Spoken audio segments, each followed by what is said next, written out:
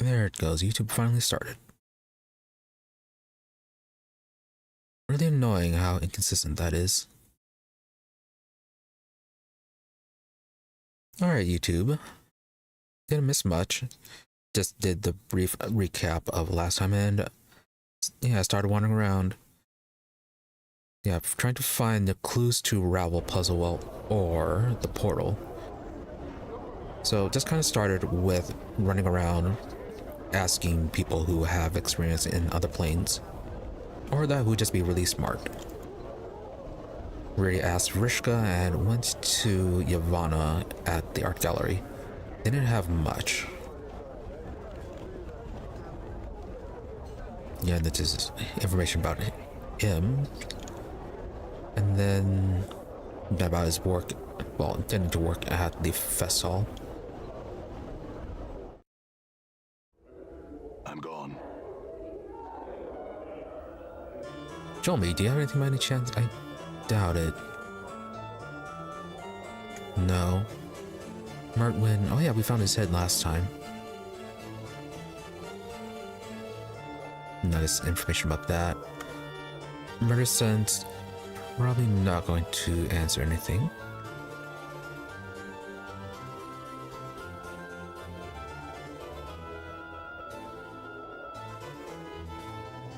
And then the other guy, he full on disappeared, so I don't know what happened to him. Okay, you deal with the blood war, you deal with alignment, so I don't believe... No, okay, yeah, you just lecturers. So can't get anything out of you. Yeah, same thing's probably with you.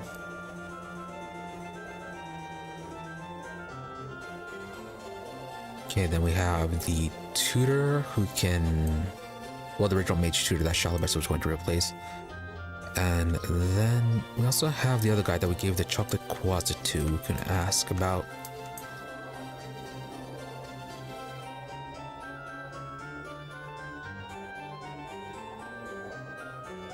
No, not that one.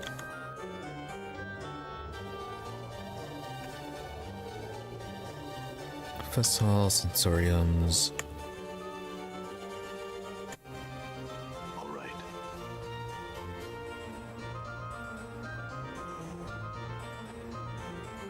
Right. So where are you, and are you still extremely disoriented?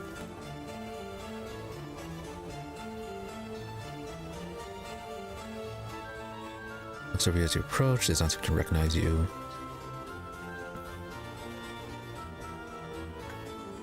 Yeah, okay, she is out of it. Yeah, I don't believe that there are any other named people.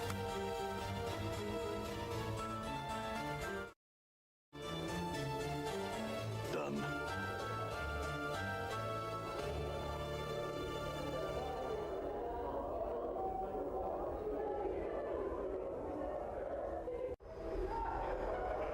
All right. Okay, this was the moment with the message for Nameless One. But we don't know the name. I'm still leaning towards it being Ravel, since she is kind of the only really named person we have. Unless it's the person who was tracking down the Nameless One.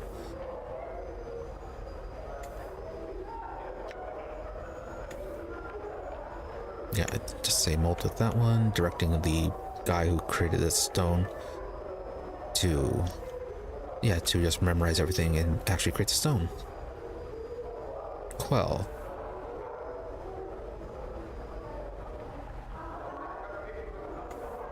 Okay, who are you?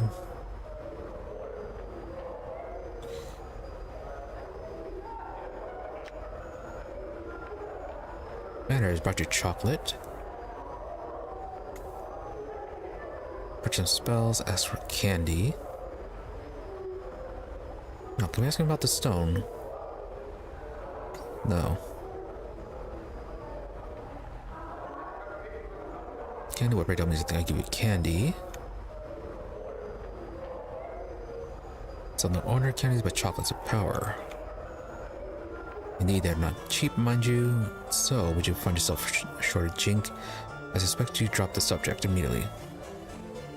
Updated my journal. Okay.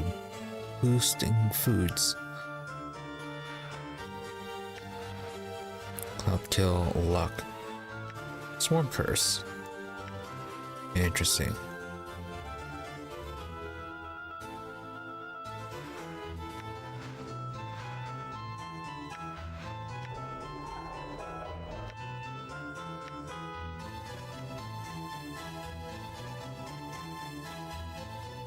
Yep, just about that.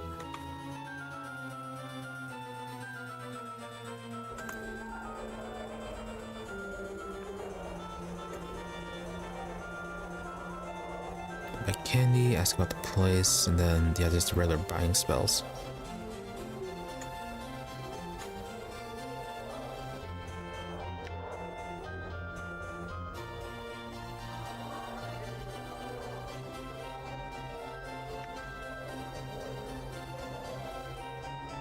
Yeah, that's for the mage.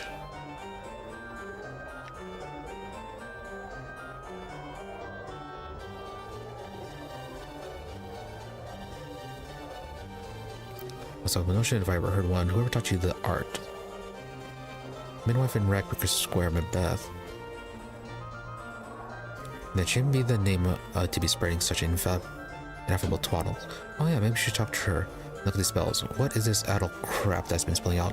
Selling magic with hoodoo names and mumbo jumbo wash. Trivial, tiny, flickering candle magic, kind of like magics with grandiose names.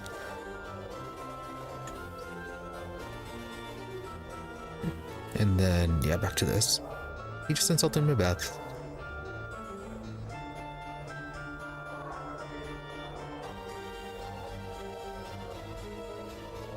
Yeah, and this purchasing spells.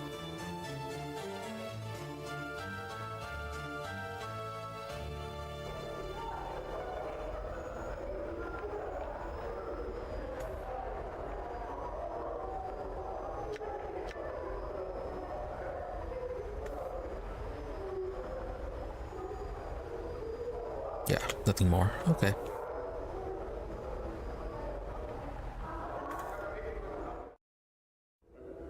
All right. I suppose we can also go back to the brothel and see if any of the ladies there have anything to say. Maybe a customers of theirs had an interesting encounter with the hag.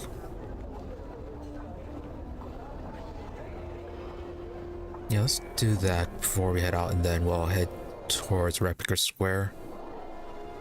I'm gone.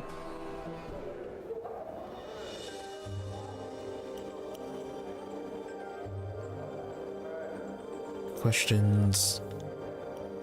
Yeah, Sensei.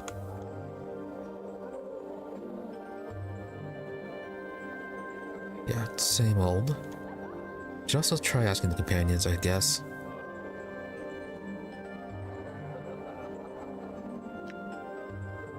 About the Rubicon, about modrons. Mechanicus, how are you doing? Blood War. Crossbows. Denari Beitsu. Yeah, demons, fiends.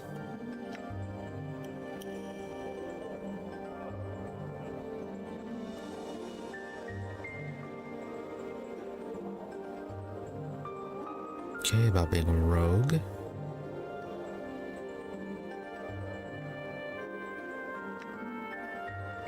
Yes.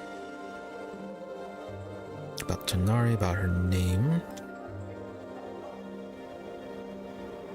Yeah, I don't see anything new.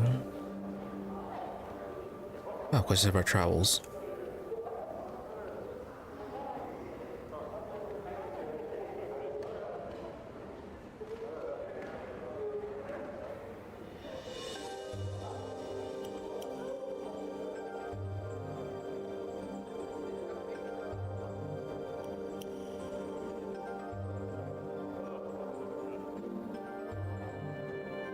About her diary, about her past again. And then about Blood War. Rishka, we already heard about that. Yes.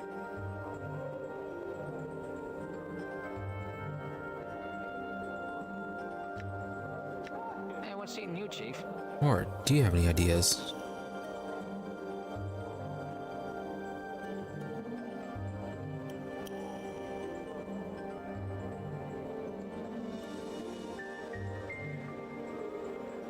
Any guys about the Pillar of Skulls since we had a dream about that?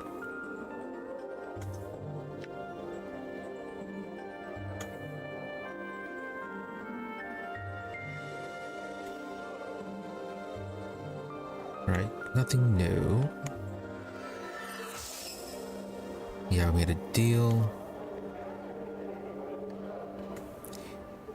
Made a deal for his knowledge. He said I'm forgetting. And then he got really angry.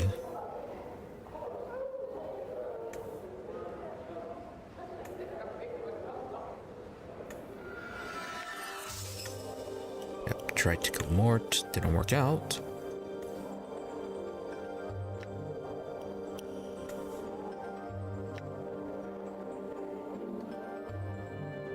About the Blood War. Yeah, just telling us to find someone smart.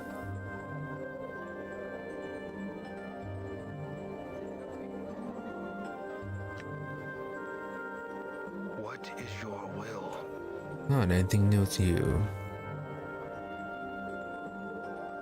Yeah, but the teachings, we already went to that. That's already up to the 8th part of the circle. And this is about the city. Alright. And then, yeah, Anna would not know anything. Modrons, we already talked to them. Yeah, there's yeah, observing Delora.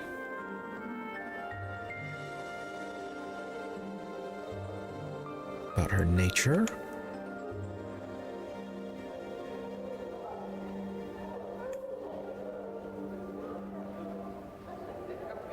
Okay, about her mind, about the keys, emotion. Yeah, okay, just circling around.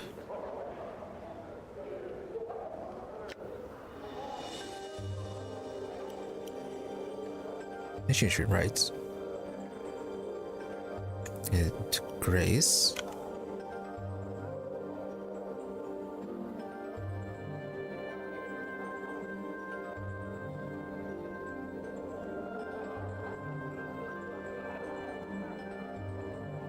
I doubt you'll have anything. Yeah, you're just being your usual rude self.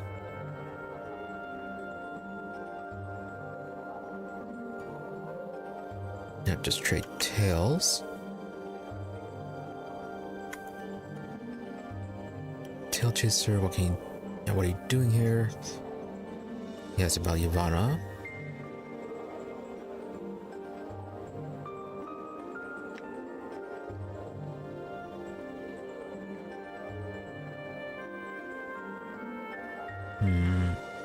Nothing with Ravel, I think.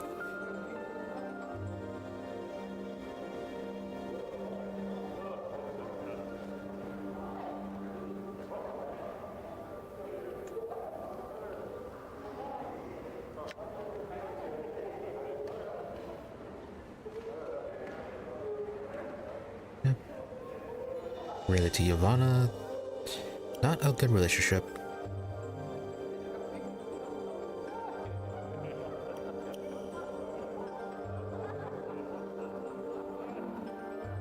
Yeah, once we finish talking to people and we end at Mabeth, I'll probably just look it up, look up a solution.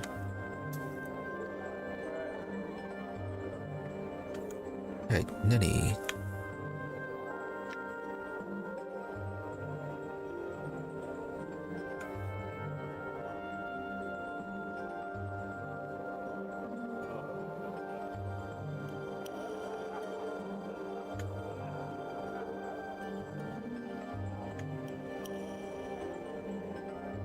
Yeah, about her being a Gorgon.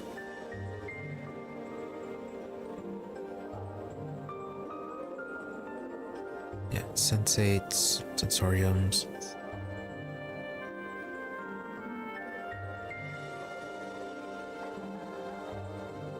Yeah, that's their private sensory stones. Can't do anything with those.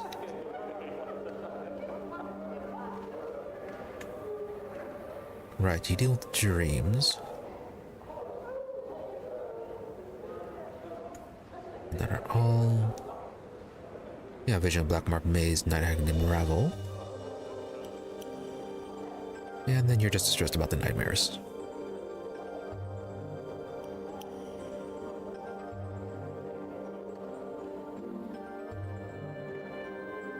Yeah, you're distraught, then can't ask you anything further.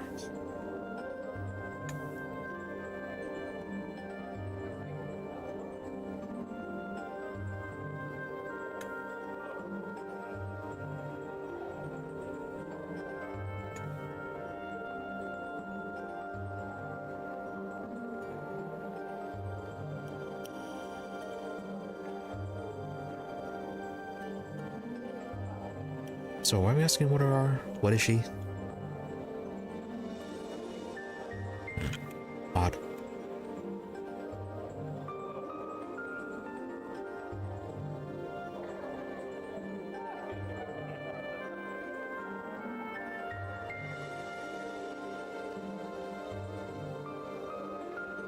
Echo, what do you do now that you can actually talk? Oh, nothing particularly unique. Oh yeah, what happened to Julia? Not seeing. Oh, there she is.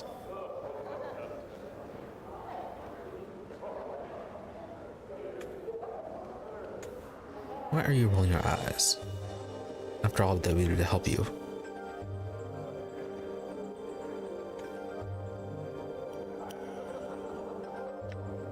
Oh yeah, did we ever ask her about the brothel then?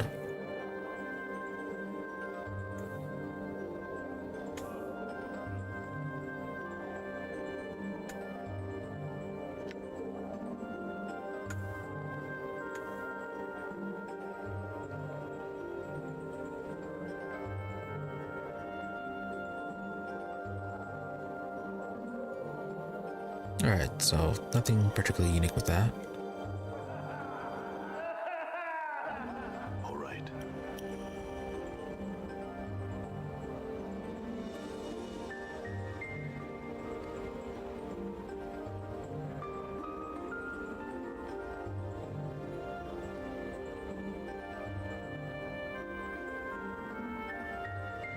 Right, 10 stones.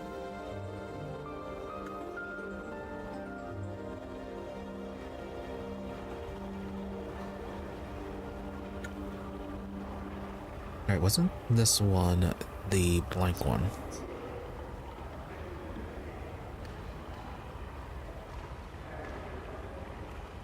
Yeah, something there was scoured away.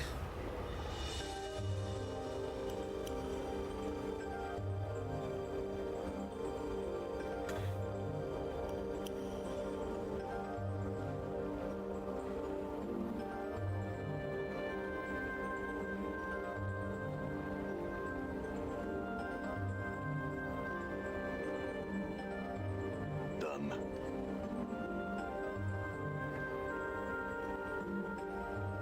I'm gone.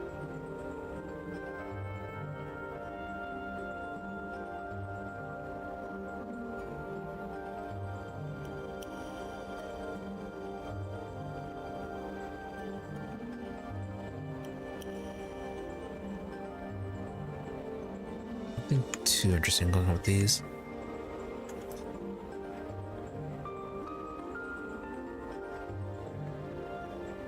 Okay, that should be just about this place cleared out. Done.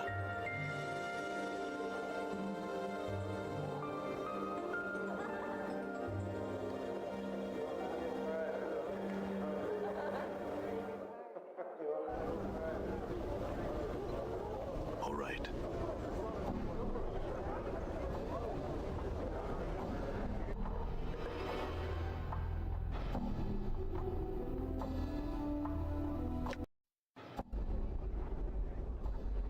Done. Okay, we have a Luther down here. I don't think he has anything new.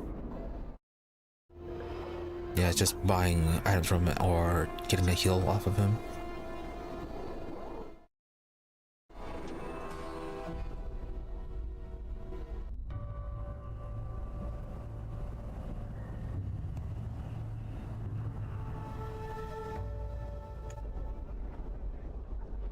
Okay, he doesn't want to get talked to.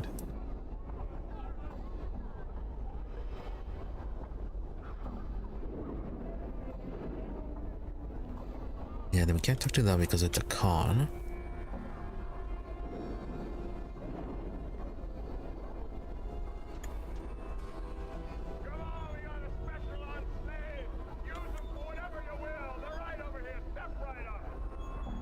You could try talking to Coke's Metal.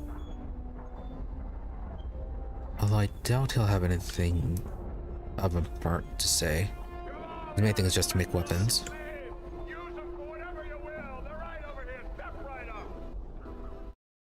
Portal detected. All right.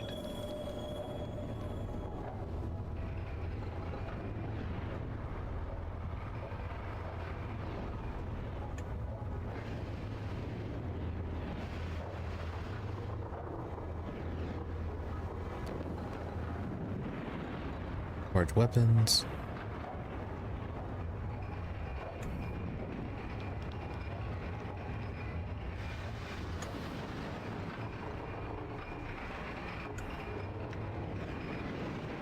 Yeah, just about making weapons for entropy and all that.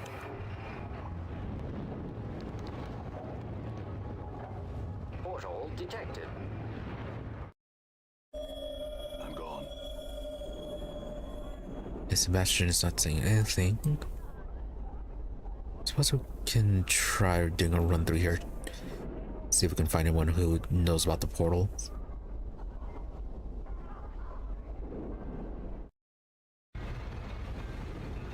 Done. Yeah, those are just the crafters. They don't do anything new. Yeah, you're someone who does remember the Nameless One.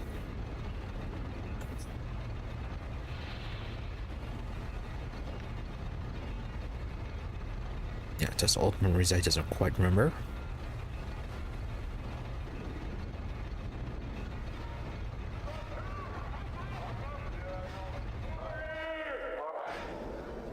I'm gone.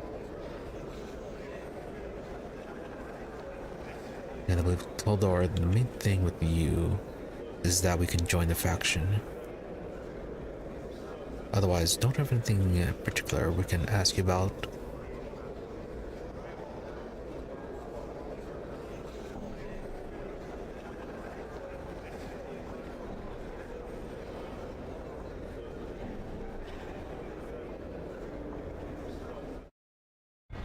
Done.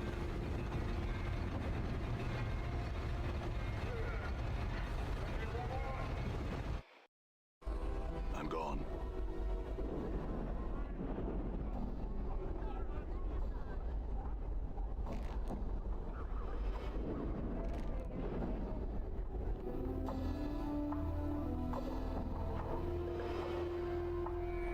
What in the hive do we want to talk to? Don't believe us so.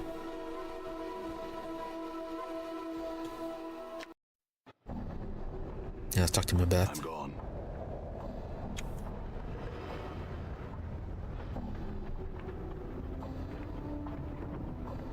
Oh, so suppose we can talk to Vershka and see if she has another chocolate closet.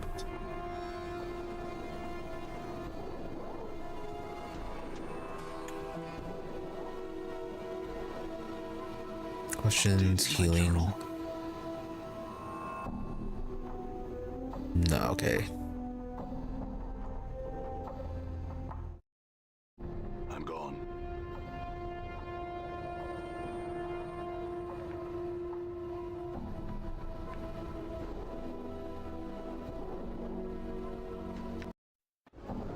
Done.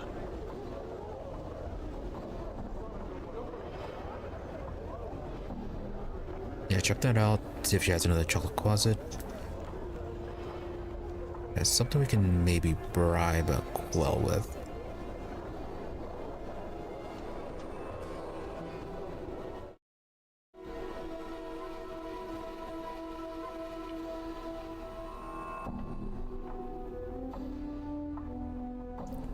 Can always buy the monster jug.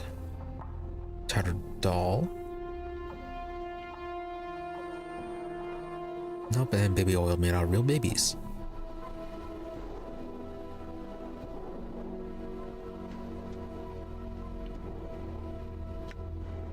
Let's reread this.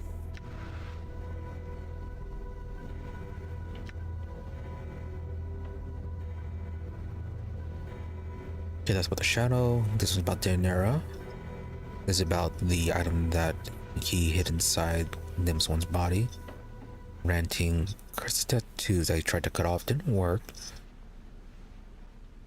In danger of names, killing in Festhall, which I believe was Finam's father. And then murder the one who tried to help you. Or maybe that's the one who was Finam's father. Or maybe it was Nywall or Edwin. Nimel's girlfriend.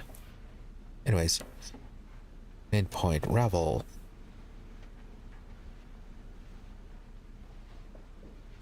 Okay, about not being able to dream. And then Ravel here. Destroyed the goblet.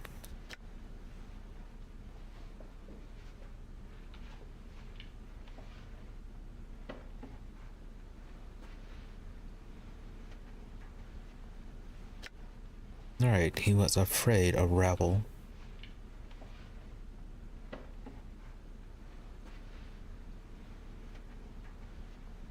Yeah, it's about thinking of a way to kill her. All right. Let's try... Maybe it was something with Cloak's metal.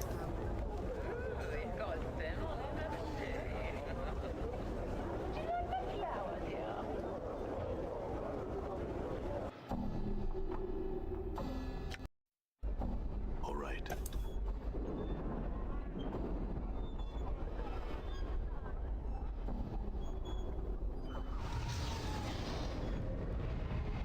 Portal detected. Yeah, maybe he commissioned a weapon from him to kill Ravel.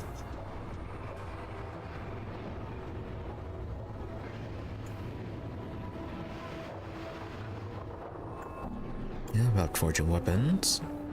Multiverse is your enemy. Entropy.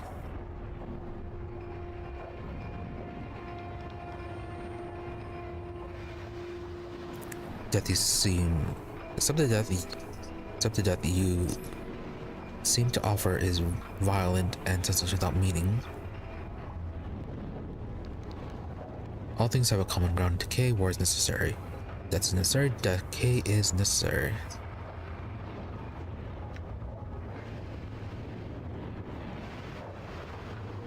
These things are never necessary to promote them and glorify destruction they cause is wrong.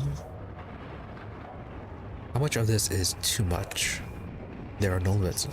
Limits are one of the links in the chains of order. Limits must be shattered. Even if that's the result. Almost fall upon Entropy's blade.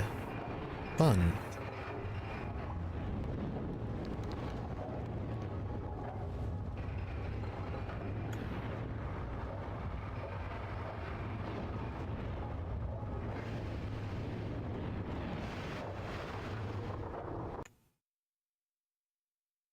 Okay.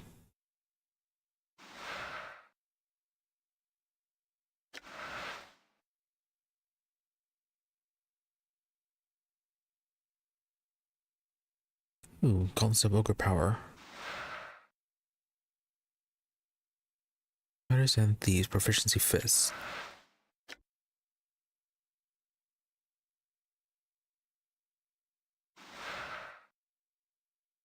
Might be able to use it if we had enough money.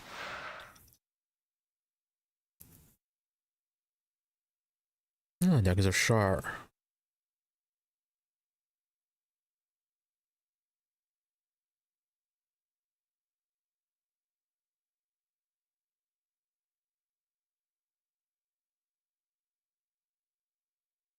Oh, Shar the Mage Slayer, not Shar the Goddess.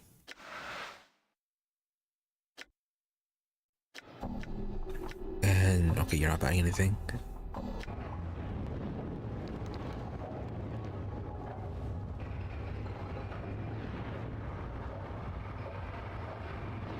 Okay, about the Blood War. What's place?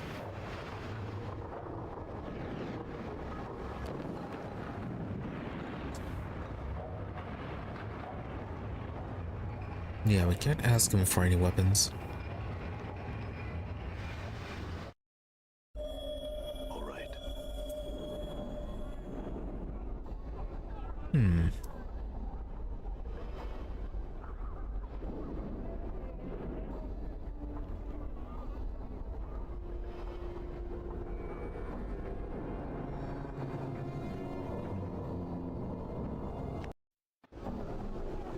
Done.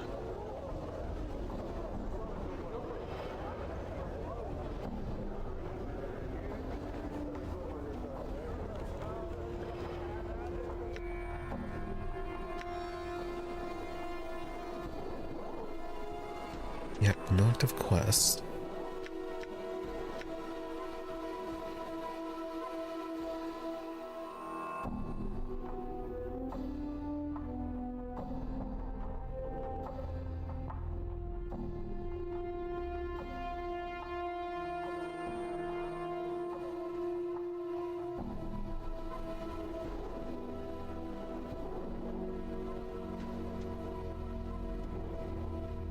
Yeah, nothing in the journal for Ravel puzzle well.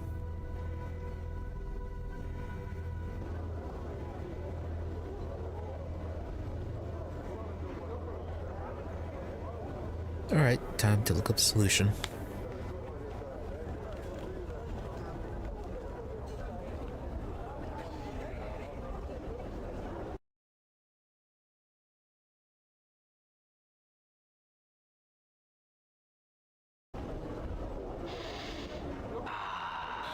The sweet smell of sensates and governors. Alright, so what's the portal?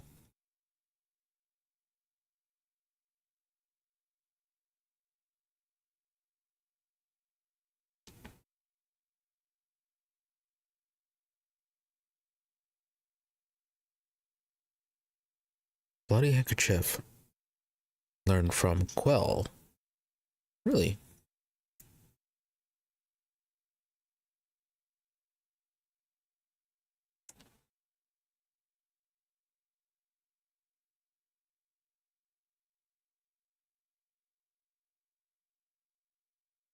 So how are we supposed to convince Quell then?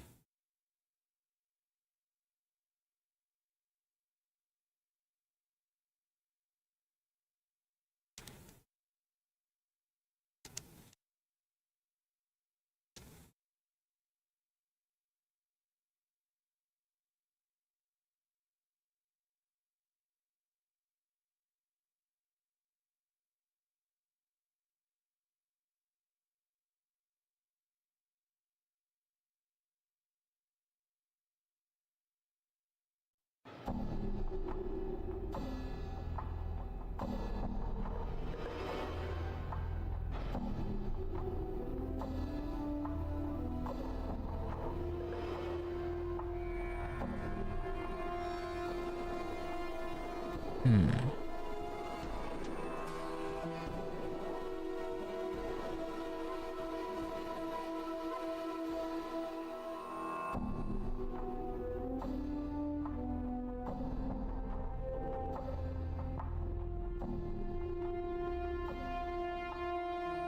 People try to ask for help and all he gets clues to just talk to everyone.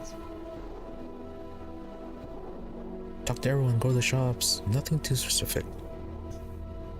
Not helpful.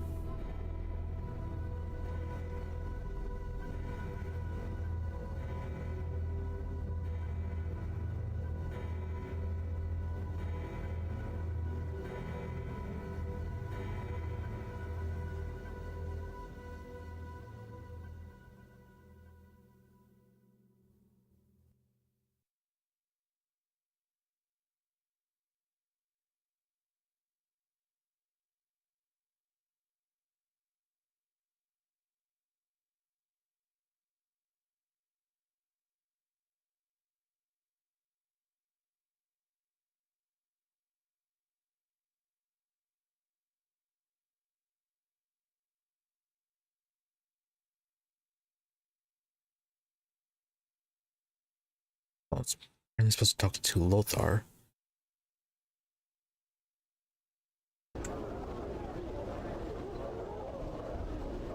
Did we just miss a dialogue with Lothar then? Yeah, let's sample a little turtle, eh?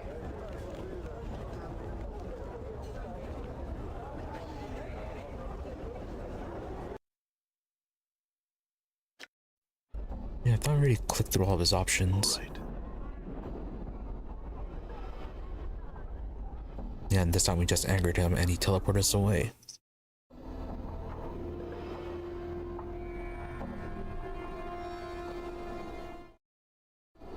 Done.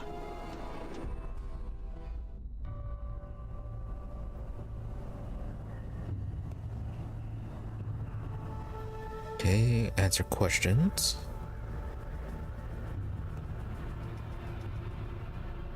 I've lost my memory. Satisfactory immortality. Okay, about Ravel. We already have the link to this. I think we already heard this. It's framed by magical means by the Night Hag Ravel puzzle well. How would you know this?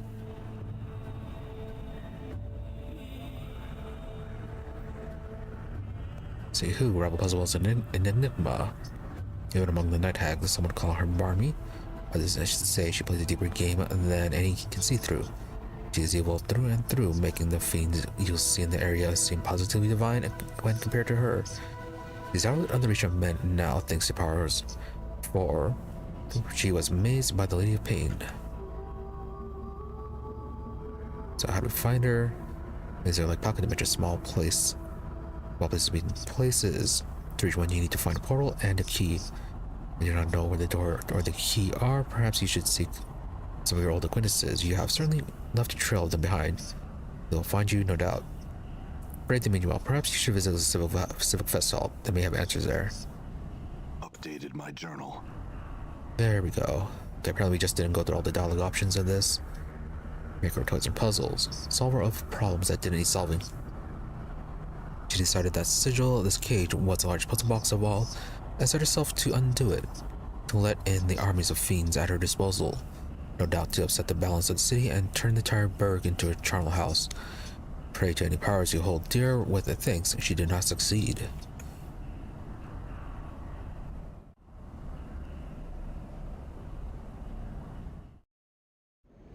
Now to the fest hall. Yeah, it's fairly certain we've done that before. I have said goodbye before we got that journal update. Done.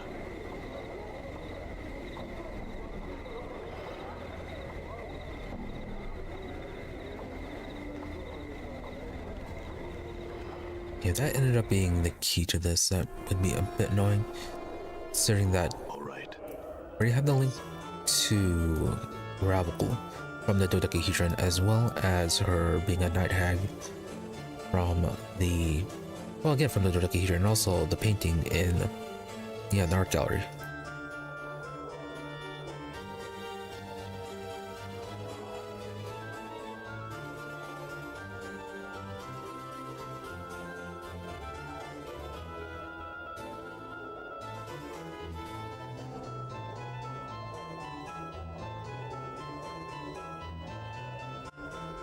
All right.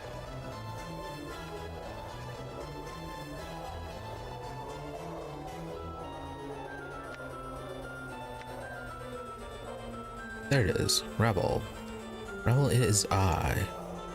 There's silence. Ravel? Ah, my precious man. There is a slow shuffling of feet, and you feel a sharp pinprick in your left eye. You gasp, and suddenly, barely you can see, with your one and only one eye. You lie in a gray hut upon a dirty floor where blood, your bright red blood, has seeped into the surrounding gray dust. Your arms are gone, your legs have been hacked off at the knees. Yet, you feel numbed, and there is no pain, only fear. There is someone above you, someone looking down on you. Look up. As you look up through your body, through your bloody, blurred vision, you see a horrid bluish gray face, grinning with yellow tusk. Ravel is pleased. And wondering I was if this messenger would make it, for weak he was when his bits were placed on my plate. She holds up a talon in front of you, and impaled on the tip of it is an eyeball. The right one. Why is it always the right eye with these hags? Yet to the festive hall he returned, it seems, and our time together has he shared. And now you have come. Success! Alright, questions for you. The crone shakes her head, your blurred vision seeing 3 images at once. Her grayish hair is like brambles drifting down her shoulders. No, only time for answers does Ravel have, and she has no time to waste with your guest questions. Know this. In knowing grow strong, and you must. In the knowing you grow strong, you must find me, my precious man. That kind of what the con says. Anyways, but how? I do not know. My journal. I am beyond knowing in a lady's place. Now, listen. For Ravel 4, there is much you must do. To find me, 3 things. 3 things must you do. Find the door, know the key, then unlock the key. She is quite smart if she's doing this through someone else's memory. Or that incredibly powerful. Okay, I believe we already have the door. The door is a finished thing, and you carry it with you now. Very good, very clever, my precious man. One part of the finding of Ravel do you have? And the key. To know the key, speak to one of the knowing ones. Many here are in the fest hall, many, yet only one there knows the knowing of what the key is that you need. Loosen his tongue and may secrets shall spill forth.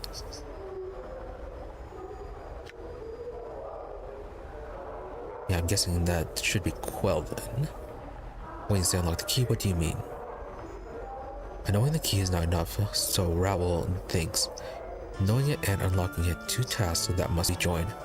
For at times, a thing knows not its nature, but you're no stranger to that.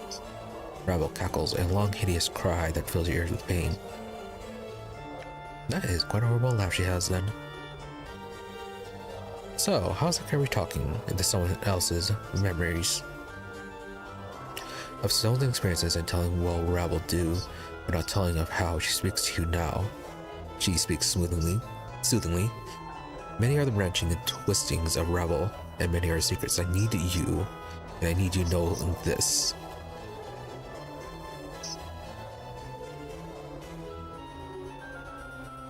Okay, just go through this once again, just in case.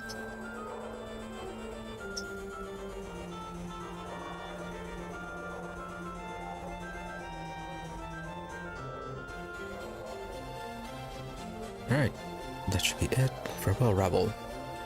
Return I will give what help I can. Ravel gives a final smile. A horrible yellow fang grin, a blackish tongue darts from her lips and lingers at the edge, teasing, but in the end, only the one question remains. So what do you mean? Only one question this asks. Ravel's eyes blaze like fires, the red light turning her face blood red. What can change the nature of a man? At the question you feel a tremor pass through like thunder, and you feel yourself burn. Let the experience go. Your vision clears until you are standing once again before the hideous green stone. It looks different than before, more horrid somehow. Finally, okay.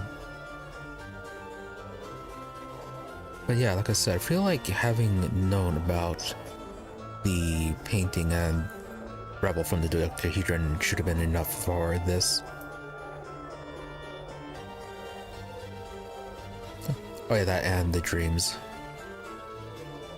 Yeah, having experienced all those 3 should have compensated for the fact, or should have compensated for the information from Lothar.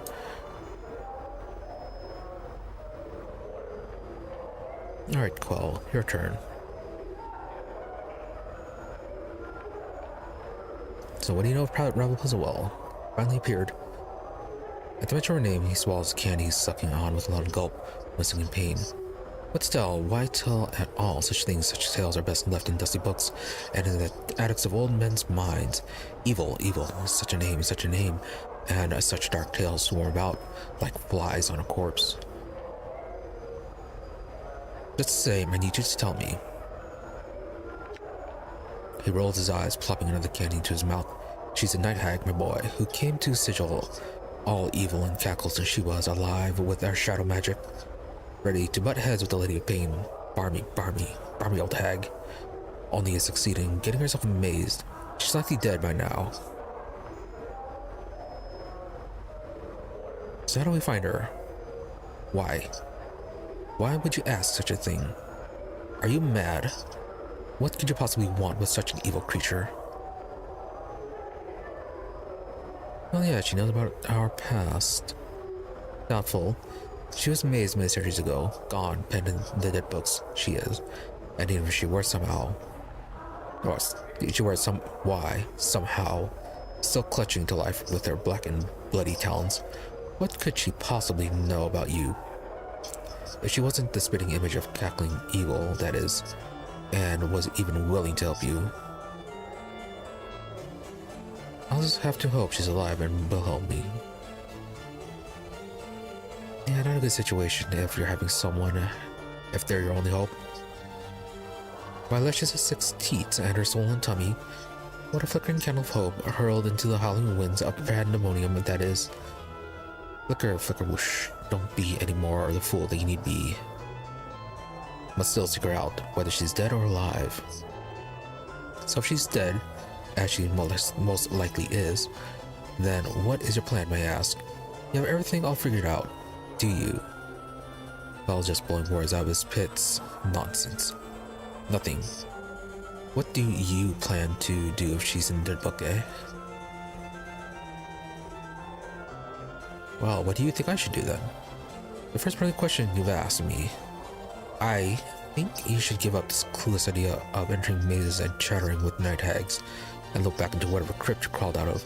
Makes far more sense than fishing for the lady's anger it does. Yeah, well, too bad we can't do that. Can you tell me how to get to her maze? Lunatic madman alcove. Have you not listened to a word I have said? She's imprisoned in an interdimensional maze for trying to best the Lady of Pain. That means she's at least 10 times as barmy as you, and at least 100 times more powerful. She's also most likely dead, dead, thrice dead, and if by some happenstance she isn't, she'll make you dead. Understand, bro, with your help, can you tell me how to reach her or not? Bell goes quiet, chewing on his lip. After a moment, he fishes around in his tunic for a mint, then plops it into his mouth. You're serious. Serious now. Why so serious? So bait or bent, so mule stubborn. Besides, well, born clueless, die clueless. Updated my journal. All mazes have portals. This much I know to be true. A way in, a way out. This is how the lady fashions them. I do not know the portal, its location, or even its form, but I am told its key is a piece of Ravel. Piece of Ravel, but if Ravel's maze, then how am I supposed to? Then you have to make do. Find something that has Ravel's taint in it. Mayhap. That is all I know. All. Bother me no more about it if you want to go pestering someone about something like that. Go to the brothel of slating intellectual lust. One of the ladies there is bound to have met someone or know something that'll help. Updated my journal. And there we go.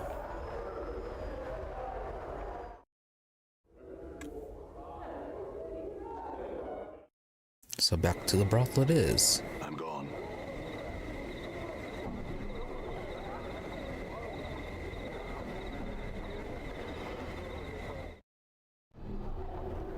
So let's start off with Kasai. Yeah, because she's the one I remember having only through this. Plus, she acted weird about Ravel. Beyond it being just a whole nightmare. So, do you know anything about Ravel Puzzle well? Seriously, sounding upset. Okay. What are you?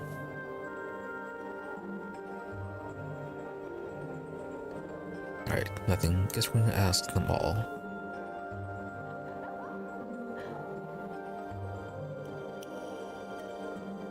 Do you know anything about Ravel? I know that she was, or is, should still be a number among the living. Right, well now you know that. Night had great power and inestimable evil. The Lady of Pain banished her to an extra-dimensional prison for her crimes against the city of Sigil. You would do well to speak to Yves of her. She knows a great many tales that can likely tell you Ravel's. Yeah, she was the next one we were going to talk to anyways. Now then, Ravel. Tell Ravel puzzle about Frightener of Children begins and ends with the question, what can change the nature of a man? Many were the time she posed this riddle to those who approached her, those who sought to glean from her the strange magics that she alone seemed to possess. All attempted to answer her query, but to no avail. And they found the price of their wrong answer to be some horrible fate, always more terrible than the last victims. To recount the various torments would be to speak of things that nightmares are woven from. The tale strikes me in this way. Ravel herself knew not the answer to this question, but she lusted for such an answer. Only the why of the matter remained in question. Why did the nature of a man matter more to one of the great sisters, especially to one of such power as Ravel? It is said that she put the question to the Lady of Pain, not directly, but shouted it to Sigil itself, daring for the lady to answer.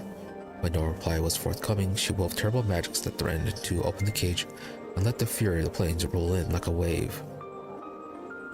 She received no answer other than banishment. To this day, no one knows the answer to Ravel's question. And now there is no one to petition, for Ravel herself is gone, lost to the plains. Updated my journal. Right, other question, but there is more. Though my tale ends with Ravel's demise, there are some that claim the hag still lives. Echo is one such person. Ask her Ravel and she might tell you more of the hag.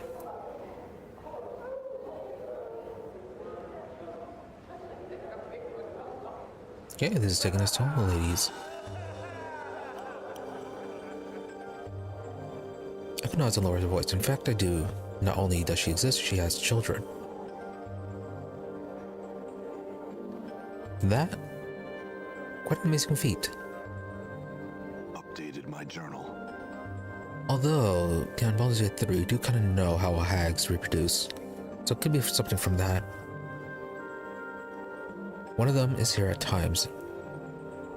Kasai Saris. She is a child of Ravel's, though she is loath to accept the fact. Who can blame her? She pauses for a moment, thinking.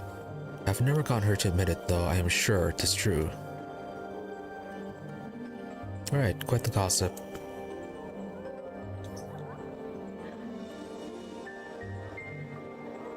Kasai. Are you Ravel's daughter? Kasai suddenly bares her teeth, her eyes narrowing to slits of blazing crimson. What? Where'd you hear such a thing? Yeah, Echo said. Updated my journal. Ridiculous, I think I know if that wicked hag was my own mother. Now stop bothering me about it. So who's your mother then? I don't know, alright. My father raised me. I never knew her, but do I look like a night hag to you? Well, there's the skin, and the eyes. Maybe the teeth. Perhaps we'll speak later, but I'm no longer in the mood to talk. Farewell.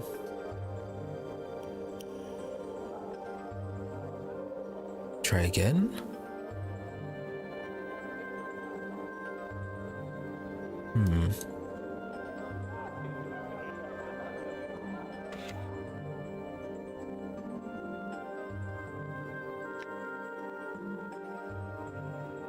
Prove to Kasai that she is Ravel's daughter. Echo, do you have any ideas? No, Delora, what about you? I heard that Kasai is Ravel's daughter. Is that true? Updated my journal. I too have heard such a rumor, but I do not know. Perhaps another of the women here can give you the answer. Now Kasai herself, then ask Juliet. She and Kasai were once good friends before Juliet met Montague.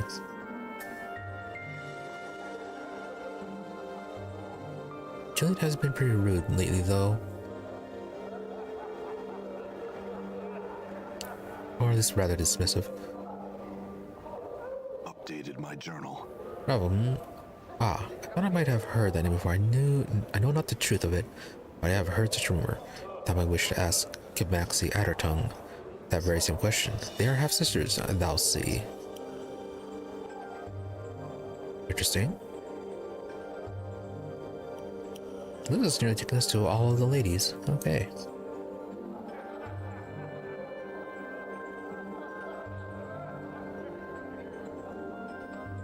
Yes, I heard you're Kasai Sarah's half-sister. Is that true? Yes, I'm related to that chubby mewling hook-nosed daydreamers. Same father, different mothers. So, I was hoping you could help me find out if Kasai is really Ravel's daughter. Updated my journal. Master frowns at you. Normally I'd loathe to help you like this, but I have a feeling it upset that flirting, preening Doxy good and well. Tell her to ask her father. He's a powerful Camion, so she ought to be able to call to him right then and there. That'll get you your answer. Camion? Yes, Camion. Kimaxi rolls her eyes. Didn't hear me the first time, ears all stopped up with the last of your brains running out of them? Nope. Alright, Kasai. I talked to Kimaxi. She told me she's your half-sister and that Ravel's your mother. Kasai snarls, her eyes blazing with malice. That hells, how I loathe that woman. Why would you even believe that sort of tripe? She says that you deny it and in fact may not know it, but that is true.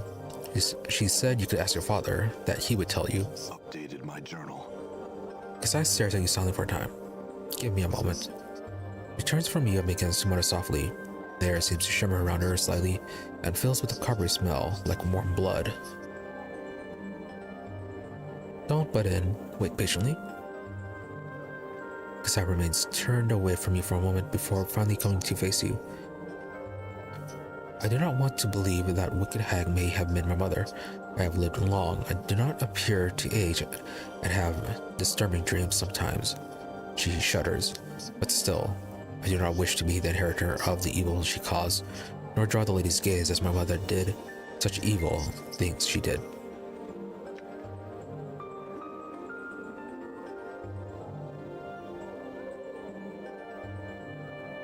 So, what do you know of her? I heard she would pose impossible riddles to people. Riddles that she could answer but no one else could. She would devour the person if they answered incorrectly, or leave them dangling in her horrifying guard as an example to all. Those few who somehow escaped her she more tormented in their dreams, riding them like steeds, breaking their wills, and hurling their souls into the close oblivion of the great waste. Her magic was said to be beyond anything most had ever seen. It was imagination woven from nightmare and given substance. Stone and solid shapes bent to her will like soft clay. The laws of planes would bend beneath her feet, and from nothing she could weave illusion. And from illusion weave realities that could horrify and kill and confound. She is a mistress of all the dark arts, mistress and master of them all. She hounded a governor that dared quote Sigil law to her with shadows that devoured him. All but his tongue, his fingers, and the flesh of his face. She turned mercy killers inside out and shattered buildings of those who displeased her. Terrible, terrible powers were at her command. She changed her shape like water and would use it to destroy some for her amusement and to steal knowledge from others. She was a monster, like all that has been spawned from great waste. In the end, she threatened to open the cage and let the fury of the plains come rolling in like a wave. Fortunately, she did not succeed. She existed solely to cause malice. I do not know if she is dead, but I know now that she was my mother. Besides, her shoulders slump, and her head hangs low. Oh, that I had tears so that I could weep with sorrow.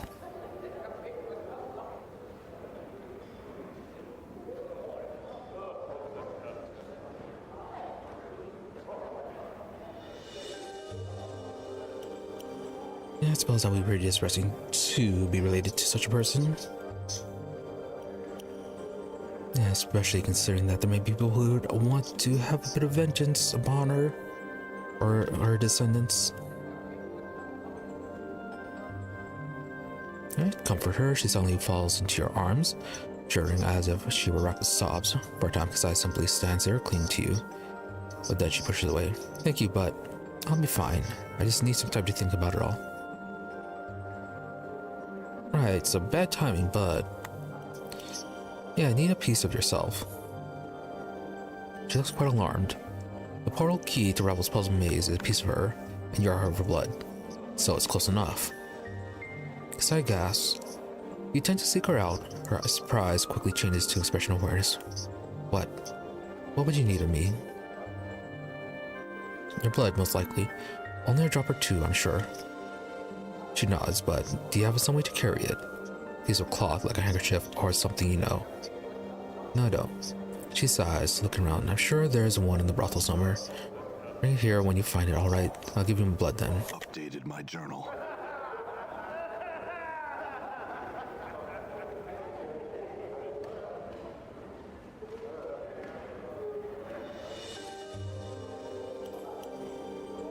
Let's see.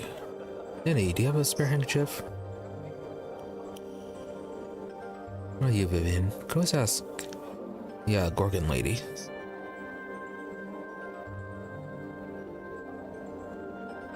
Otherwise, we could just try looting one of these.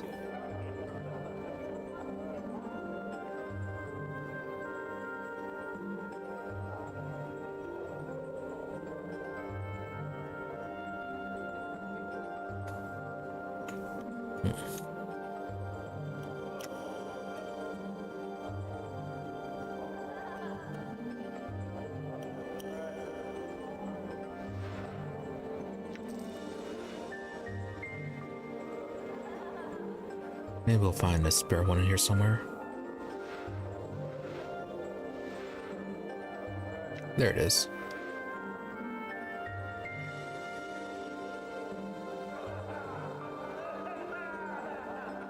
Alright, handkerchief. Good amount of XP too. Sai takes the handkerchief and gently pricks the tip of her finger on the edge of her fangs. After letting several drops of blood soak in the cloth, she returns it to you. You're placing yourself in grave danger, you know. Even the stories of her mother are greatly exaggerated. She's horribly powerful and completely evil. Well, good luck. Yeah, so heard. Thanks and farewell. Alright, and I will be right back.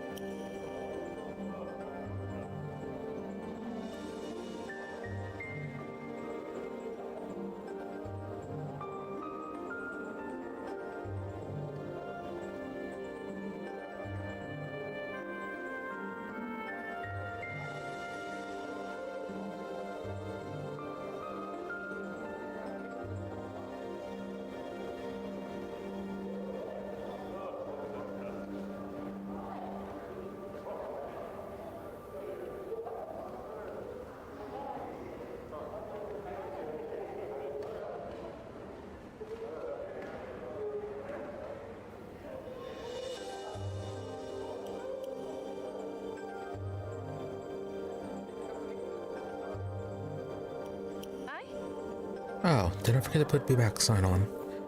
Anyways, Done. back. Let's continue this now.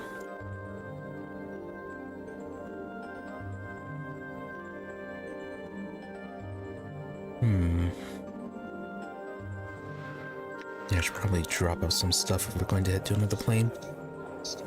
How's our inventory space?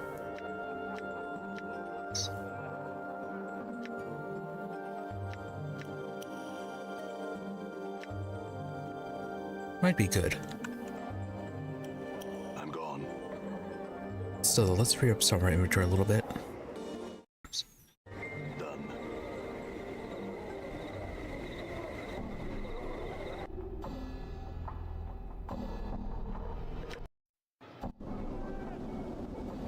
Done.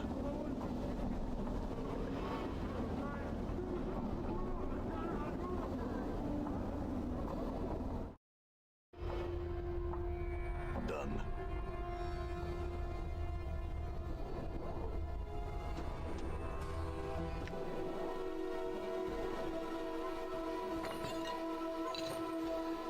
Don't need the hammer anymore.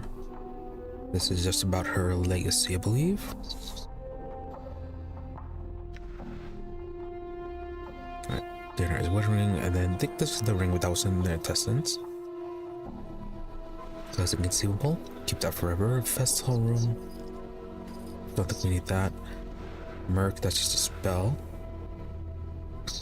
That's the letter that we made. Modron cube, bone frame. And this is spell. Can't have endless water.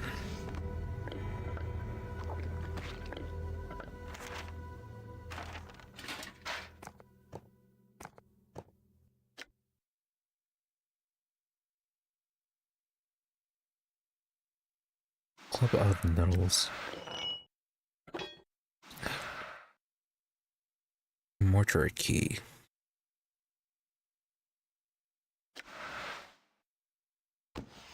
Receiving room. There's information about the golems. Might be useful eventually. Rod's crutch. Whispering flask. Left arm. I don't think we need these anymore. Or his severed arm.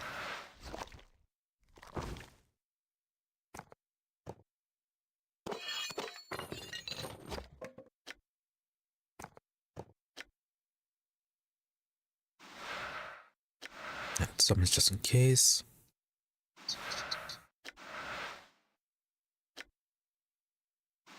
Let's go by. Yeah, I really should sell that. And then notes.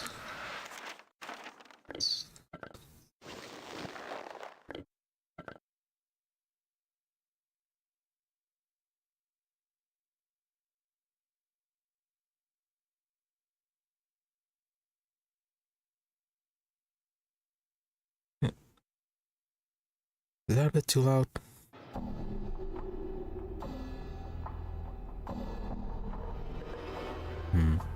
Okay, I thought I was getting some feedback on that. Probably just didn't have my earpiece on all the way.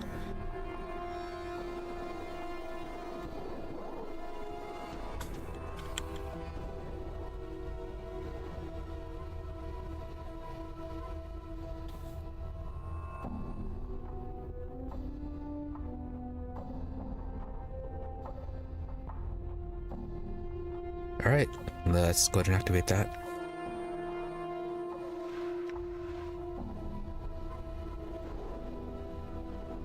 For the shimmering metal, and immediately it begins crackling with life. It begins forming itself into a metallic circle hovering in the air. There's something in your position that has activated this portal. Yes, obviously the handkerchief. You probably have to make sure you have everything you need. You might not be back at Sigil for a long time. Yeah, certainly have everything.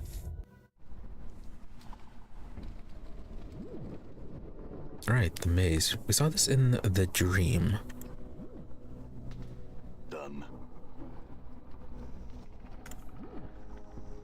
Oh, okay, just right here.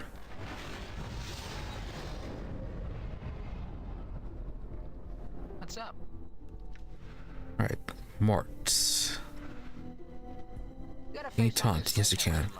And has, yeah.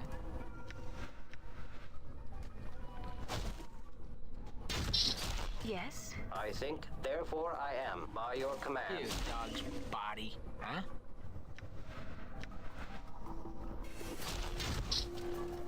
Slattern. Playtime is over. We need to set up Kip now. Not that strong. I'm gone.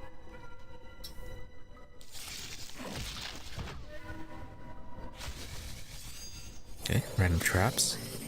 Men gun strength. Hey, I spotted a trap.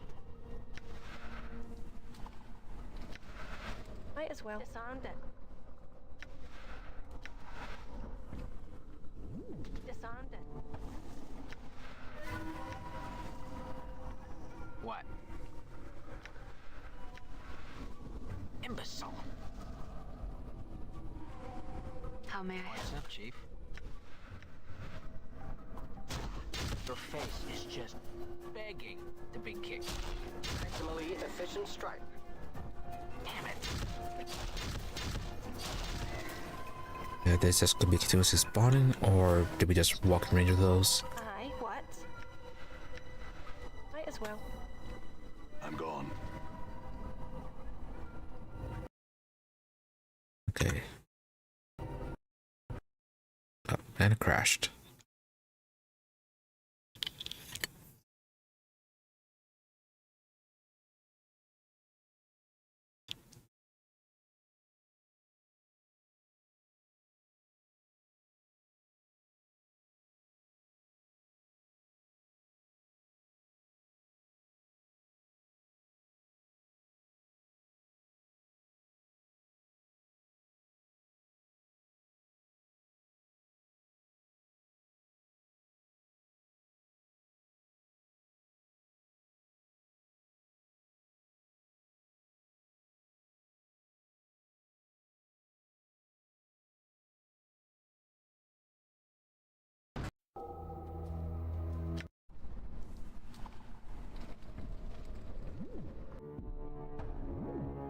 Let's make a manual save here just in case.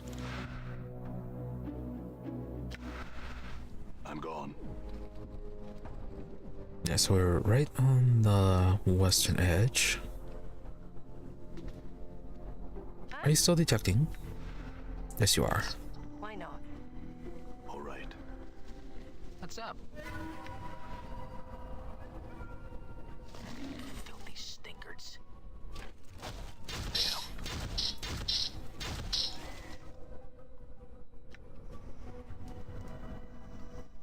I'm gone.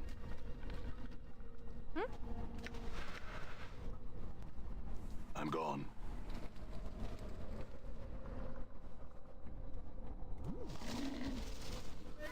Yeah? You father of trolls. Maximally efficient. A little out of practice, it seems. Ready. All right. Hey, I spotted That was a little too slow on that trap detection.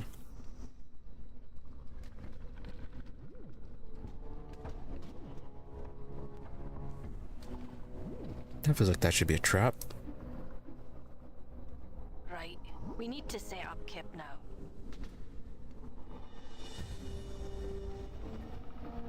Hey, Ravel.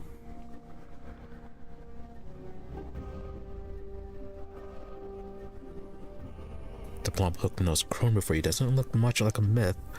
She's outfitted in a simple, if dirty, brown shirt and leggings. The number of pouches hanging from her freight belt.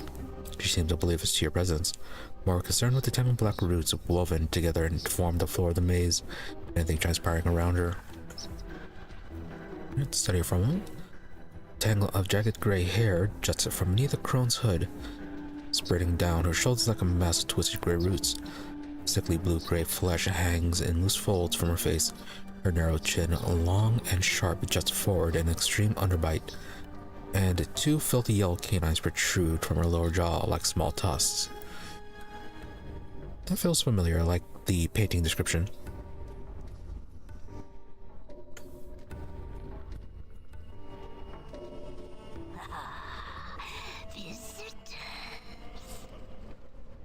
Ooh, rare voice acting. The crone's voice is thick and scratchy, as if trying to force its way past layers of dust. Her eyes are dull, bloody red, with black veins running through them like tree branches.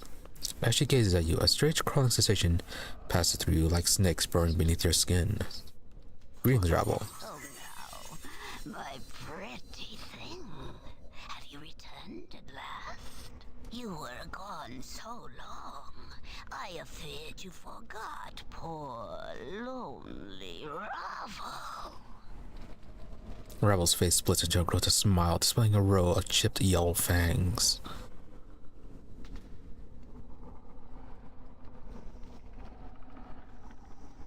Let's see, I did forget for a time, now returned. How could I forget you, Ravel?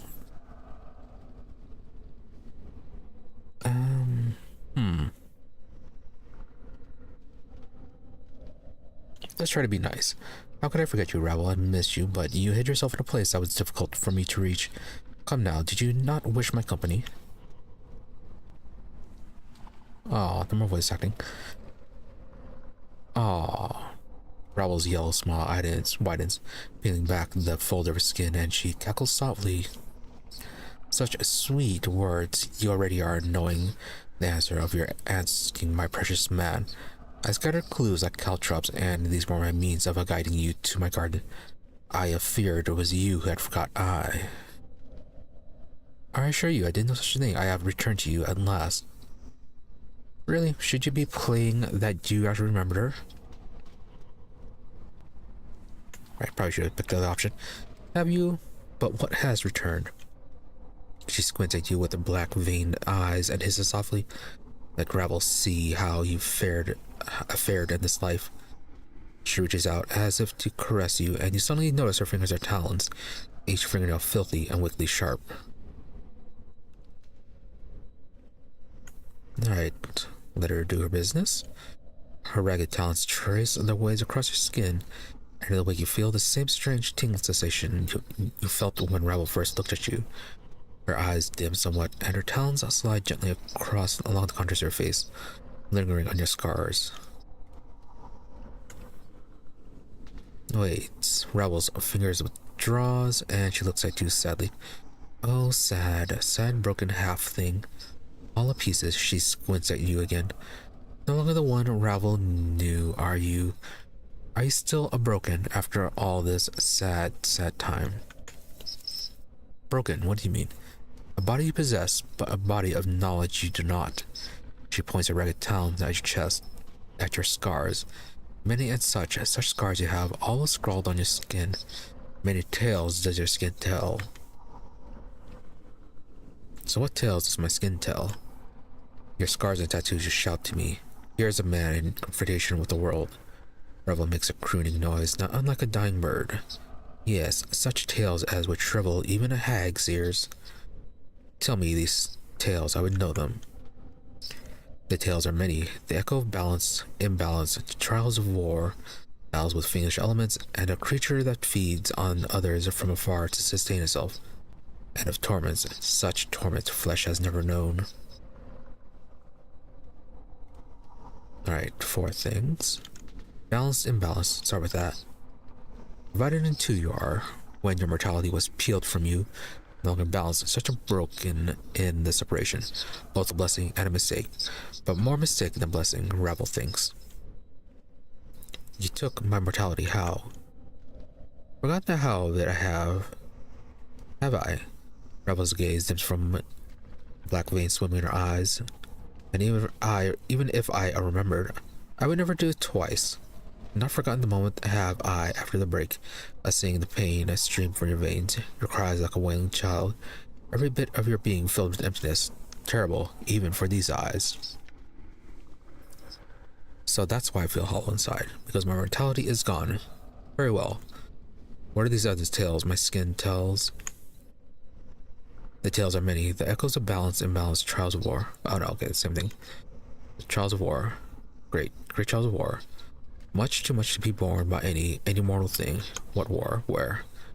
This war touches all my precious half-men. There is no place where its caress is not felt. Did it touch you? Ravel's voice drops almost bitter. To this, Ravel says, I. Is it the Blood War or is it something else? That explains scars. What are these other tales? Okay, battles with fiendish elements. Two fiends butt heads. Ravel sniffs as if in contempt. The tiny heads filled with ideas of how the planes should be. It can never be. Or the planes they would be no longer. Such foolishness. I'm not starting to understand. What are these other tales? Bit odd.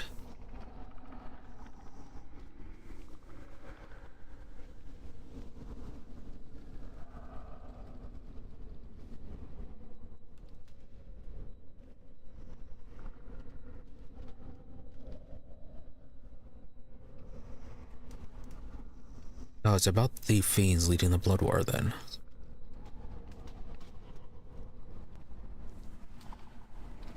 Alright, so I guess a creature that feeds on another from far. No base hunger do you feel, but far more terrible when boils beneath your skin. And such a cost. Alright, hungers, what do you mean? I know not. Not the nature nor the cause of these hungers. But heed this. Coming events cast their shadows before them, my precious half-man. There's no assaying of what these events will be. Not even will Ravel's eyes.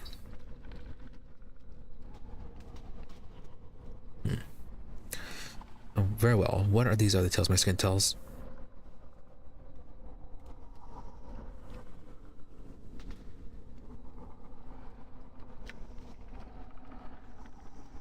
Okay, so last one. These torments, what are these torments you speak of? Dated my journal. A lodestone pulls iron to it, and so do you, my precious half-man. But it is not iron but tormented souls, as others suffer.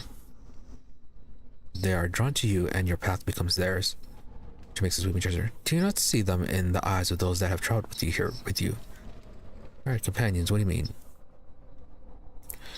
Do you wish to explain, Gith? Ravel throws a burning glance at the Khan, tempered with a fanged smile. Vows may have proven tighter than any chain. No. The manacles of a race once enslaved, now a slave again. The Khan is silent, but his blade shifts at Ravel's words. The blade darkens, the edge sharpening until the crack itself seems to carry a horrible malevolence about it. Watch your words, Ravel.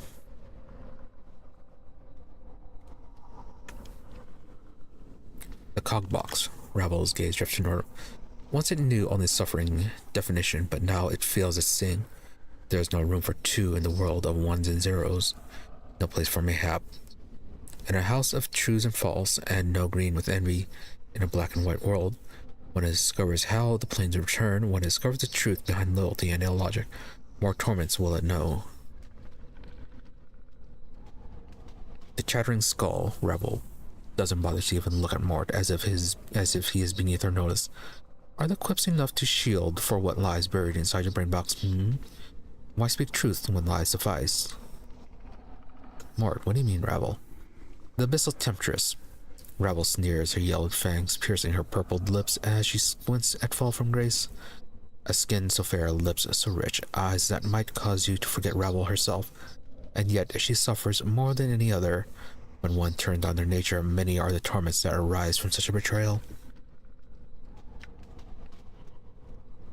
Ravel, Grace replies softly, almost cautiously. I have come to terms with... You lie, succubus. Ravel's lips peel back in a snarl. You lie. Do not dare lie to me. When your heart is a book to me, every word you spit screams of your torment. Have care with the words, Ravel. Enough of this. Ah, Ravel just as Anna, as if she is for sale upon an auction block. Look upon the feisty tiefling, such fiery hair and voice. Ravel smiles, baring her rosy yellow teeth. Shall I speak of your torment, tiefling? Anna seems paralyzed, her eyes wide as Ravel turned her black vein gaze to her. You can see her trembling, her heart beating fast. No, I should not speak of it. Ravel's voice drops, almost in exhaustion, and the smile fades from her face. Grown tired of cruelties and torments Ravel has. The world is a jagged enough place. She turns to you, her bloody eyes dimmed, and she sighs. And my precious, precious half-man, for you, the greatest torment of all. Life forevermore. Can it be life it cares for you as Ravel does? She gnashes her yellow tusk with a horrid clacking noise. One so brave, so passionate, so terribly lost. Sad, sad. Ravel, why did you make me immortal? I must know. A puzzle of bone and skin were you, always intriguing, and most beloved of all who came to me. Petitioning, requesting, pleading, pleasing, pleading for help. Ravel stared hard at you, her black veined ember eyes narrowing, so hard to see up past the scars to dig up the man who once was underneath. Ooh, so much. Ravel, can you tell me anything about who I once was? A shadow with substance, a seeking that which casts the light. I know you more, and no. Ravel pauses, her eyes dimming. No more than I know the nature of any man. Crossed paths have we, a man tainted with undeath, still feeling the pangs of separation, and an old withered crone now all imprisoned. Crossed paths. Seems it that we are meeting for the first time. No, not. Ravel seems confused for a moment, then shudders as if throwing off weight. Not at all. An echo of a future meaning this is, or a past meaning, depending on which way time is facing. I'm curious as how this would work with modern voice, well, modern semantics and all that. Well, maybe not semantics, but like, yeah, modern setup. Maybe something like Baldur's Gate 3. If this was done in this engine, in that engine, this and that. So this meeting echoes a meeting in the past. The now and then, very similar. So tangled the now and then is both mirrored in each other. Once and again, you come before me with a problem, to challenge me for a solution to an impossibility. Ravel hisses at you and her eyes blaze. Beautiful, ungrateful, beloved man. What was this impossibility I asked you to solve?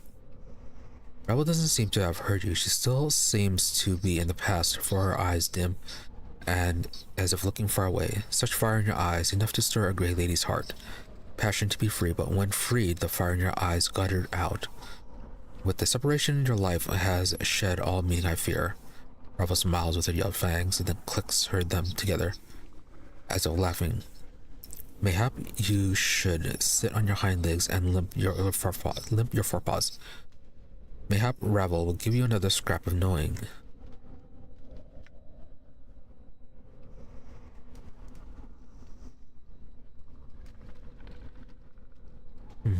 Be prideful or not prideful?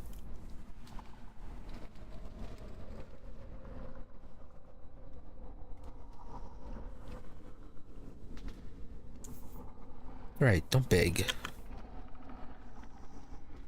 As it ever was for you, you would not bend your knee to me, my precious man.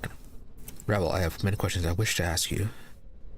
Oh, more questions do you have? Ravel crooned softly, but there is an edge to it, as if she didn't reprimand you. Such whatever that is. But you've already asked so many. Ravel's black veined eyes take on a curious gleam. Time for my questions is now, half-man. Alright, ask your questions. Know this and know Ravel's law. If you do not answer my questions, no more of your questions will I answer. My precious man, step politely with the answer, or the asking shall tear you apart. Alright, understood. Ask your questions. I would know why you traveled here with these others. No, not the place that they are traveling to.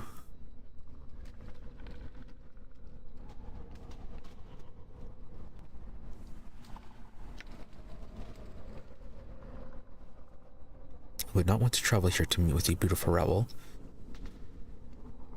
She would know the truth. She can read people. Yeah, they chose to walk the path with me.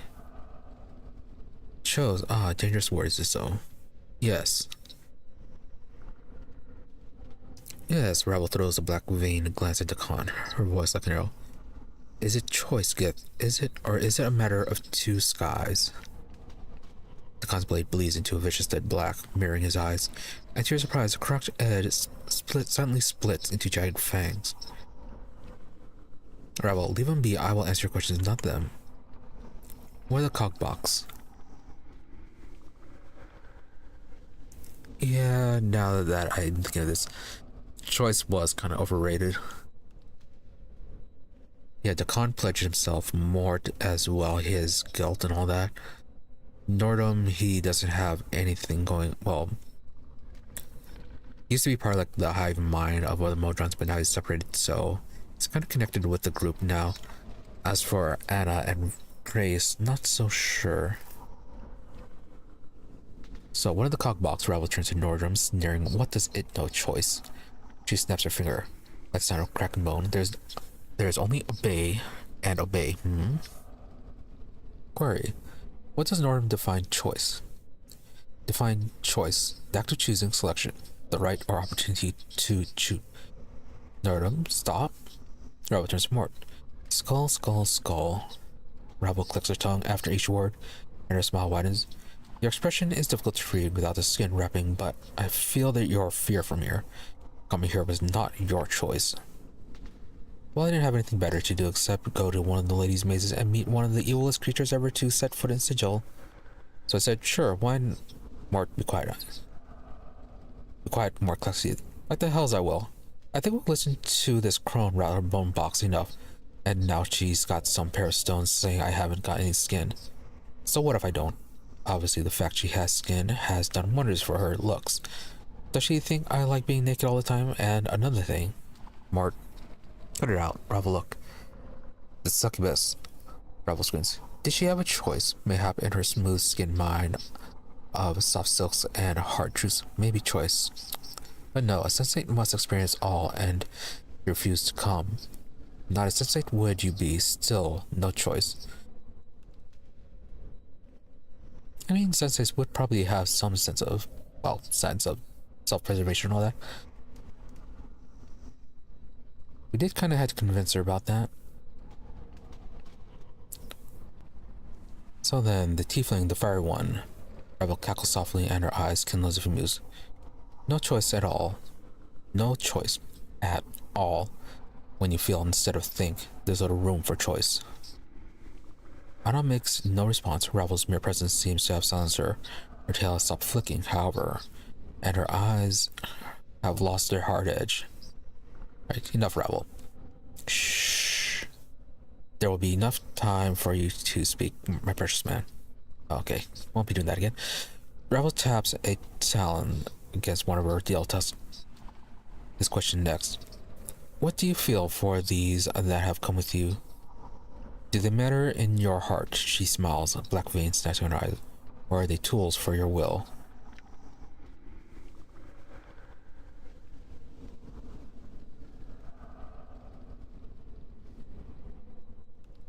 Right, they do matter.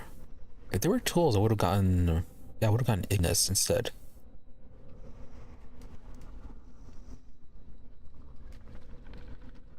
Even the Geth, Ravel's ember eyes fall on Dakan. It slides off to lock with your eyes again. Speak what he means to you and say true, or blanketing my garden he will be.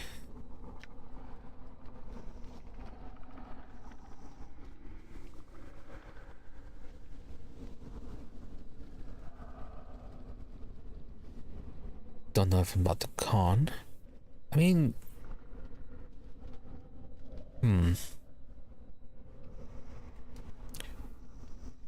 There are things that we don't know, certainly. He seems trustworthy enough, he's loyal, and he fought by my side bravely. All true. Ravel nods, then she smiles again, her talons tapping against each other. Does it surprise you? With a skull, Ravel does not even bother to look at Mort. Surely he matters not to one such as you, or does he? He's actually very useful in combat. His taunts are quite good.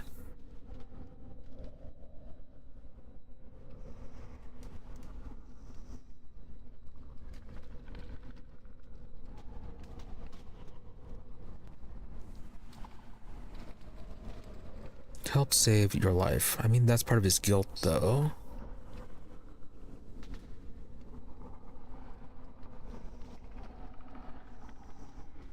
So you don't trust him. Seems to know much. Nah. Knowing what he has uses. All true.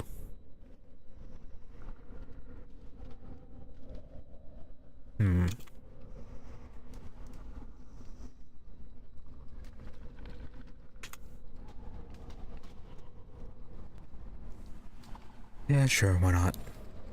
He's the only one that helps save my life. Curious and curious here. Curious, sure. Ravel smiles. Quite the puzzle box you are shaping up to be. What else lurks in the dark place of your mind? Alright, you hide nothing. Ravel's voice takes on a threatening weight, and she turns to fall from grace, her red eyes blazing. And here is the core of it. The abyssal's temptress. Does she rise above than merely carnal to you, or is she something else in your eyes? But Grace says nothing. She seems to be studying Ravel intently. Yet suddenly struck with the feeling Grace is sizing up Ravel for weaknesses. Yeah, she's planning to attack or to defend herself. Ravel turns back to you, clacking her yellow tusk as if in exhibition. Speak, precious man. What have a care where your words fall?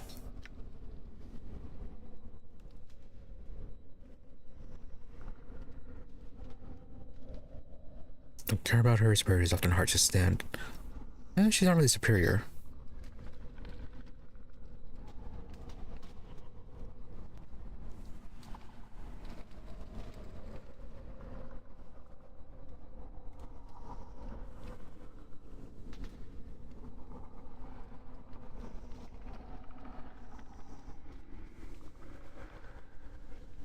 Hit on Ravel? Nah.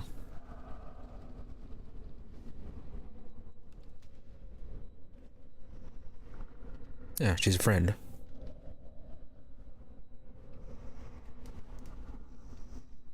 Ravel turns, clacks her tusk, and she glances at Anna with a sneer.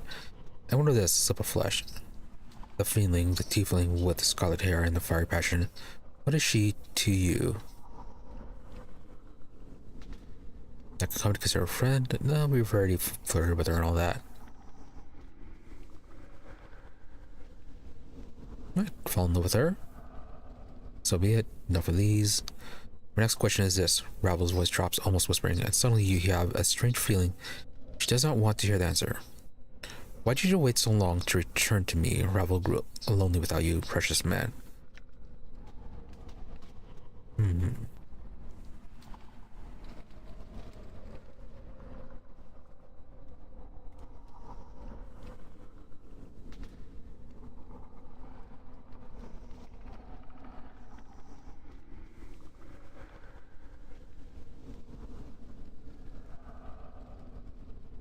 Too elaborate, and this also is too simple.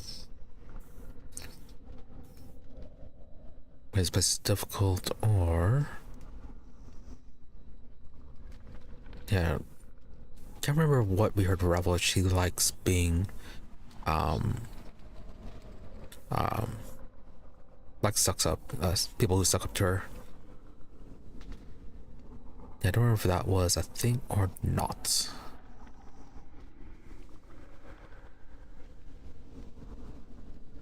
Go to the simple one. It's always so hard. A hint of a smile plays on the corner of her mouth. Then your visit precious, and I give thanks. Right, other questions. Yes, the third and last question is this. As Ravel opens her mouth to speak her final questions, you are suddenly gripped with the terrible realization that this final question has murdered many others to whom it has been asked. You know what it is, and you feel it welling up within you, and you feel compelled to ask it. What can change the nature of a man? In the teachings of Zerthamon, I have become stronger. What can change the nature of a man? I see you have not forgotten. Ravel smiles, her yellow fangs gleaming. What is your answer? Ooh, lots.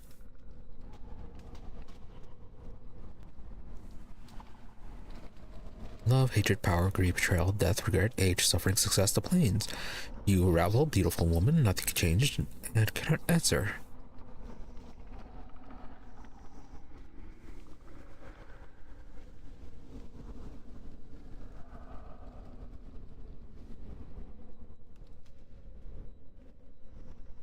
Yeah, I think time or age would be the greatest one. Because with that comes all the other aspects.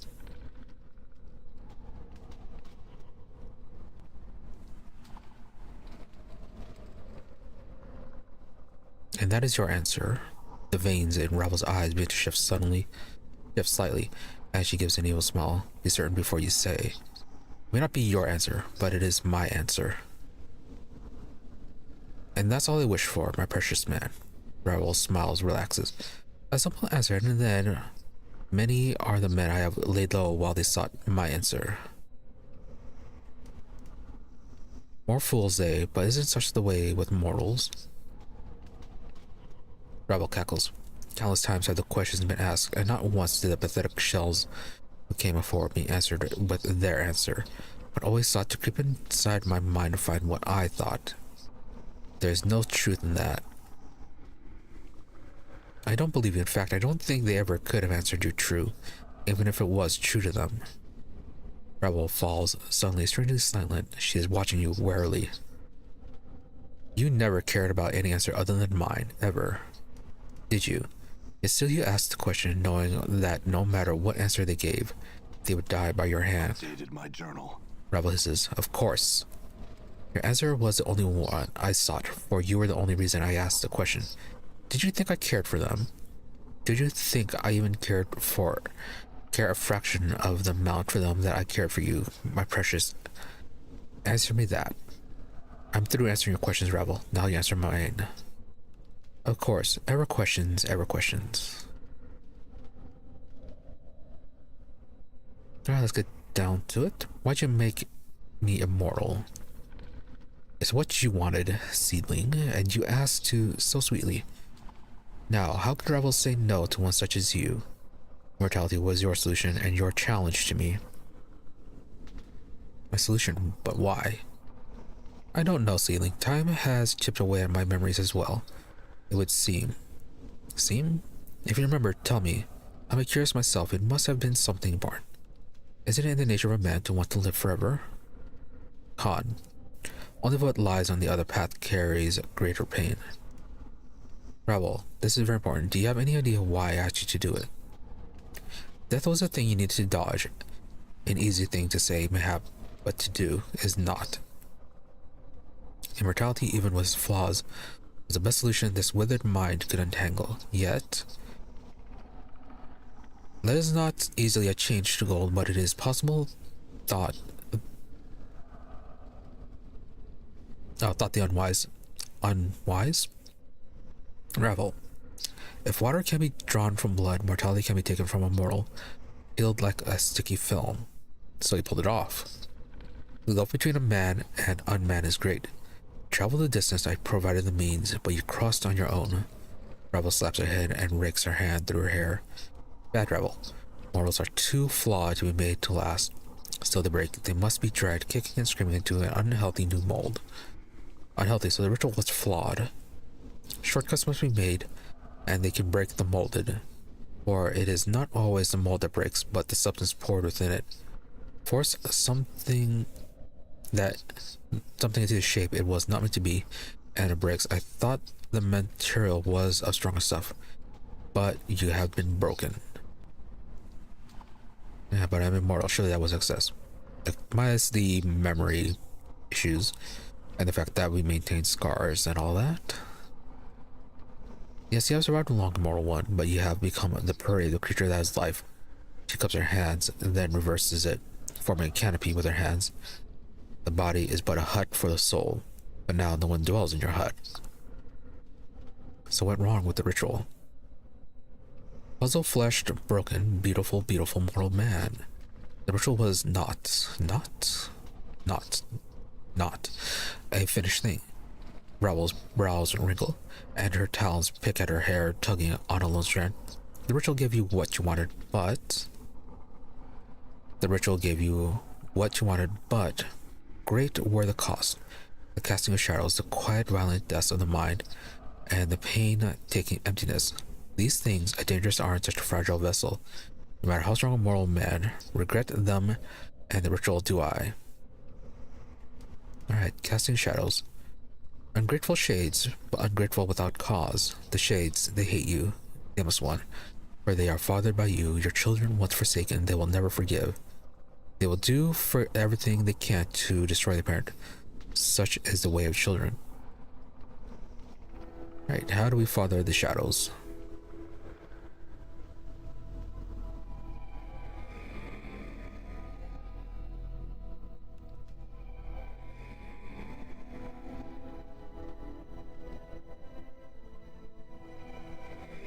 Here they come.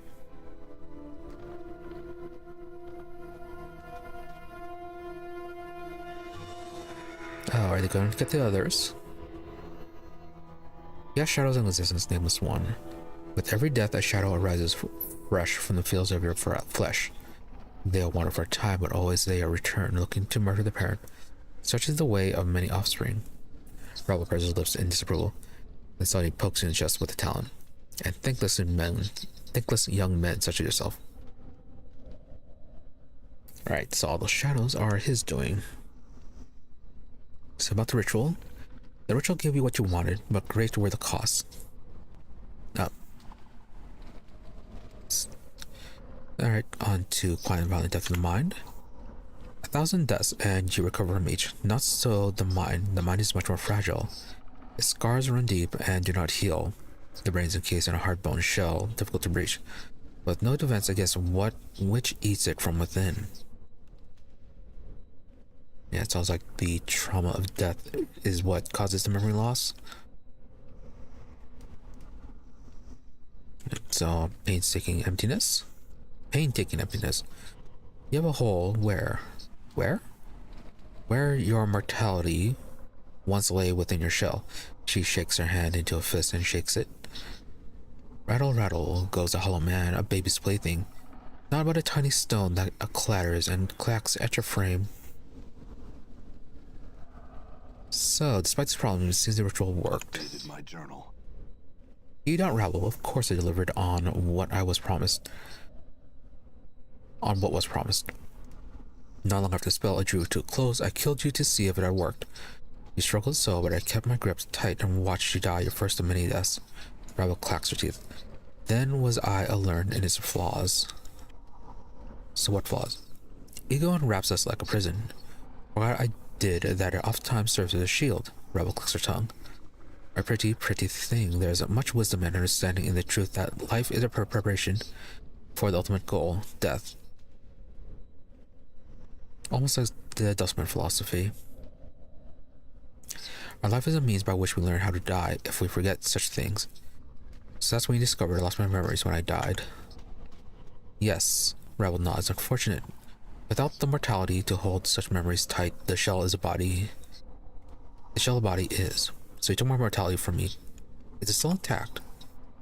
Ravel seems surprised, don't alarm me. Yes. Fear not, for a broken mortality. If you're here a talking at me, intact your mortality must be. Such a thing cannot not be destroyed as long as you exist. You are an anchor of your mortal soul. As long as you are intact, so shall it be. Made to last are you. Ravel smiles and gives you a wheezing laugh, for life swallowed you and spit you out. Mort, it swallowed him, but I don't know if he came out of that end. Enough of this. Look, Ravel, you took my mortality from me, and it has caused more harm than good. I would take it back now. You have had it over long, I think. Ah, you make me a demand. Ravel's black-veined eyes sharpen and twist, taking disturbing awareness, and she bares her yellow fangs. No, that, Ravel, I will not do. What is undone cannot be done. So why not? Ravel cannot give such a thing to you, my precious man, for Ravel has nothing to give. I never possessed you or your mortality, though I wish to keep them both in my garden as selfish affection's keepsakes. Trace the patterns of your flesh, but such things Ravel cannot bring herself to do. So why not? Anna. You loved him. Anna breaks her silence. She sounds astonished. You loved him, you did. You did? Ravel gives a low, wide smile. Is that so hard for you to believe, Fiendling? She cackles softly to herself. Does Ravel being Ravel and thus a myth not deserve to carry such feelings in a blackened, rebelled heart? All from Grace. No creature is undeserving of such a feeling, Ravel. Grace speaks softly. The histories do not paint such a compassionate picture of you, however. The past is the past, and his stories care little for speaking the truth of it. So very true. Ravel frowns, then her voice drops slightly, threatening as she studies Grace. The feeling brushed me, yes. And now hold your silver tongue, abyssal daughter. I need not your soft words to cloud the air here. The man and I shall speak, and you shall bow out of this. I shall attend to you shortly. Right, Ravel. You don't have my mortality. Where is it? I don't know, sweet thing, but if I were you, I'd get it back quick. No telling what horrible thing someone could do to you if they held your mortality for ransom. Ravel clicks her talons together. It would like beholding someone's sweet-sucking soul, a puppet dancing on someone's strings. Would you be, and as a most sad puppet? Two? Know where it is, I do not.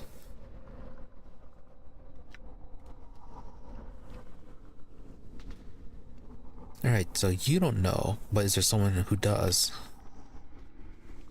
Ravel's eyes smiles horridly, her teeth gleaming. Clever. You are, yes. There's another who might know the thing that Ravel does not. So another who...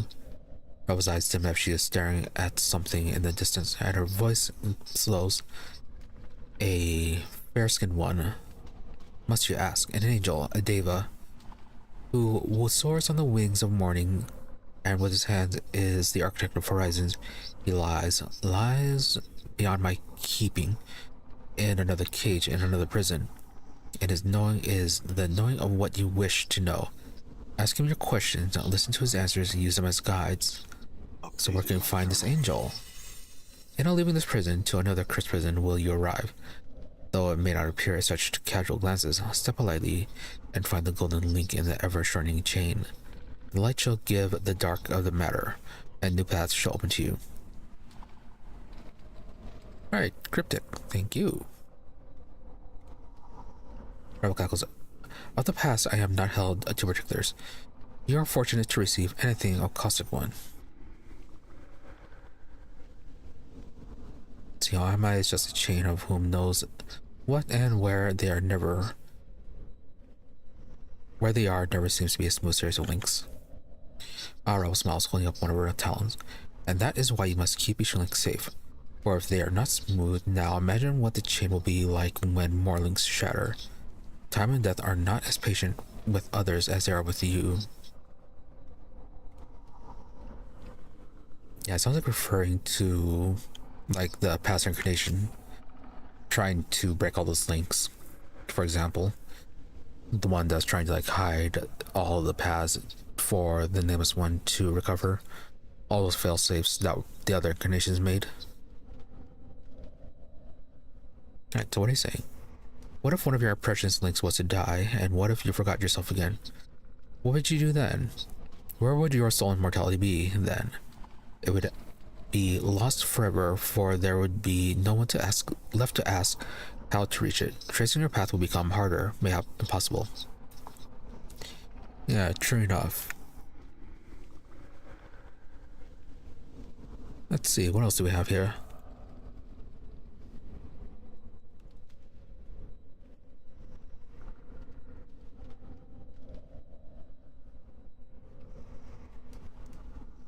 Okay, about the mortality still being attacked. Of course it is, because yeah, so the mortality is attacked. Nameless One still lives.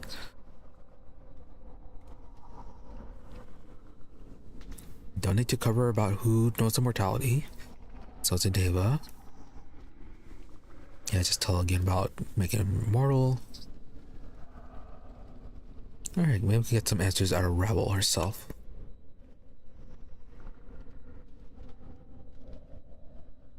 Oh hey, maybe we can learn magic from her.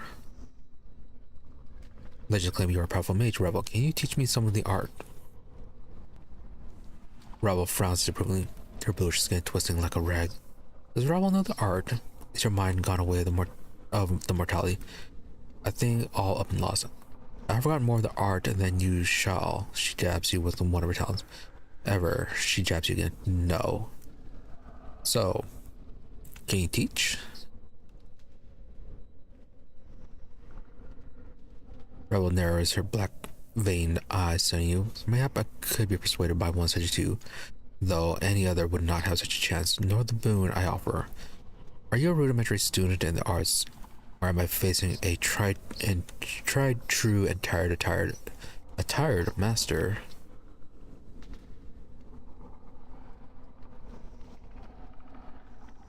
They couldn't say I seem to be alternately complimented and ridiculed for my efforts. You're the one who creeps along the middle path when speaking to others, I see. Such a path lacks conviction. Ravel scrunches her eyes and she stares at you. I'd guess you are a fledgling mage, but you have the branching of potential that has yet to grow. I'll give you this. Close your eyes and listen. As you close your eyes and listen, a tremor passes through you as if barbed snakes were burrowing beneath your flesh. When your eyes open, within your palm is a strange black barbed seed. You have no idea how it got there. Ravel's watching you carefully. Take the seed and learn from it. Interesting.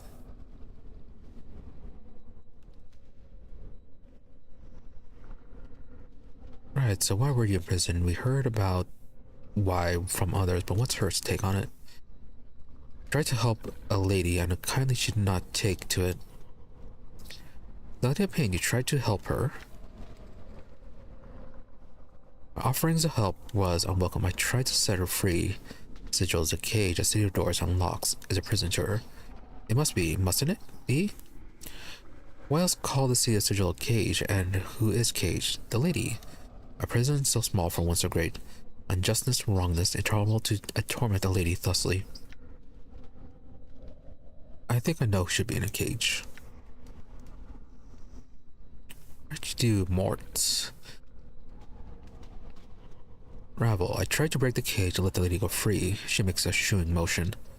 Her expression became pained as she scatters invisible words. Shoo, shoo. Oh, pained woman, let the sigil's ring be broken so you might fly far away from its filthy streets and the stupid Davis that dares not speak words for fear the thoughts would be overheard. Ravel's hands slowly stop their shooing motion as she gives a slow sigh. Before I could finish, I found myself here, and my memories none the better for the trip. Much has slipped away, much forgotten. Yes, it was. Is? Was. Ravel smiles with the yellow teeth. Dwindling of memory has become a comfort to these old bones. Much have I forgotten. I am fortunate in that I still remember you. Right, so why did you try to free the Lady of Pain from Sigil? My journal. Ravel's voice drops almost reprimandingly. I resent anyone, even a power, being in prison and think that everyone, whether stones, shores, or quiet bladed ladies, should be free. Some have said more full. Some had more full eye. Why risk such a thing, they said.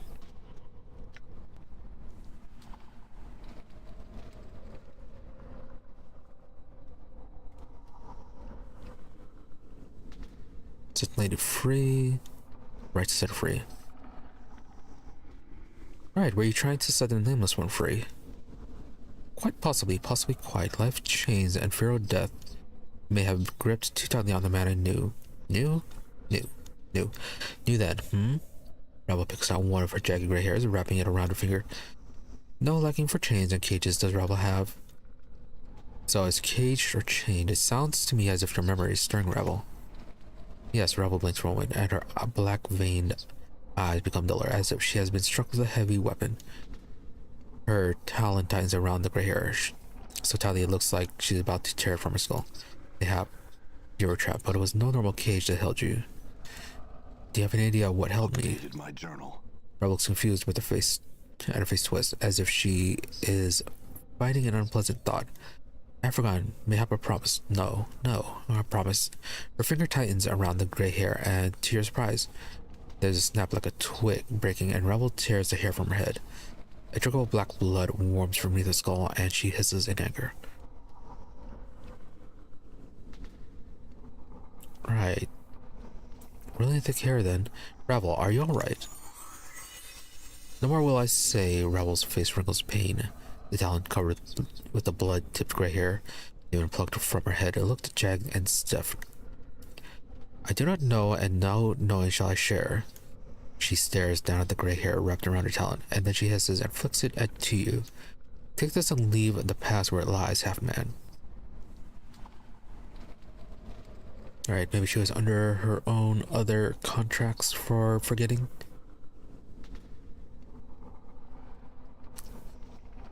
Very well, Ravel. Nothing more to be said on the matter. I think that is it then. Oh no, what is this place? Yeah, it's a maze. Once a maze of lifeless stone it was. Featureless but small black seeds was wound in my hair. I came to this place and it grew strong amongst the stone, flourishing. A thorn ran thick throughout the maze like the unraveling hair of a crone. So the maze of another became my garden. So where'd you come from? I, Ravel, am a maker, the breaker of puzzles. I solve for what cannot be solved, a mind raveling and unraveling until the threads of thought are tied up like knots in a drunken man's hair. Ravel picks out one of her jagged gray hairs. Once again, okay. Wrapping around her hair. It is enough. Enough it is. And be careful or she'll make herself bald. But what are you? Some have called you Night Hag, whatever that is. Night Hag. Ravel gives a ghastly smile, her yellow teeth like needles. Am but a woman who has sorely missed her beloved creation. Some have named me Crone, Grey Lady, Yaga Sister, Night Hag, but myself is my name Ravel. Ravel puzzle well, providing conundrums to decipher and lay impossibilities low, but many things are said about we Grey Ladies. A race are we, Night Hags, but an individual am I. Some call us evil of old, stalkers of mortal planes. Mortal dreams, the kindly ones, ugly, hideous things whose homes lie in the dark places of men's minds. Ravel's eyes narrow to reddish sparks, but that means nothing to me. What would one such as you call one such as I, pretty thing?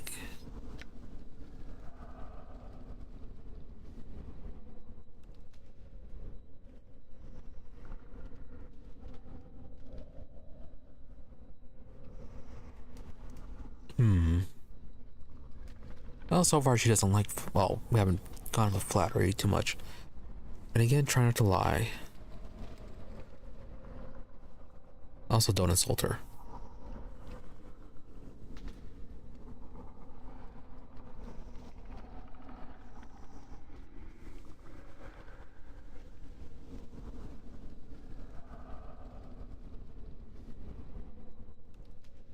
Yeah, this one feels like it's too evasive though.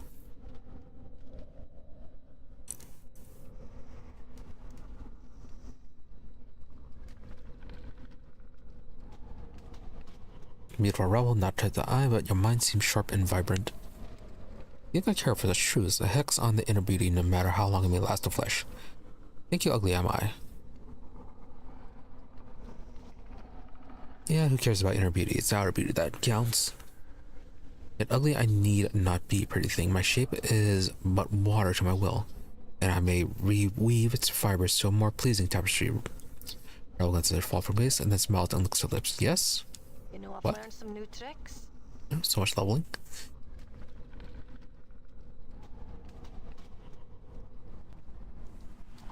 Okay, so she can transform.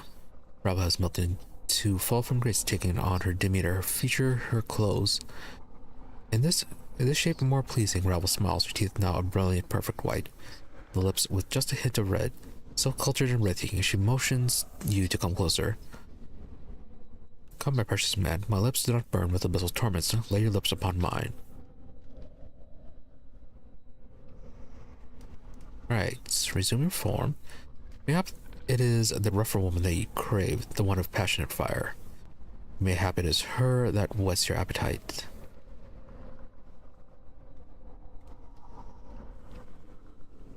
And then she just transforms anyways.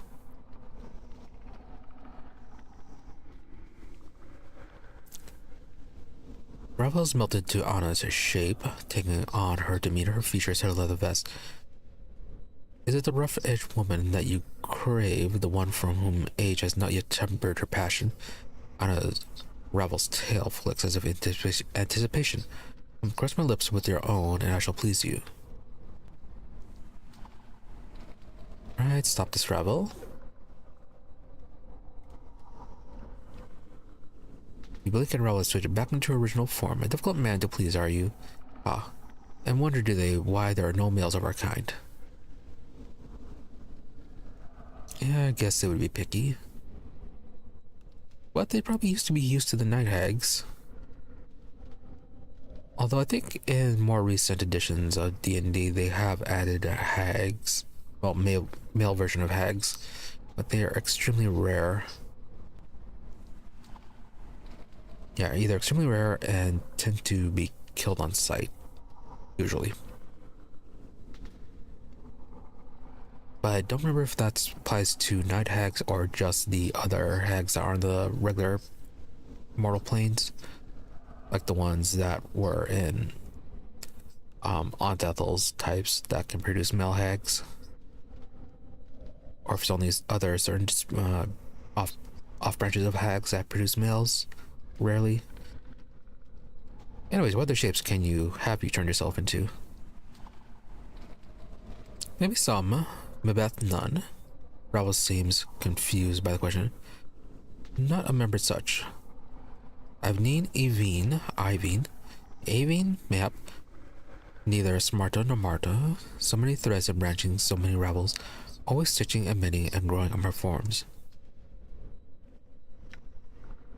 Really, she was them. Mabeth, you're Mabeth.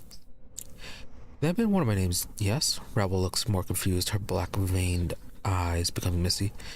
Names are difficult to remember. Her voice becomes faint, like calling across a great distance.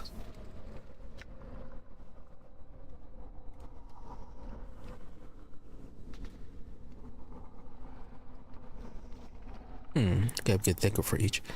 Also, apparently she's not as trapped as people like to think.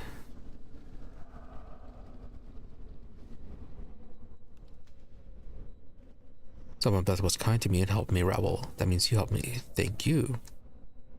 As you mentioned, Beth, all the color seems to bleed out of Ravel's face until she is gray and ashen. Literally. It's like the color just vanished. And who might you be, Does your hat bring you back to Oma Beth's story, child? Yes, it does, Mabeth. I came to learn more of the art. Can you teach me any more? I'm but a midwife, child. Such power as the art commands is much beyond me. Don't think so. Think you may have more to teach me than you realize. Much more. Then comes the question, like an echo.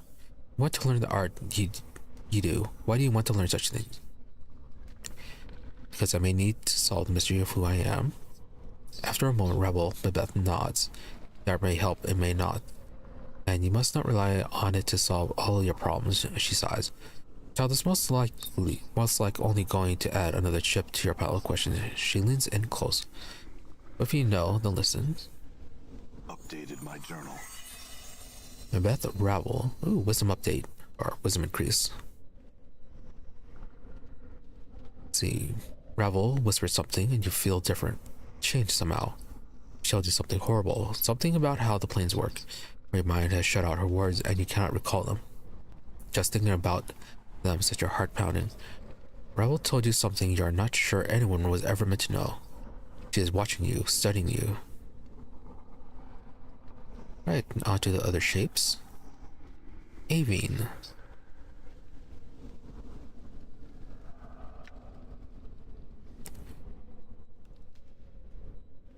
Almost unconsciously, Ravel's hands reach out for you, as if from where there are Aveen's talons. Let's stand your ground. Ravel's hand plucks a hair from her head, hooks it around her talons, and lightning like she jabs another talon into your skin. One of your scars is barely more than a pinprick, but it looks like she's about to start stitching you up. Updated my journal. Let her work. Hey, even better. HP +3. As it was with Aveen, the sensation is curiously painless, but the thread and stitching seems to be going much deeper, almost inside you, without actually going beyond the surface of the skin. In moments, Ravel's talons drop back, and you feel better, stronger. Ravel mutters in Avian's voice. Dumb zombie. I know there are other forms she took and we just missed them. So now on to the seamstress. As you say her name, Ravel's face seems to shift. Her blue skin sags until she's wearing the same sour, curved face expression you saw on Marta's face. Go on now. Don't be all difficult on Marta. She raised a talon of her index finger like a scalpel and advances upon you. False, nasty corpse. Stand your ground yet again. Ravel's filthy talon jabs into your abdomen, then pulls it brutally downwards in a solid motion. But there is no pain. You watch as your skin peels slowly back from her touch. No blood issues from the wound. Look at this, Marta. Look at this. So let her work. Ravel's free hand digs into your chest, where she loops your intestines up like yarn and plucks some from your stomach. As she does, your stomach seals up as if time was going backwards. Marta, Ravel holds up your intestines like a trophy. Pretty, and Marta. One shouldn't swallow such a thing. No. Right, give me those back. Oh hey, just free intestines. She hands you the rope and mask. Despite the freshness, the fluids surrounding your intestines have dried like resin. Feels more like a loop of glazed rope. Updated my journal. No bonuses, but a free item. And I believe that is all. It's time to leave. Oh, the Ravel voice drops like a too hiss, like that of a serpent. The most important question you have yet to ask, my precious man, has it occurred to you yet? Yes, how to leave this place? I know the branches of the place, twistings and bendings and burrowings, though there are no leaves here. One may take the leave when they wish it. So do you know how to leave? Wrap your hand about this like branch. Wrap your hands about you like branches. Make them encircle your chest like a cage. Step from the edge of the maze into the darkness, and into another cage your body shall go. A simple leaving, but there is no return when that final step is taken. So take heed to take what you need before you take the step. Alright, so which are the edges of the maze? Which a question posed to the witch. Which? The edges? No, it's not I. The memory of which has failed me, and the edges of the maze have little to say on the matter. You know how to leave all this time, then why don't you? I mean, considering what we just went through with her, what talked to her with, clearly she has been leaving. Why stay when one can leave? And it's your question to me. Ravel breaks into a quick smile, displaying a row of fangs. I turned the question upon its head and sent it scurrying back to you. It lies not in saying or leaving, but in the causes and reasons, my precious half-man. Don't you want to leave? It is a want, a once want, but not a now want, and more and not a want. What do I need that lies beyond my brambled walls? It is a cruel, jagged world beyond the edges of the maze, and Ravel has pulled enough of this shards from her skin. Very well. Thank you, Ravel, but must bid you farewell. Not done yet, apparently. As you're about to utter your farewell, you suddenly feel a crawling sensation in your skull. And he knows that Ravel's black-veined eyes have taken on a strange predatory fire. Right, you're not going to let me leave, are you, Ravel? A perceptive question, yet is not the real question. Ravel's voice takes on a strange whisper. Very sad that sends a faint echo through your mind. The question is, do you wish to leave me half man?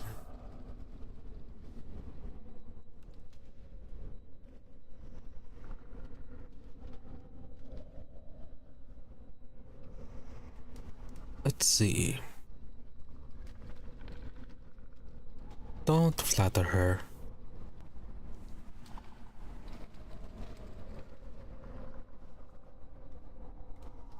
I do not wish to be trapped here in this place, Ravel. It is your home, not mine. No. Know this. Ravel raises a taloned finger as if warning. No, it is our home, my precious half-man. 2 immortal shells we will be in this black brambled garden. And I shall keep you safe from the plains. I think you know not what you say, Ravel. There is a terrible shimmering in the air around Ravel, and the sound of snapping twigs and cracking tree limbs. and the horrid sound of trees bending and splintering. Ravel's lips peel back and her voice becomes shrill like a howling wind. What do you know of knowing half-man? Know this, though you will stay here until the end days in my brambled garden and never leave, and you shall love me as you are meant, as you promised.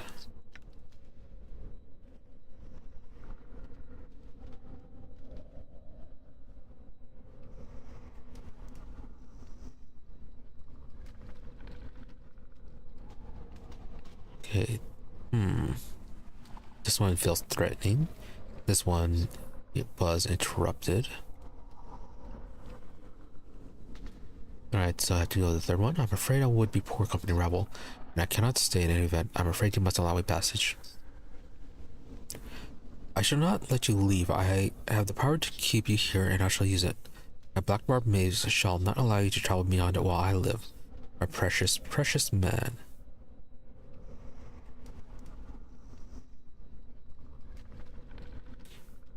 So the only way you can leave is if you're dead. Very well. Try to still be polite. I don't want to fight you. Don't do this. Allow me passage and I shall return to visit. Return as you claimed you would long ago. No, you shall not lie to Ravel twice. The more centuries will I wait for you. Here in my garden you will stay and wander the place. Plains you will no longer. You have forgotten your place, half-man. Humility is in order. Right, we'll see. Branchings. Met all Ravel's branching incarnations in Sigil. Achievement. Oh, and they all moved into position. Okay. Oh, I do hope we don't die during this. That was so many dialogues to go through. Can we level up? Yes, we can.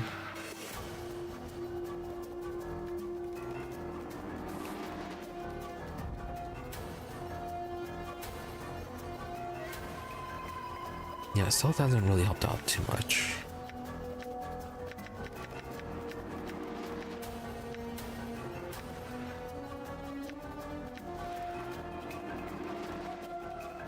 Yeah, it looks like both the fighter and mage classes leveled up for him.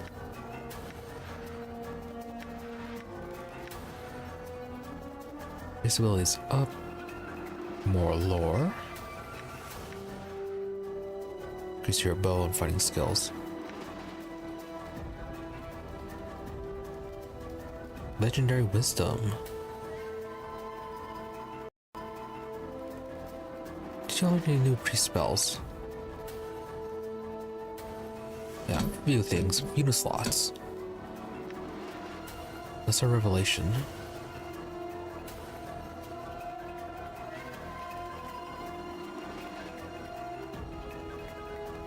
Oh, reveals hostile creators.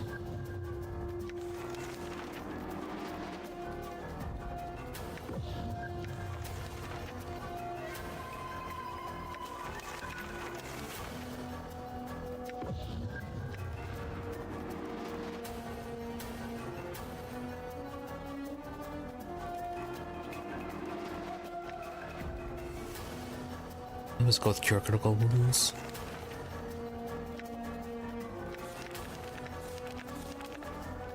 Alright, we can use some level 5 spells.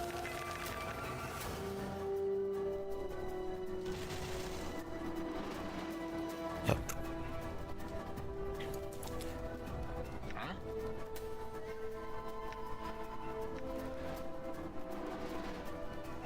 Yes.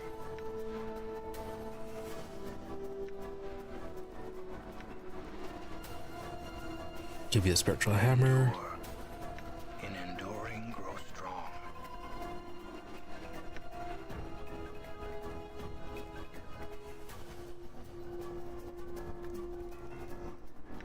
Increase crits. I'm here. Oh, probably gonna give that to Anna instead. Might as well. Done. I think, therefore, by your command. Lend me strength. One little curse. What? Awaiting order. Aye, what? Right.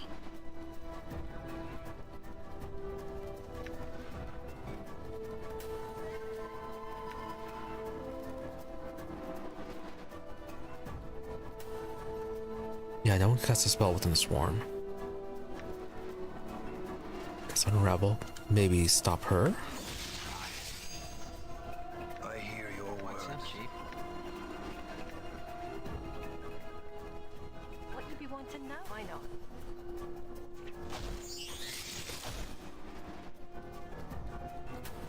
Black Barb curse on Anna. Flies wouldn't even brush your carcass. What's the word, Chief? All right.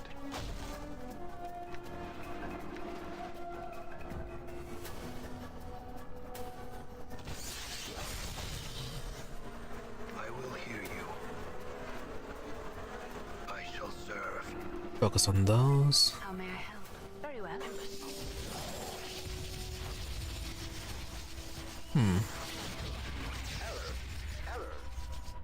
That's a bit much.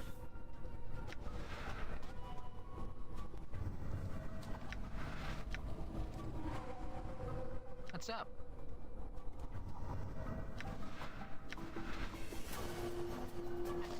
Right. We need to say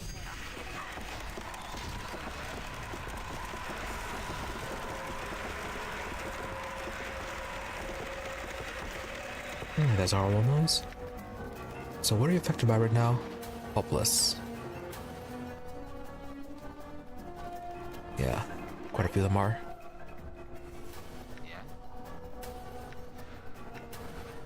Try taunting you then. Alley bred dog. Alright, that didn't seem to work. a pleasure. Yeah, that can cure that. Oh, protection from evil.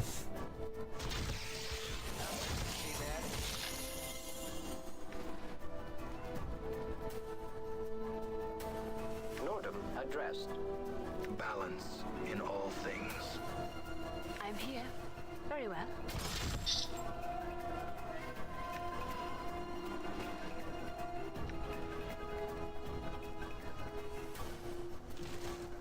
It is I.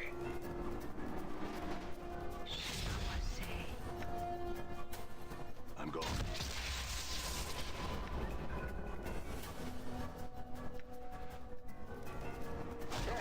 Job hanging out by a thread. Would you give me a hand here?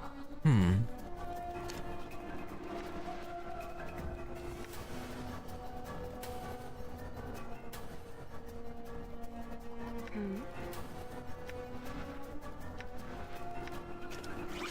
Damn it.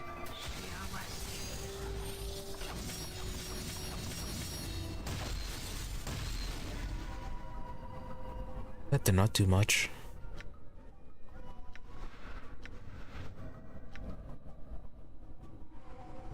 Packet dropped. Reiterate request. Jaw is hanging out by a thread. Would you give me a hand here? In enduring, grow strong.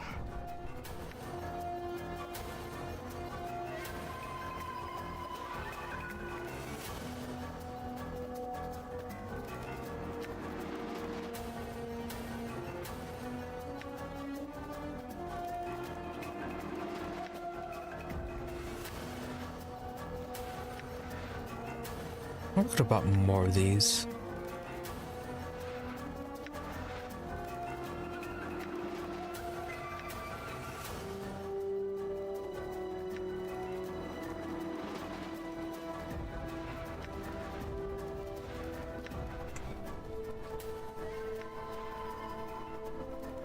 Okay, that one causes AoE damage. Where are you? There you are. I hear your words. Yes. Very well. Skies. Huh?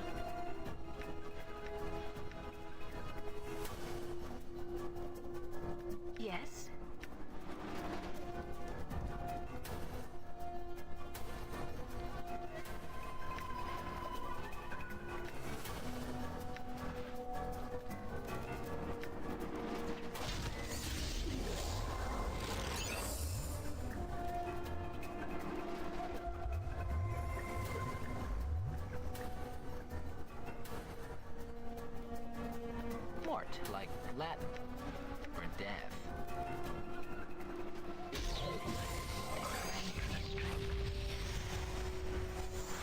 Follow Zithamon's path, Decon. On dead again.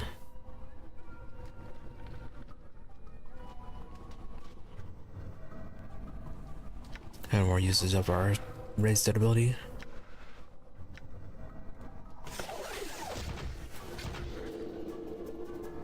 I will hear you. Con, you're dying way too much.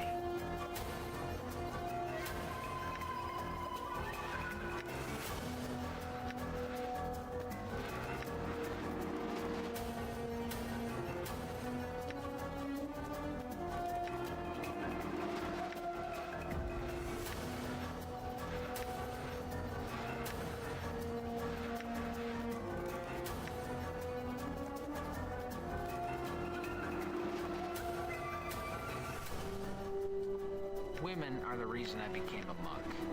And, the reason I switched up arms and legs. Anything else we can cast?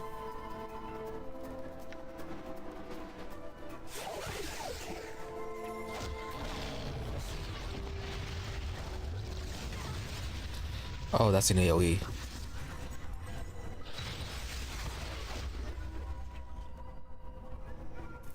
Okay, bad to cast that amongst our people.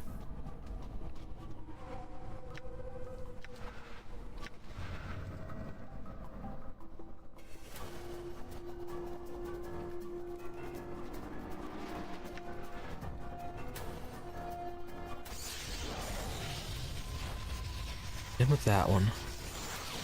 Nordom damage.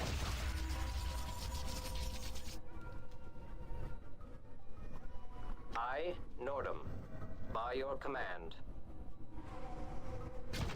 Okay. Oh. There we go. Unraveling double the Ravel puzzle wall achievement. Now we have these guys.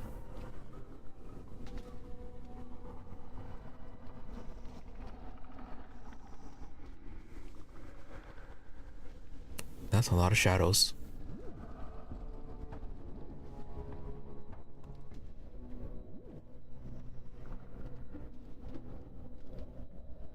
Fiendish Eye. Hard Charm. Fingernail.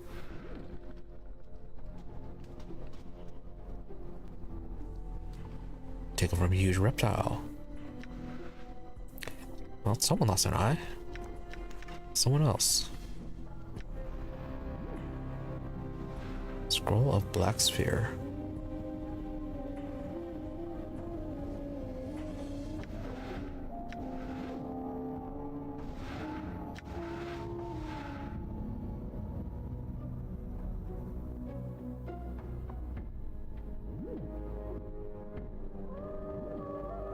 Improvised charm. Oh, Black Barb Shield, okay.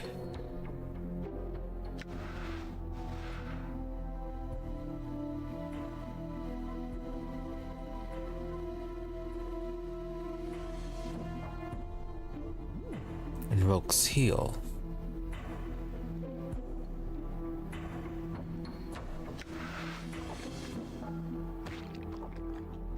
Okay, wrist guard.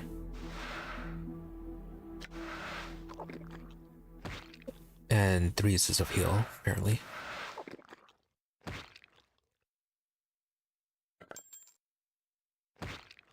Okay. Yeah. So the mage item, better armor. So that works for Anna. Black Barb Curse.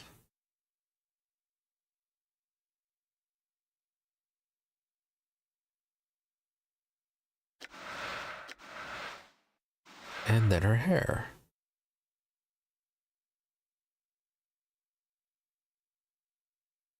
Maybe it's always just like one strand.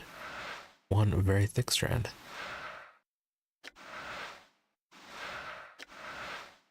I can identify those later.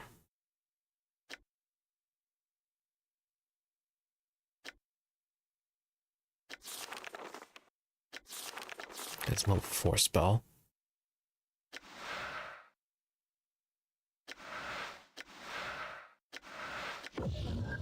pop that one on.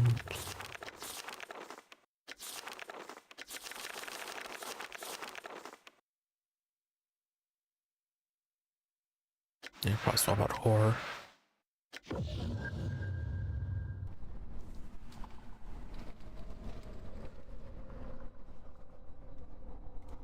Oh, you're right there. Done.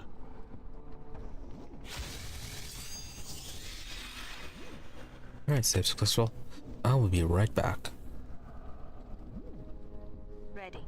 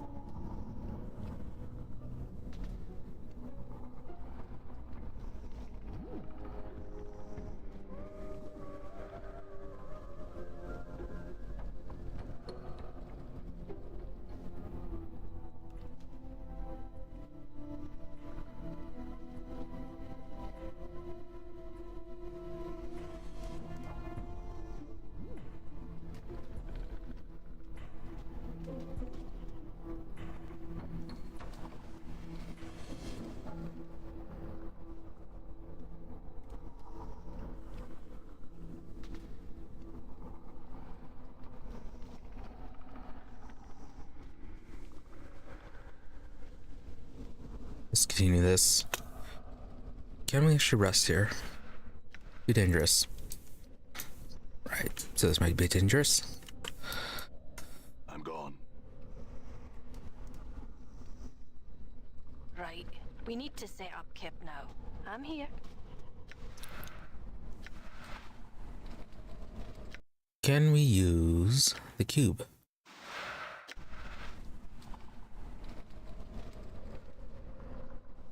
No, nothing happens. Alright.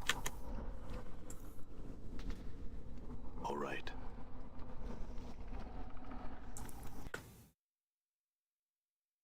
Okay, that was the entrance.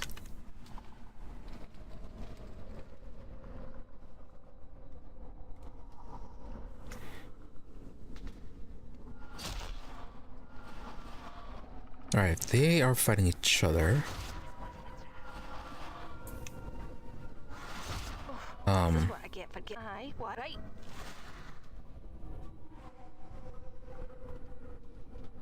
All right. There it is. Fold your arms around you like a cage and leap through the portal.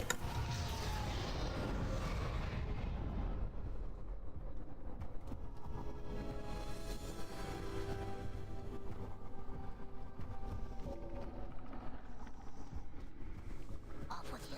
Dead I am. Then Death's kingdom has sealed its gates to us both.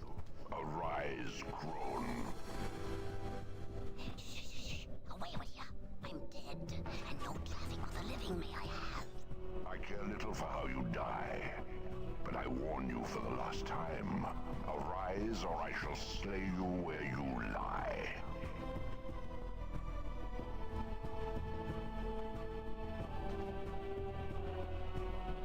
I had thought that dying at his hand would fulfill the requirements the past put forth. You cannot have thought that one would have a chance. You were indulgent to let him think he was successful. Powerful this incarnation is. And kill me he could have, but for a few tricks I possess. Fortunate was I. Fortune abandoned you the moment I found you. Has your life prepared you for what is to come, hag? I am not afraid. Not of the likes of you, ragged thing. Weak Ravel may be, but a few tricks has Ravel learned over the years, and I have known you would come.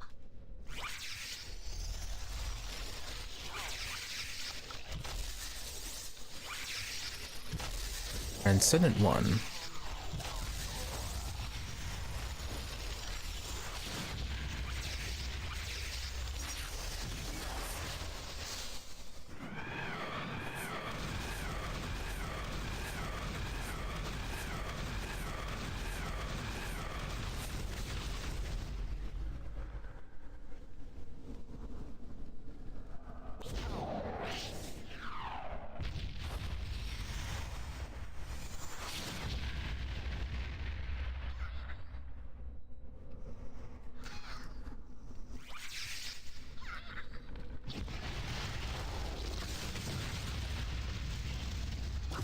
Oh, when it casts that spell, it works. And then this feels still kind of weak. No longer shall you trouble existence with your presence, witch. This voice is really familiar.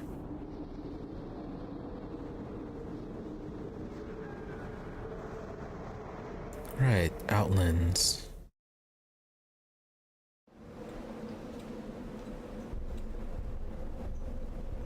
Yeah, those are the places, like, at the bottom of the spire of Sigil? Right. We need to set up Kip now. So something like that? All right. Where are we? We are in Cursed.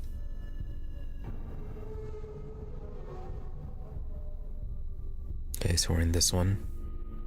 So 4 more areas left.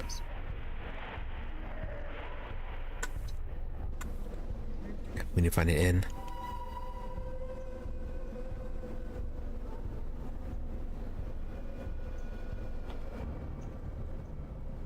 Quarantine in effect. Always quarantine.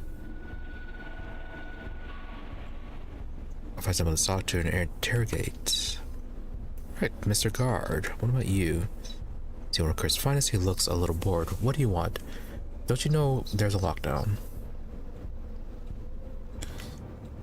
Well, no we don't, we just kind of popped in. So what can you tell me about this place? We're in a lockdown right now because of the plague. Don't know what's causing it, but we're quarantining sections of the town until we find out. Want something else? Who's in charge? What, the burger? He's in the administration building. Good luck getting to him. Though he don't see anyone these days, his mind's definitely going somewhere else. Alright, what about a Deva? They look at the wrong end of the Great Ring, because even if there were one here, you'd not be finding it. It'd be locked away in like miser's gold. Right then.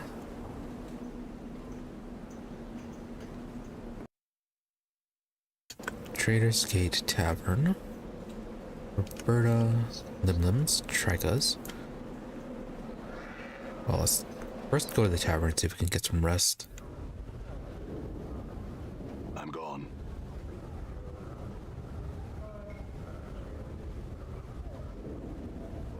Marquez Kitla Nabat.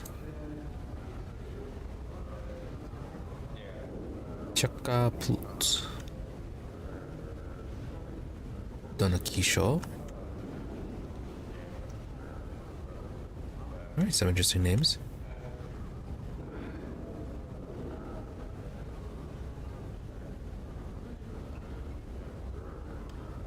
His coarse face is lined and withered, his eyes rimmed red. Red rim. He strains as he sees you. Welcome to the Trader's Gate. I'm the tainted bars, the innkeep. So what's wrong? What's wrong is my daughter got herself kidnapped by slavers. Now the place is going to fall behind on its bills, and I'm going to lose the place to one of those rich pikers in the first circle. He looks at you more closely. You're the fellow asking about the Deva, ain't you? Tell you what, you help me out, then I'll help you. Well, now the news travels quickly. So what do you have to do? Go over there and talk to Marquez. He's the ex-harmonium fellow. He knows about these slavers, and he holds the first part of the key that'll put you on the path of seeing the Deva. There are 5 parts to the key, but it ain't a physical key. When we got the parts together, you come tell me, and it unlocks knowledge of my mind. Till then, though, it stays a secret. You gotta satisfy the key holders. Alright, do that. Marquez will tell you what you have to do, and when you finish, I'll steer you to the next person. This is my journal. Alright. Before we do, though,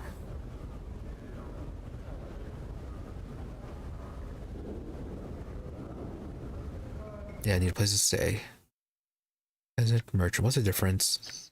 It's only, yeah, 30 copper. Easy.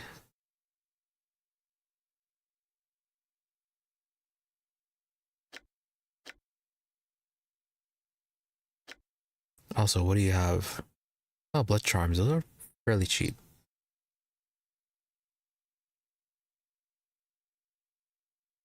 No, that's our inventory. No, that's his inventory.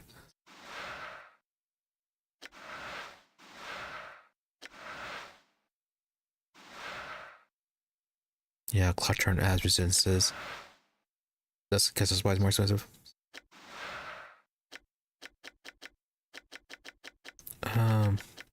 20?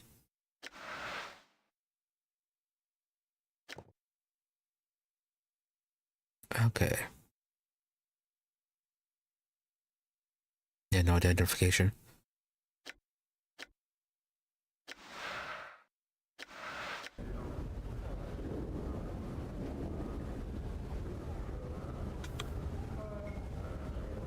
Alright, try this again. We also have to talk to our party.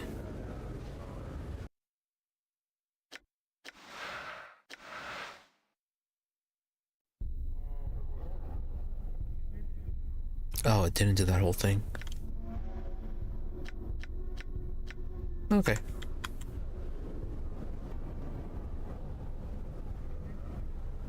So then, Before we continue on, talk to our party. What is it you want then?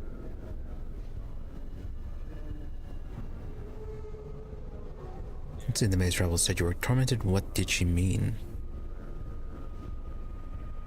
Anna frowned. She meant nothing she did. Barmy hag talk it was.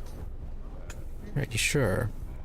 It was nothing. If you don't know one, you didn't know what she was saying. I don't either. Okay, well, if you want to talk about it, whoop. Anna's gaze dropped for a moment. I don't know why I'm traveling with you. I don't know why I went with you to find Ravel. Frowns, but she seems more confused than angry. It makes no sense, it does. I don't like it. Anna takes a deep breath. I think I have feelings for you. It feels strange, it does. I don't think I've ever liked anyone but you. Anna gives a half-hearted shrug without meeting your gaze. I don't know what it is about you. I mean, you're daft. A lot of times you walk like your hips are broken. You're clumsy, you smell like a zombie, but she sighs. I like you.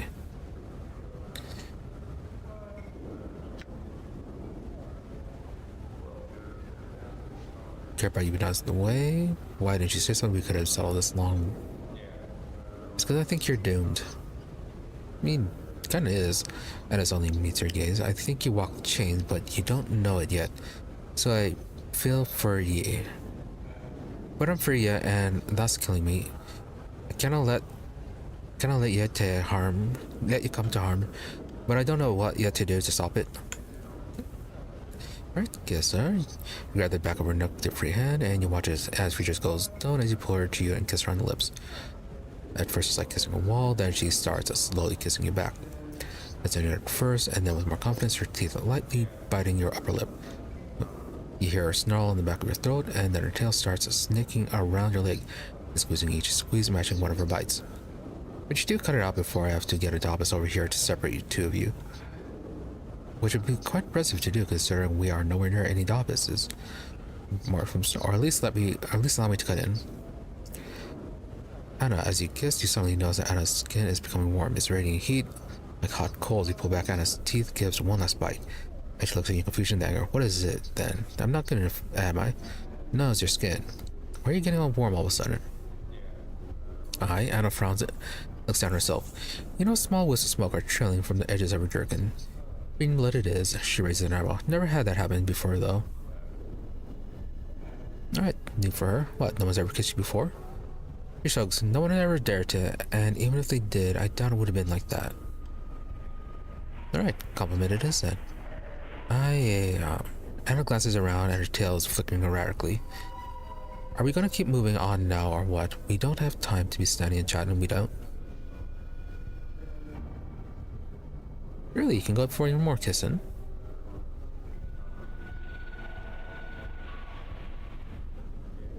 She steps back alarmed. Nay, who knows what would happen next. Maybe I'll turn into flame, it will. Your lips keeps your distance. Alright, this time let's move on.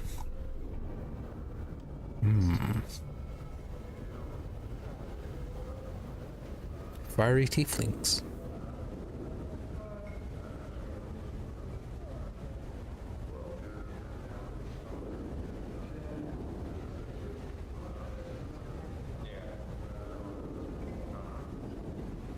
I was gonna say a bit common, but no, only those two. Right, Mort, your turn.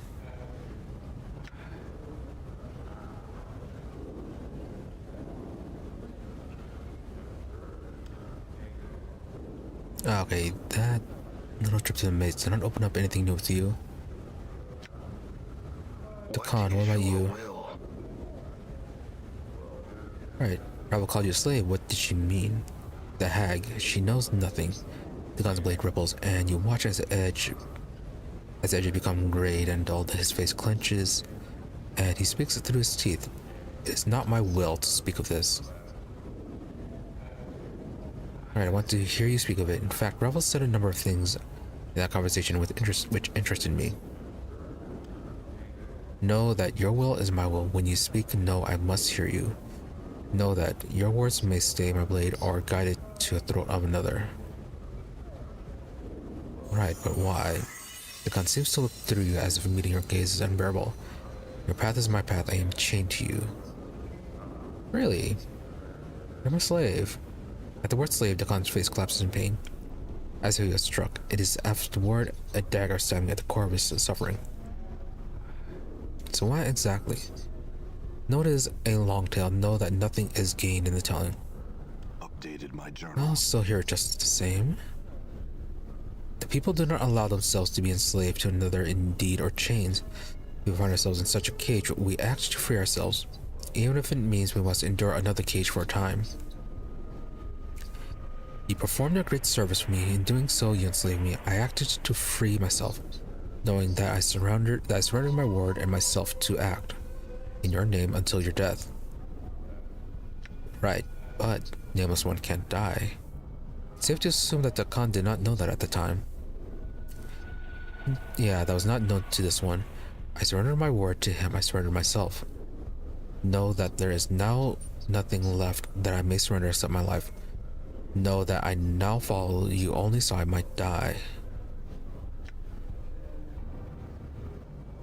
Right, so past incarnation kinda screwed the Khan over.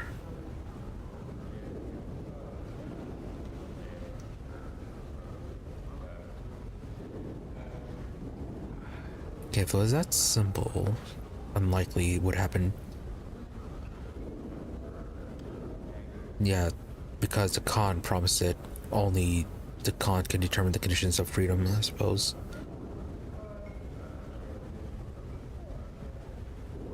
Oh, hey, then you can embrace the whole owning the Khan thing. So what was the service I gave you that chained you? Save this one's life in exchange your life became mine. So how exactly did your life be saved? Upon the rolling plain of limbo, the people shape cities upon the chaos with their thoughts. Know that there is no place for a divided mind. The Khan raises a blade from his shoulder and holds it before him. As he stares at it, it sharpens until it is almost as thin as a piece of paper. A divided mind is an unfocused mind. A divided mind fractures walls and weakens stone. As Khan speaks, the edges of the blade corrode slightly, the metal misting and melting along the edges. Many divided minds may destroy a city. Long have I known the words of Zerthamon. Through my voice, many have come to know the words of Zerthamon. The Zerth protect the community from all threats, whether to the body or the mind. They are the guiding stones in the chaos. So it came to pass that I spoke the words of Zerthamon without knowing the words of Zerthamon. It came to pass that I no longer knew myself. Right. So you doubted the words. No, the Khan's voice is edge. His blade sharpens in response. I knew the word, yet it came into my heart that perhaps others did not know the words as Zerthamon knew them. And so division formed. As my mind became as my mind became divided, those that looked to me as a guiding star became divided. Many scores of Glycerai, many hundreds of scores of Zitharai doubted. Shraktalor died in that day. So those that followed you came to doubt the words as well, and the city was weakened. The enemies of Zerthamon came. Know that their hatred of his words and the people lent their blade strength. Know that they sensed the weakened city and they brought the war with them. Many Gethzerai drowned in the chaos, and beneath the blades of our enemies, small beads of metal appear on the surface of the blade as if it is blistering. Know this happened long ago. Right, so weapon to you. As I fell from the walls of Shraktalor, I know that my self was broken, my blade was missed, my mind divided. I was adrift upon limbo seas and I wished to drown. I died for days, my mind's awash in division. When death finally came to me, it wore your skin and it had your voice. Me, yes, I hear you. As the Khan says the words, your vision bleeds outward and a crawling sensation begins to worm its way up to the back of your skull. You feel nauseous for a moment and your vision is suddenly as chaos smear twisted and you are somewhere else, someplace in the past. Surrender to the memory.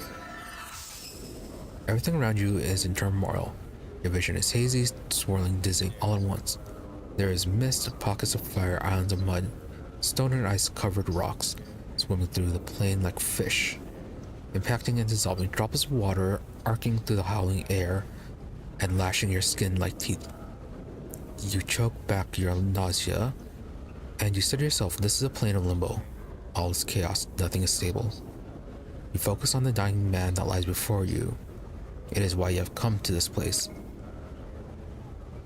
Examine this earth and see if he still lives. So the past incarnation, he knew about the Khan lying there. Did he place the doubts in the Khan's mind in the first place? The man is a Githzerai, his body embedded in an earthen pocket that swirls around him. Unconsciously, he has formed a grave from the elements, and though bits of fire and water look at his face, he does not respond. His hands are ashen, his coal black eyes focusing on nothing. His emaciated frame speaks of starvation, but you know it is the least of his wounds. It is faith that has dealt the mortal blow.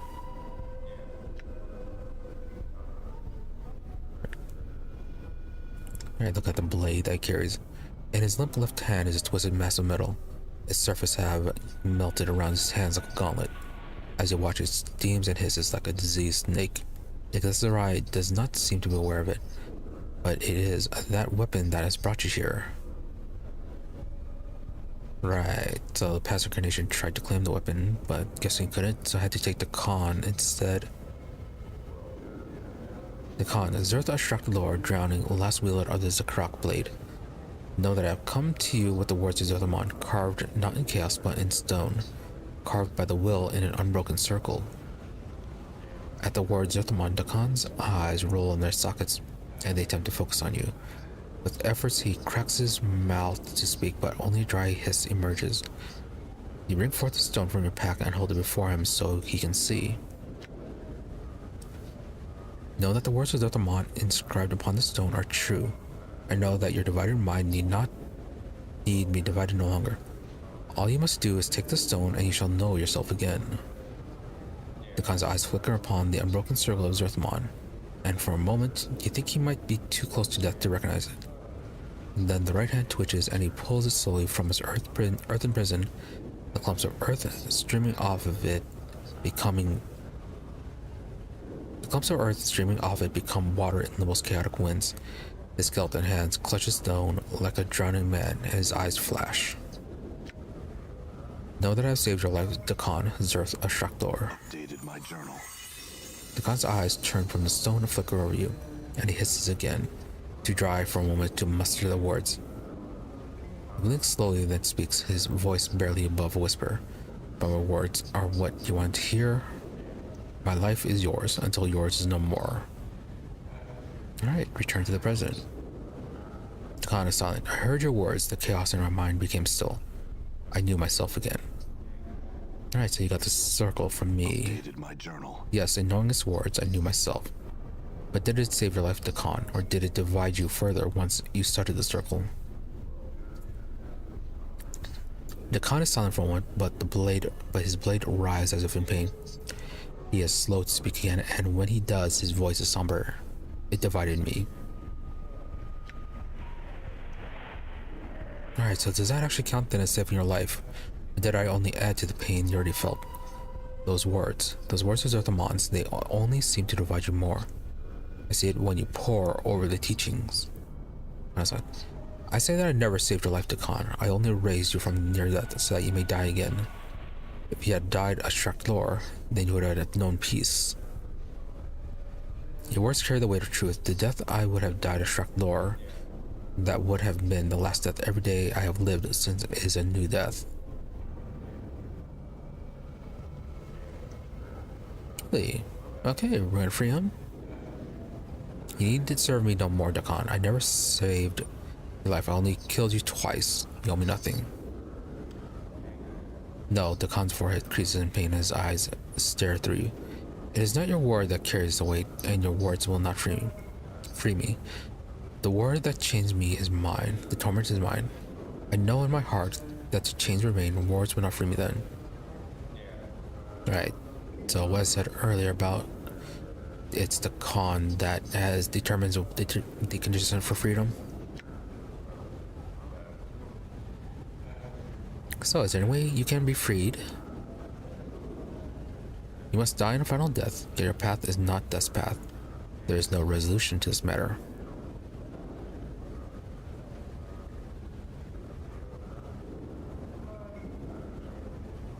Really, we can vow to try and free him.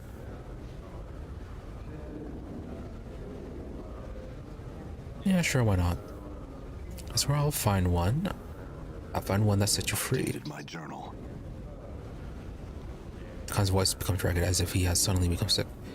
No, you have added other words to my words.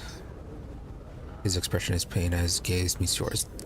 Now you have changed us both.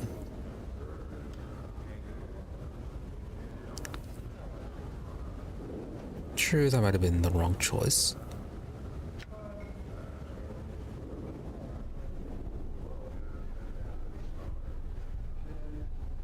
Yeah, maybe vowing was too much.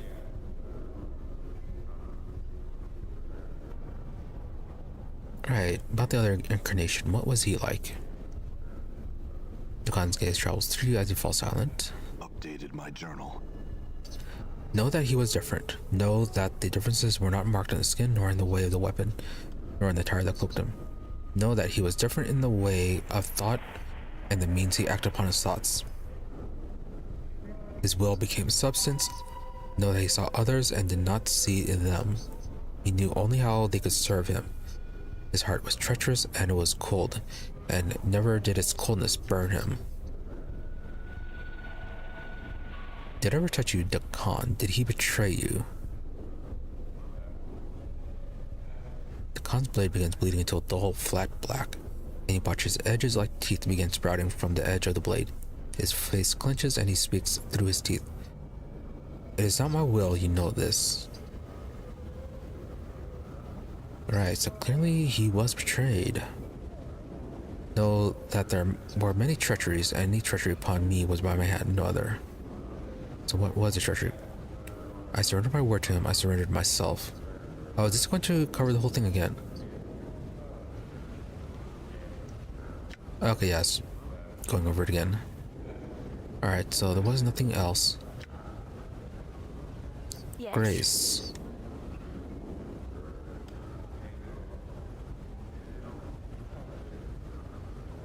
About our travels. Now then, when you're in Ravel's maze, Ravel said you were tormented. Fall from Grace is silent for a moment, her gaze becoming distant. When she turns back to you, her eyes are a strange shade of azure, a shade that speaks of sadness and tears. Ravel sees much with her black brambled eyes, some things which are hidden to others' eyes, even things about their own natures. She shakes her head slowly. Sometimes the pain makes itself unknown. I have learned it is difficult to think to turn on one's own nature. Alright, are you gonna be alright? She smiles very faintly. She meets your gaze. Yes, you're kind to ask. That pain still makes itself known, but I came to terms with my nature many centuries ago. So she says. But according to what Ravel said, that was not the case. Grace stops before you continue. Thank you for asking about my well-being. Your concern is not unwelcome. Alright, looks like that is that. I wonder if Grace is actually properly romanceable, or is it just Anna?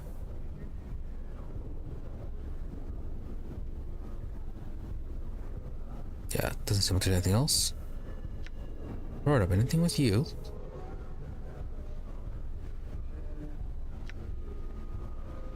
No. Okay.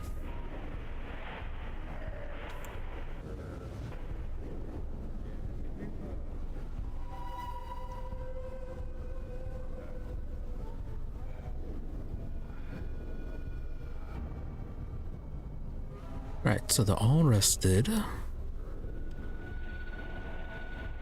Marquez is continuing things. So before we talk to him, let's talk to the other two here. Chuck Plute. Just an armor Chris Finest. Who are you? Chuck Plute's one on Chris Lee. doing here watching him? He points at tainted bars. Say he's got a tunnel here and I want to see him use it. See if it's true. Wait and watch and go away. Okay.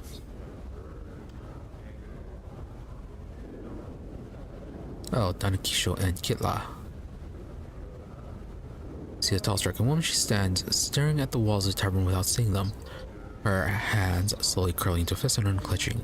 When she sees you, her eyes dart across your clothing and gear, and then back to your eyes. A sardonic smile across her face and she looks away again. Greetings? You always make a habit of talking to strangers. Do I need to ask some questions? And yes. What a fascinating life you must lead to do such things. Sadly for you, I'm busy. I'd appreciate being left alone. Alright, leave you alone. Donokisho. You see a red-haired woman, short and plump. Her face is lined with cares, worries, and hatreds that seem to have festered for far too long. She sneers at your approach and turns her head away so you cannot see her eyes. She acts as though you cannot see her. She acts as though you can't see her if she can't see you. To her, you do not even exist. Oh, and the bot.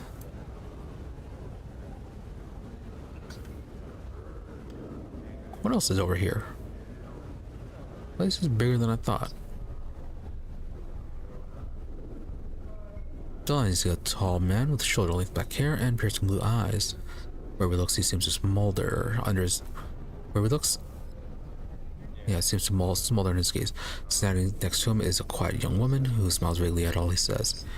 He turns those bright blue eyes to you, smiles largely. He offers his hand. Dalin, pleased to meet you. Right, questions. So who are you? Bard, historian, actor, and all-around entertainer. Passes his fingers in the outlines, his smiles break out again. At least that's what I tell everyone. So who's your friend? She's a friend, that's all you need to know. She dimples slightly at his side and blushes. Alright, Bard being Bard. About Deva. All things have their price, and I'm not ready to put a price on the information yet. Maybe later.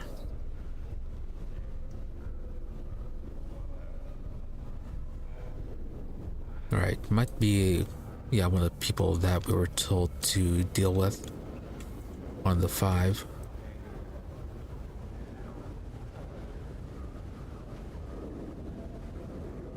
Oh, hey, merchant.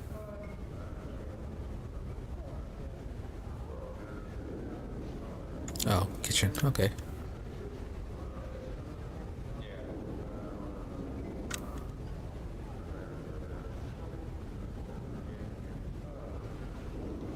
This is supposed to be the upper rooms of the tavern.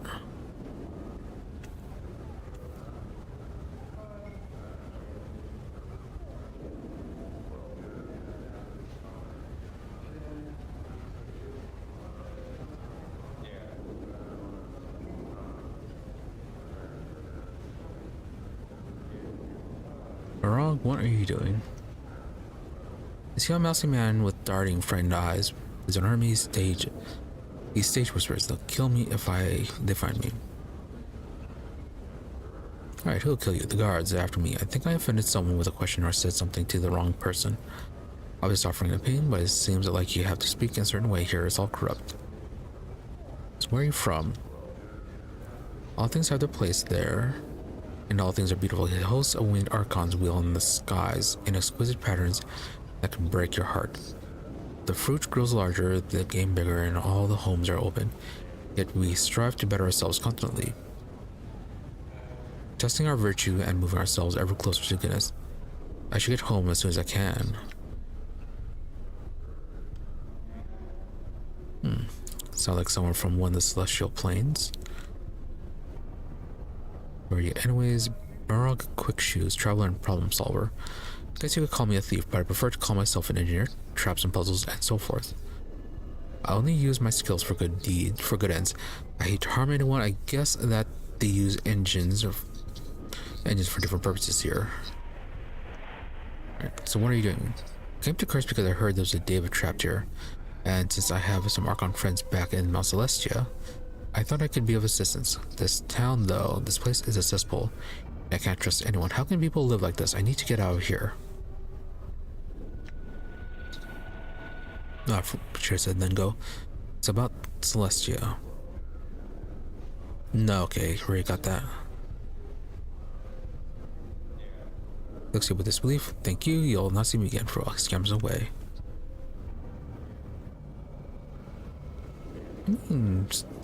Yeah, he's just right there. Oh no, he's...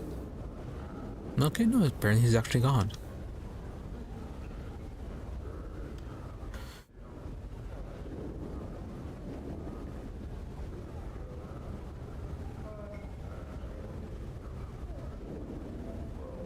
Alright, Nabats.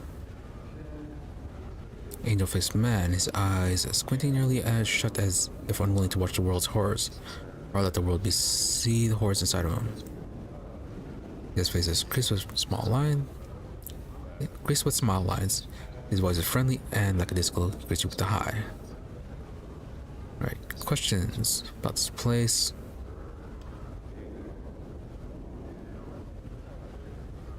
Yeah, nothing too much then.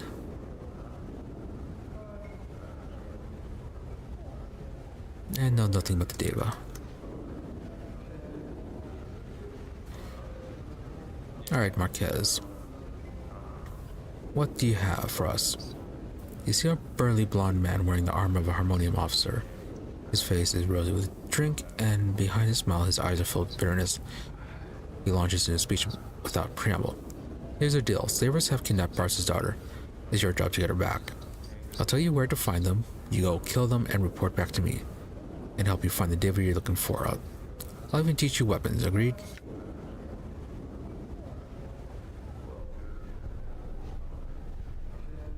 Good, we got some questions. No, there are only two possible answers. Are you for slavery or are you against it? Against it? Then you help, right? Yes or no?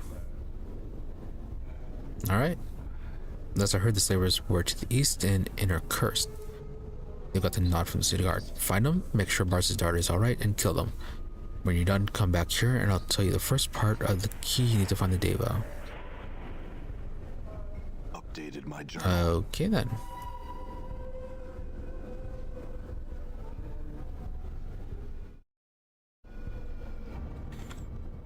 And then Harmonium were fairly lawful, I believe. Yes, so if we said we have to kill them, well, if we said we have to kill them, then we have to kill them. So, well-dressed middle-aged Roberto, well-dressed middle-aged woman. Scowl on her face appears to be looking for someone or something.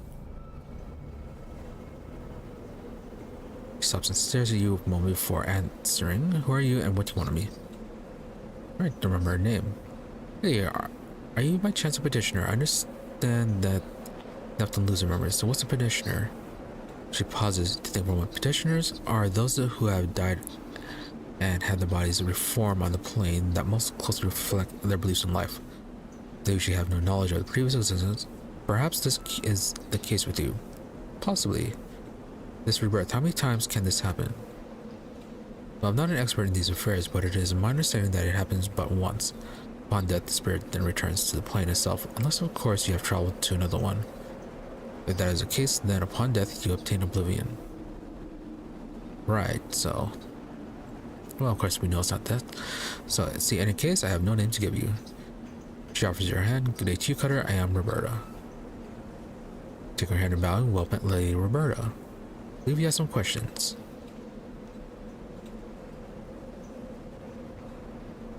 Let's see, you seem upset. Is anything wrong? Yes, my husband, Carl Parfador, is not where he told me he would be. This is not the first time that he has lied to me about his whereabouts, and I am beginning to think that she bows for a moment. I'm beginning to think he is with another woman, a harlot. One moment.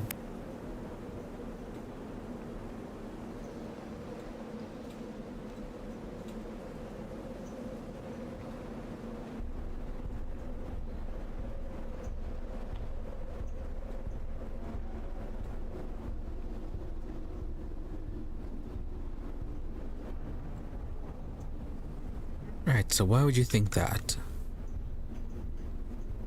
He was quite a lazy man before we wed, especially among that type of woman. And I've heard rumors. She looks angry. If I find the rumors to be true, then I surprise for him.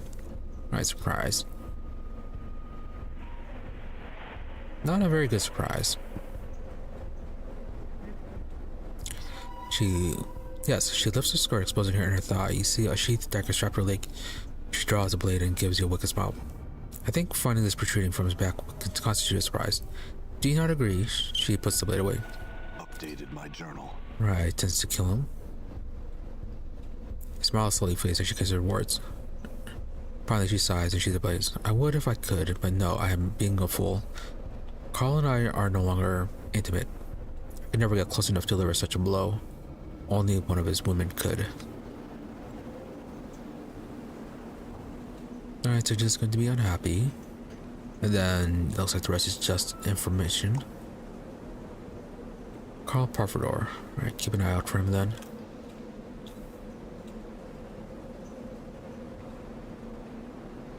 They're actually going to a quest or not? No, they're not.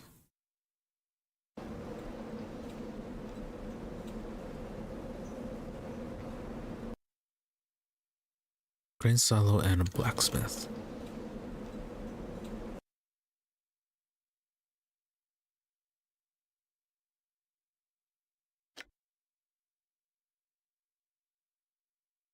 Right, where was she?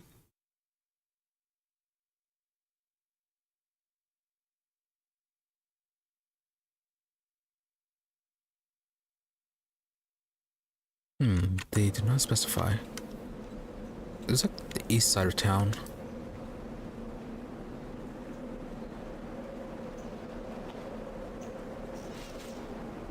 And it looks like these are just random homes.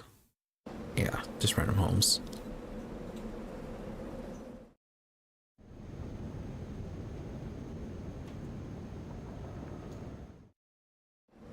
All right.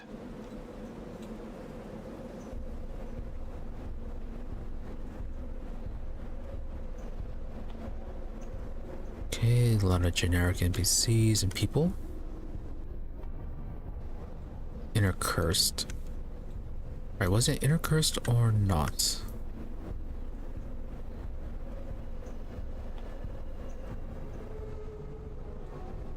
Okay, a whole lot of thugs.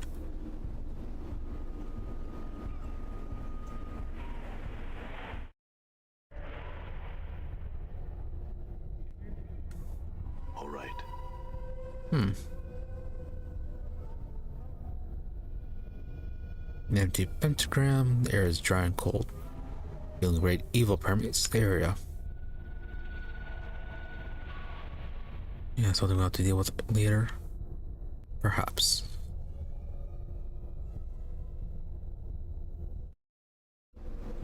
Done.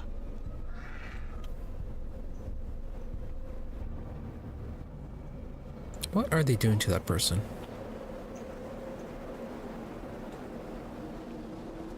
Guard pauses long enough to say you didn't see nothing. Life know what's good for you, turns you back to a victim.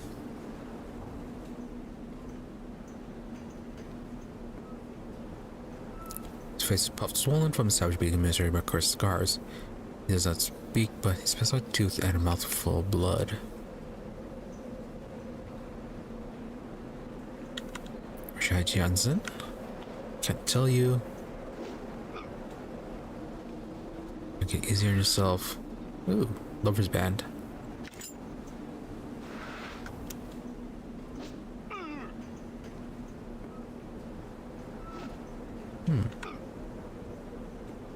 Is there no way to interfere?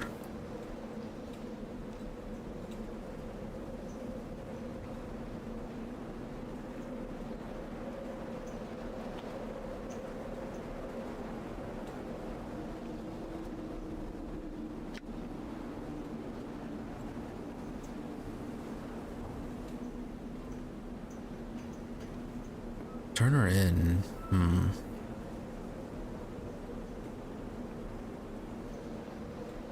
I mean, we could, but she... Yeah, like, she wants to, but she doesn't seem like she's... It's more like it's just talk than like something she's actually going to do. Let's see if we can talk to Carl first.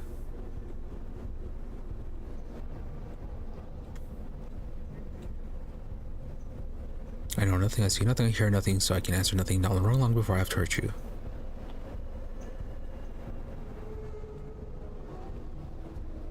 You won't hurt. Or you should try and answer a couple of some questions. How about it? Right, nothing to say. Yeah, they're pretty generic looking.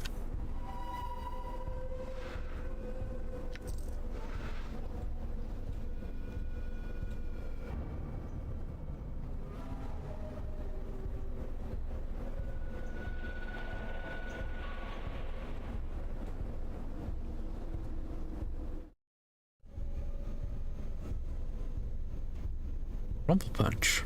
Nice name. Hammer of Quality, Magic Punch Daggers. Enchanted Hammer. Magic items, actual arrows.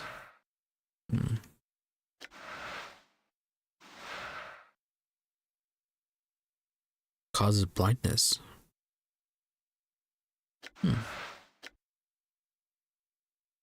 Anything you can use? No. It'll get you these arrows.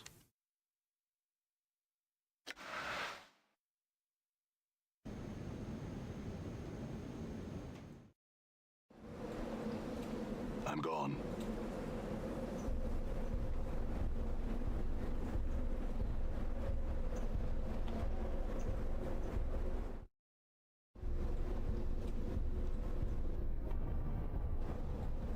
I'm gone.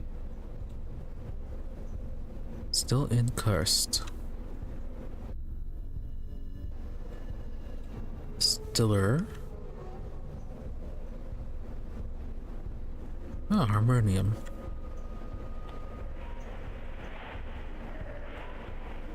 Aren't these guys supposed to be all about law and order?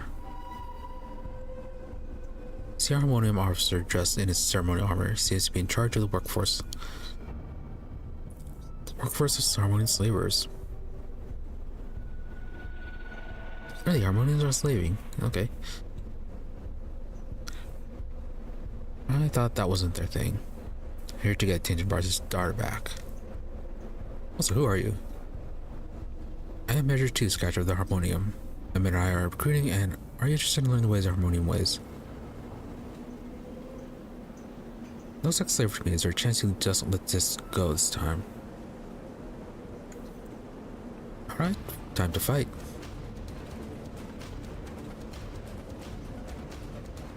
You know what? We should get some female zombies. What a perfectly good waste of arms and legs. Stupid yabo. You know, if I could click you, you wouldn't know a moment's peace. I'm gone. What's up?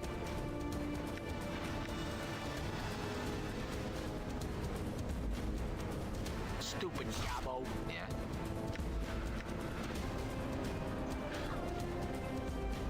Huh? Your face is just begging to be kicked. Oh, did they kill her? You see that? Okay.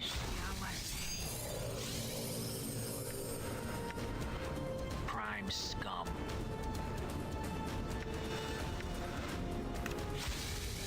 Yo, if I'm gonna slam my eyeballs against you one more second, I'm gonna puke. What? Alley bred dog.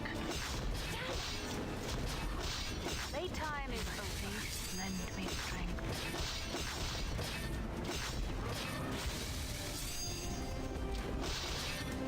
Maximally instruct coordinate position. Location, Cape Town. Curse.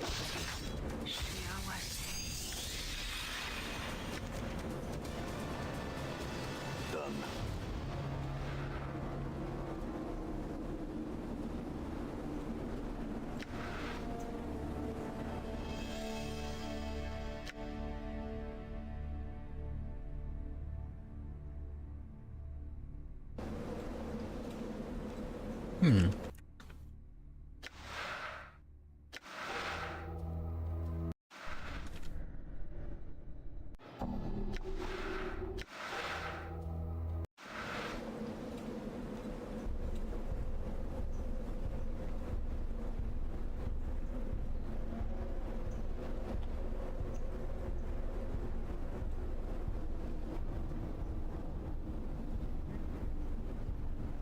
All right. Okay then.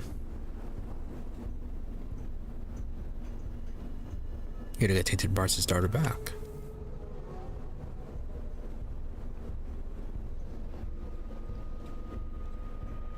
Really, he's ordering them to kill her?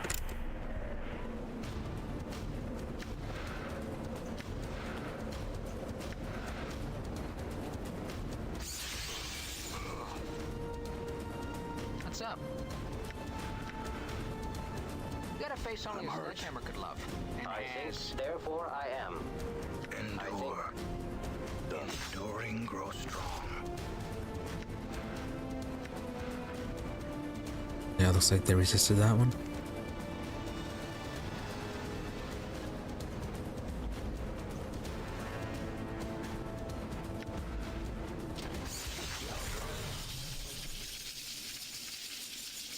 Oh, there's a bit of delay in... Leader reanimated. Nordom awaits Really? They instructions. toss everyone into the grain silo. Okay. Not healthy. Also, we can't cast it on them then.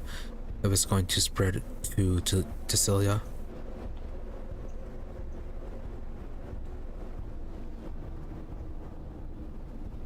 Takan, where are you? Endure. I shall serve.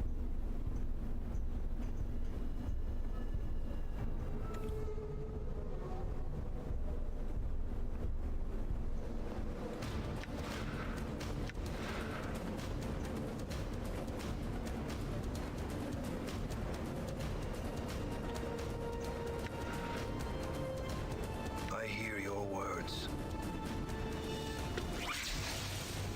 What's up? Plain swine. I'm hurt. All right.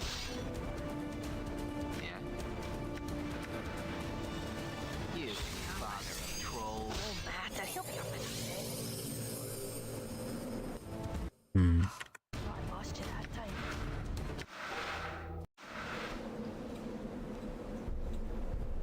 I'm gone. Alright, so what are you doing here?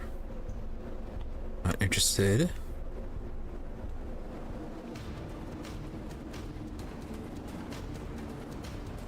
Endure. In enduring grow Right. strong.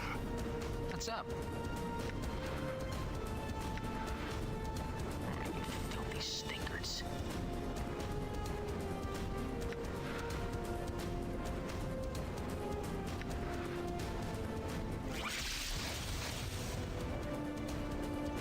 Yeah.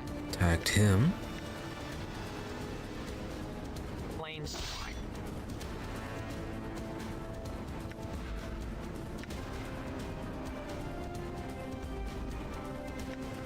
Yeah, sure, Access Torment him. Aye?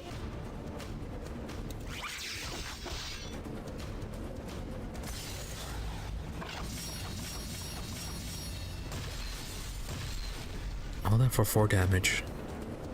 Huh? Okay, well, we're moving them away from her, so... I'm gone. Filthy stinkers. Yeah, that's kind of what matters. What? 2 more. All right. Plain swine. What's up, Chief?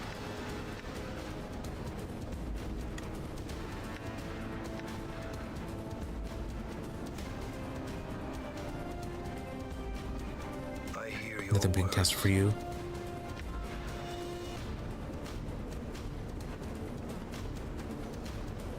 Yeah, it's only 1 creature.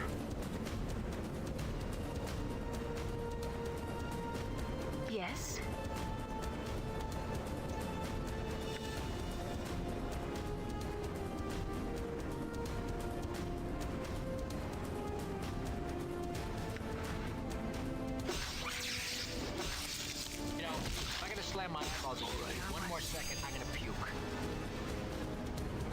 that's everyone taunted.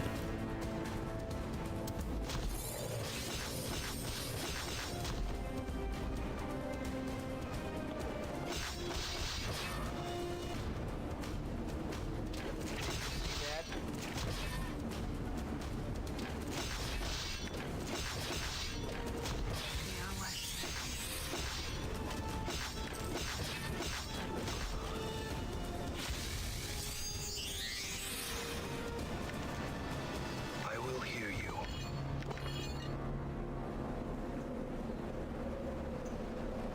And so those. The young woman, hair mussed up, closed the shovel, is trying to smile at you through stroking sobs. Thank you, I thank you so. Maybe just listen, I must go now. So, was that it? Are you even the right person?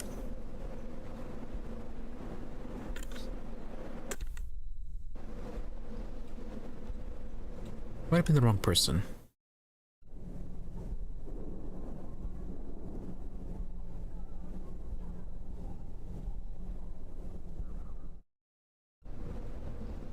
I'm gone.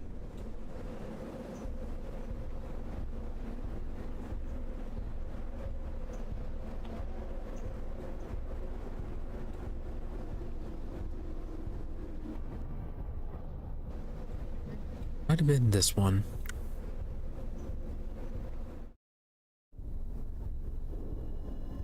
Nope.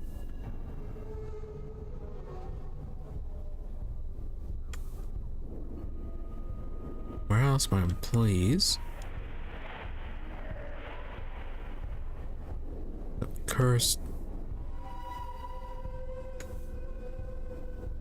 Say you're a merchant, but you're not selling.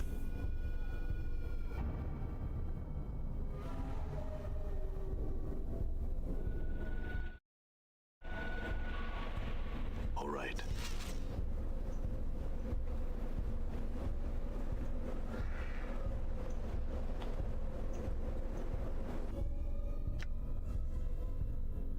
Might be one more area.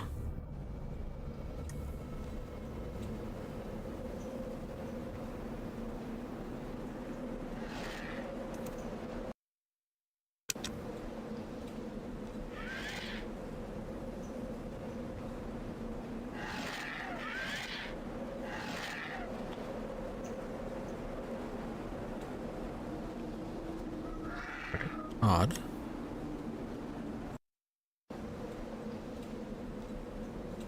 Thought you were attacking something, but nope.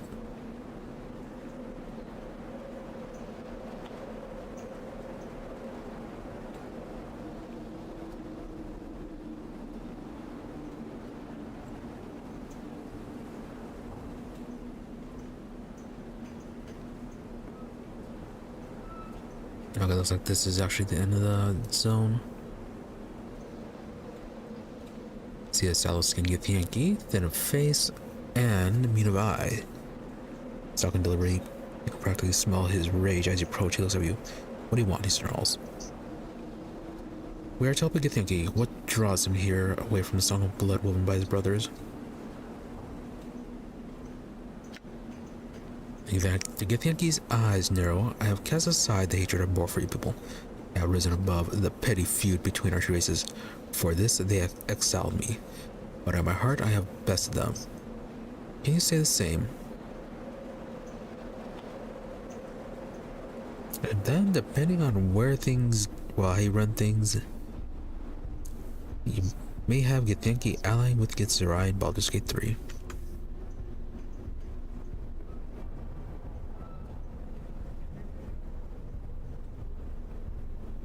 Right. What do you want? Sikadeva.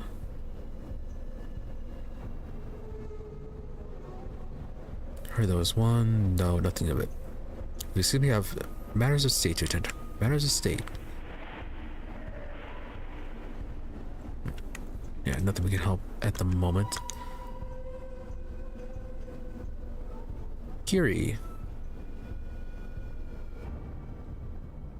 A young woman, her face flushed and bruised, her hair in disarray. Although clothes are nice, they are torn several places. She is moving through the streets warily, glancing over her shoulder occasionally. Greet her. She jumps at your greetings and whips around to face you. Her eyes travel along the scars. With concern across her face. Hell cutter, I'm Gary, what can I do for you? Seem nervous. What's wrong? There are people here who don't like me. I try to avoid them wherever possible. I don't like you. I'm a harlot. I'm young, pretty, and good at what I do. He smiled. The other girls said I was taking business away from them. So they beat me up and told me not to show my face around here anymore. Said they'd make sure I wasn't pretty anymore if they caught me here. So why'd you come back? She laughs. The jink, what else? I can't leave and set up everywhere else. I can't leave and set up elsewhere without jink, and I can't earn jink if I'm not here. I'm pretty much trapped. She sighs and looks away. I do anything if I can get my hands on some decent jink. Anything. Sure, Cutter. Anything if the price is right. Got something in mind. Were you going to kill someone? Updated my journal. Really, that's random. Why am I asking her to kill people?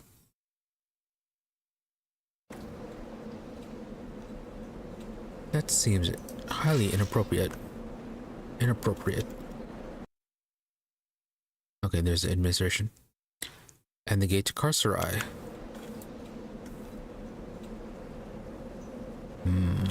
Okay.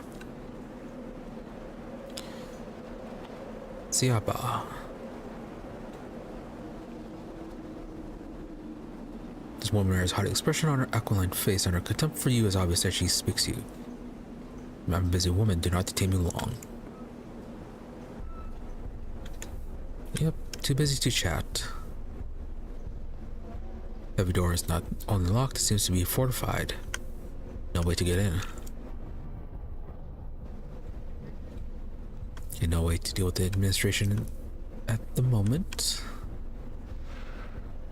A lot of junk.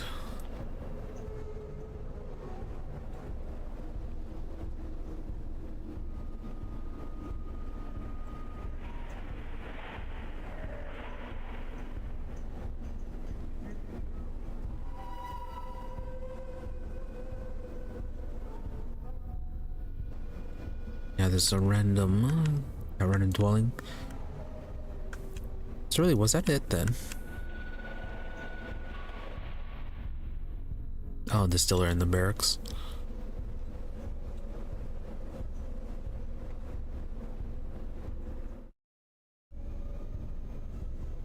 All right. Kester.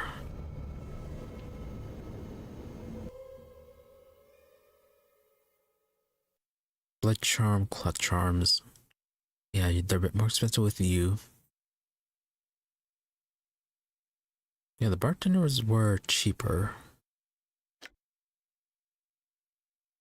And looks like we can't sell to you though.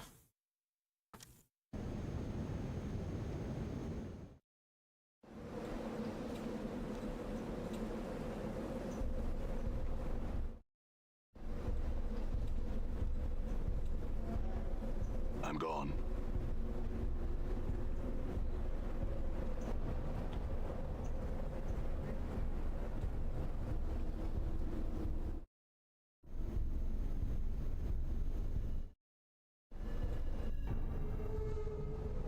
Oh no, that was a blacksmith.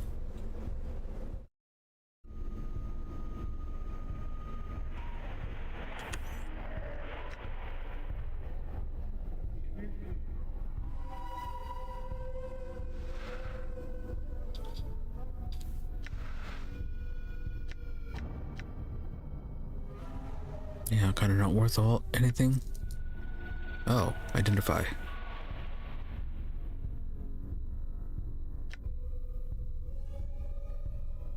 Yeah, I'd rather use that item to identify. Done.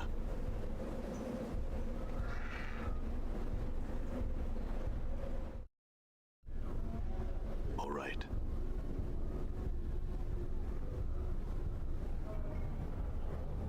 Okay, yeah, so it was just Ilya. Claps you on the shoulder, good work. You want the first part of the key, that will get you under cursed. Here it is. Such place eternal justice had prepared for those rebellious. Go talk to Kitla over there. She's got the second part of the... Or I can teach you weapons. We're not a fighter. Journal. Alright, Kitla, your turn. Turns out that I have a use for you after all. You help me, I help you, we all wind up happy. Updated my journal. Right, there are two men here named Crumple Punch and Kessler. Crumple Punch is a smith, Kessler is a distiller. They both owe me a lot of money. One of them owes the other as well, though. And so neither of them is paying me. They're arguing about the inheritance. Give me the legacies they're holding on to. I can bargain with them very effectively.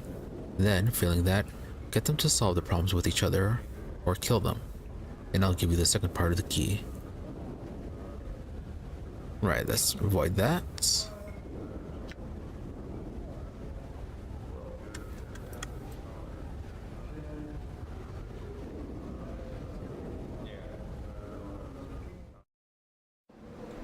Done.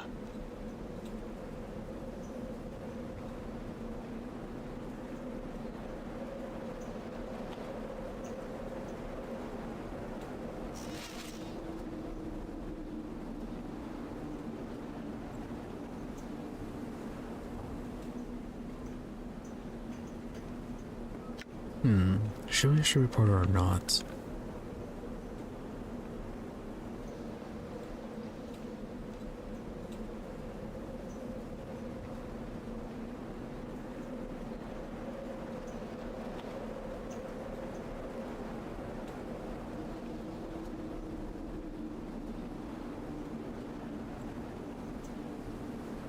Let's have another talk with her, see how serious she was about murdering.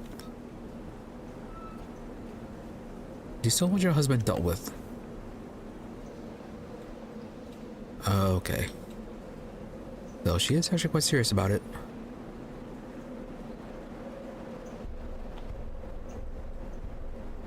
Yeah, a woman named Lady Roberta is involved and plans to kill her husband, Carl. Right, we'll look into this.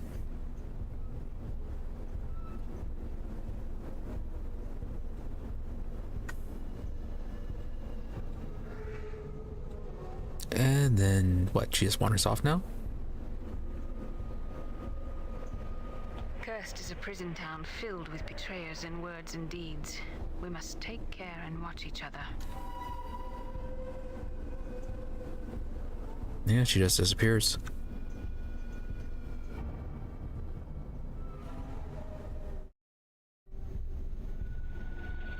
Another Crumple Punch.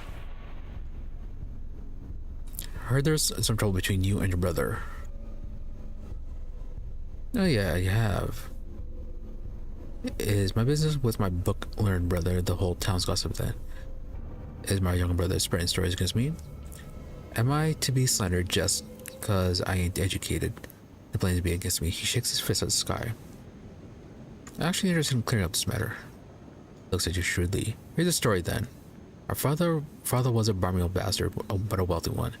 He left us a smithy and distillery when he died. But now my brother is trying to cut me out of the distillery, which always made more coin, and I'm trying to get it back. I've got a legacy to prove it, but I ain't so smart with stuff, and I don't trust anyone in this town to help me. You help me, I'll give you some jink, and I'll live by your decision.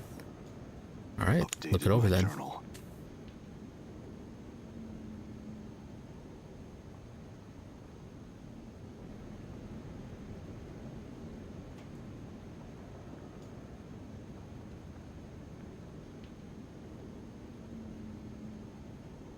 But I guess you got to study it up and make sure it's on the up and up. He passes you a crumpled wad of paper.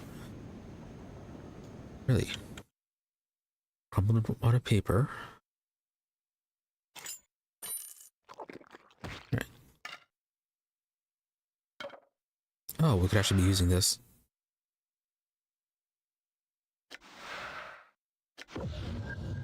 Unique artifact. Poison damage. 1 to 6 piercing, 2 to 7 piercing.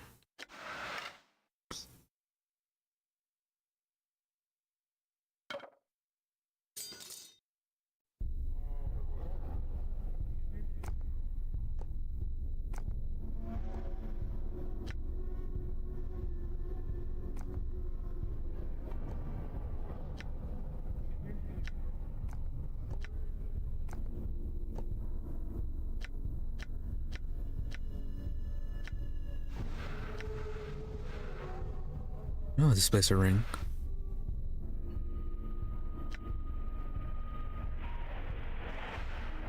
Yeah, that's only +1.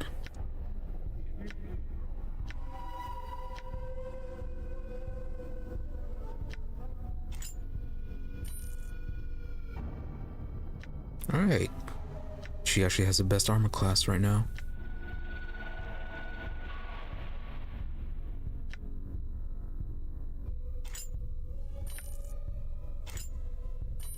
There it goes. Give it to the cons. He's actually a fighter.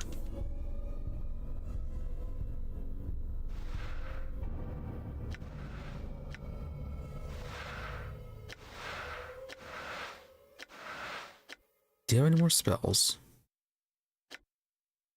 No. Maybe we'll identify our next rest. Also, about that, the legacy. Legacy is inscribed on a watered piece of paper of old vellum. Creased and soot covered, it has obviously been much poured over by someone with very dirty hands. It belongs to Crumple Punch the Smith, and from what you can decipher, it appears that his father was both uneducated and sloppy in his handwriting. Little you can make out appears to order the division of the smithy and this or between the two brothers, but does not provide details as to how the division is to be accomplished. Alright, quite sloppy. Just in order to divide, but not how.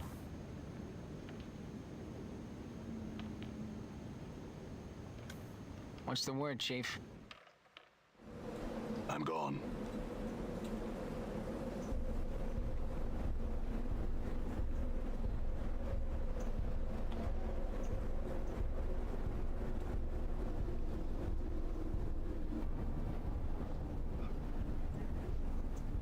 Who's the person they were looking for? Jensen.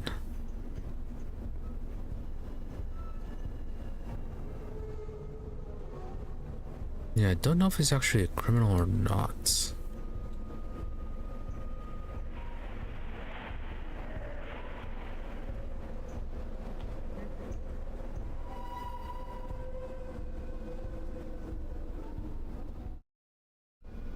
Done.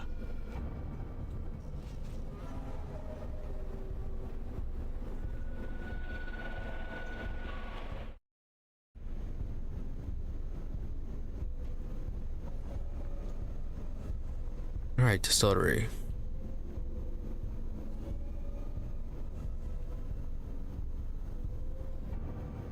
Your brother sent me, says he wants a negotiation about the inheritance between you and your father.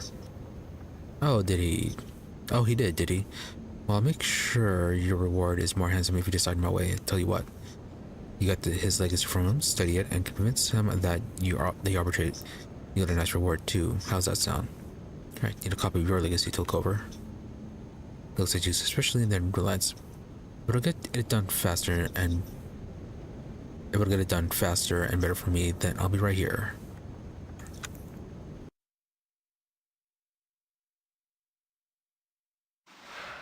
Right. A little bit better than Crumple Punches. Legacy is inscribed on a carefully folded piece of well-tended old vellum. It belongs to Kester the Distiller, and from what you can decipher, it appears that his father was both uneducated and sloppy in the handwriting.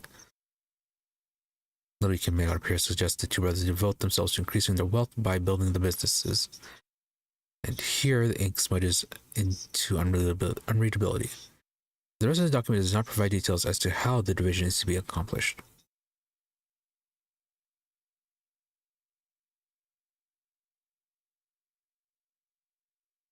Okay, so they're supposed to build up the business, and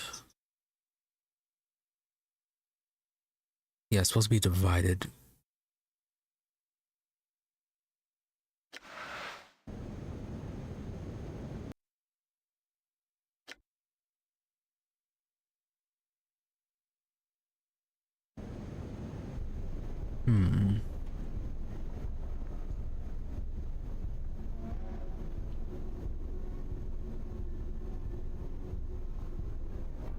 Got your brother to agree to a money negotiation, will you?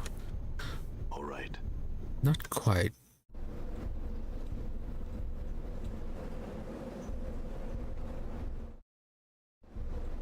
Done.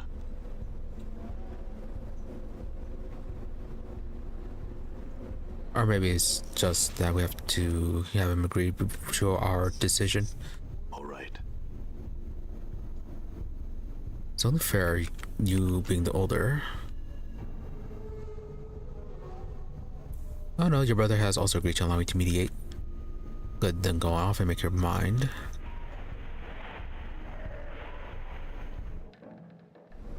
Done.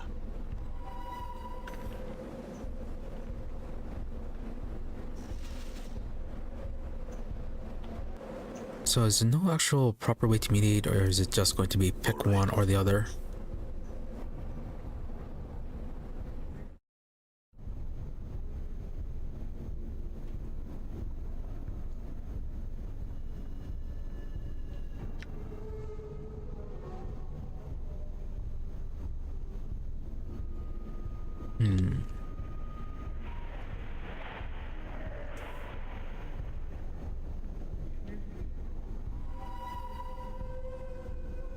Okay, one or the other, or split it down the middle.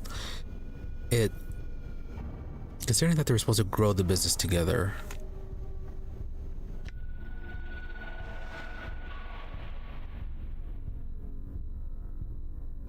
Yeah, devote themselves to increasing their wealth by building the businesses. That's necessary to say together, though.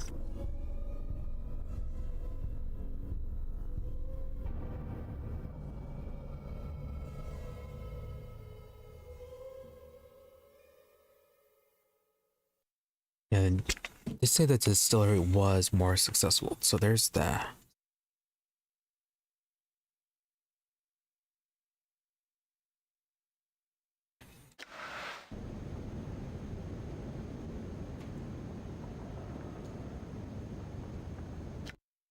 Yeah, Kester's note does seem like it would be together, but Crumple Punch is say a bit separate.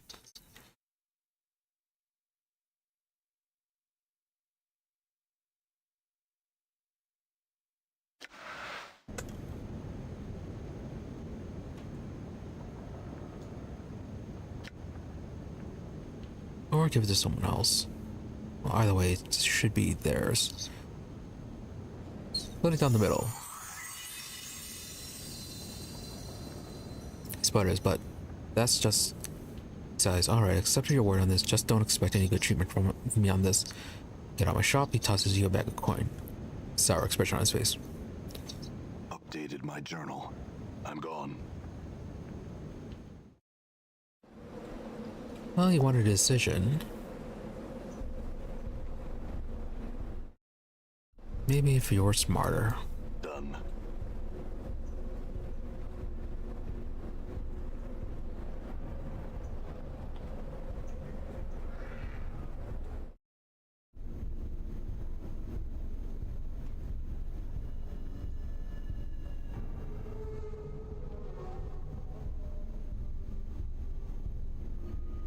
Oh, okay.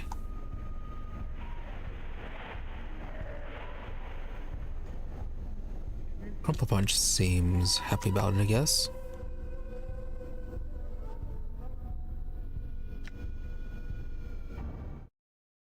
I'm gone.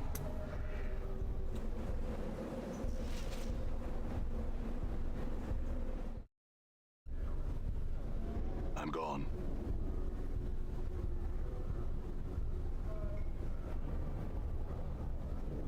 Size. Things we're solving the same, but look.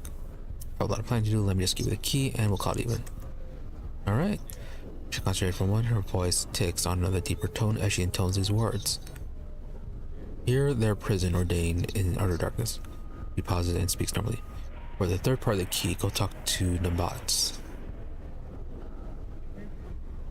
Updated my journal. Alright, Nabat, for you. They seem to be giving away these pieces of key pretty easily. Like, even though we're like doing these requests, but yeah, they're not exactly hiding the presence of the Deva, though everyone else does not seem to be aware of it.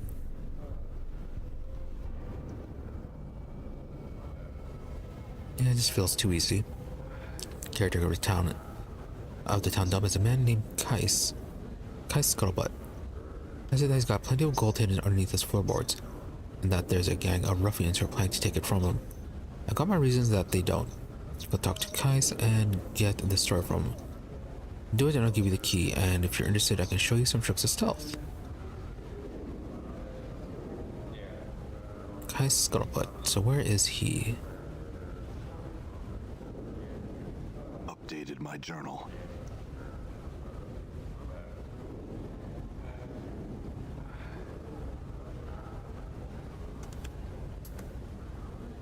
Alright, so we can't ask where he is. Just a dumb caretaker.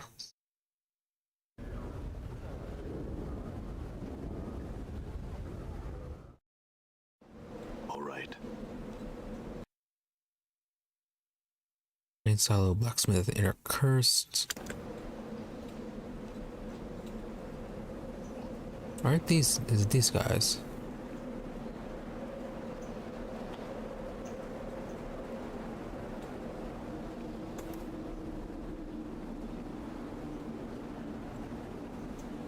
Maybe different guys. Okay, there's nobody in there.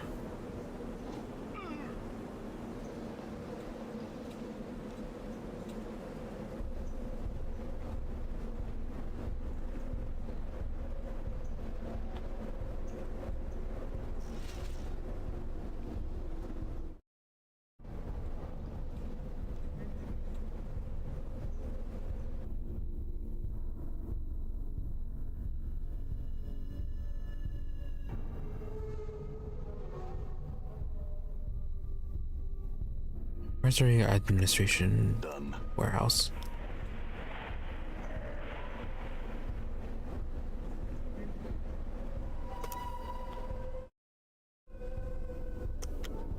Are you Scuttlebutt, even though you're just a merchant? No, Devore. Your combat skills are most impressive, Darkon. They are but specks upon Zerthamon's path. Gaming has come quite a long way for Party Bender.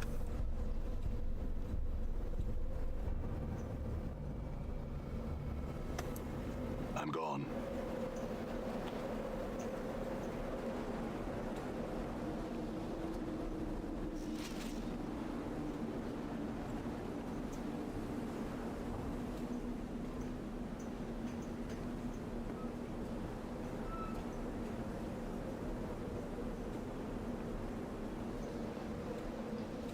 Right, we have to look at random housing. Because I don't recall seeing a Scuttlebutt anywhere.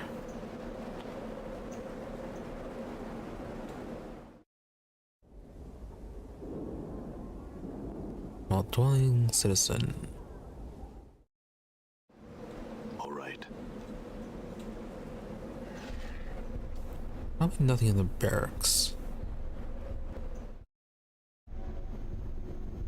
Done. Yeah, just a lot of guards.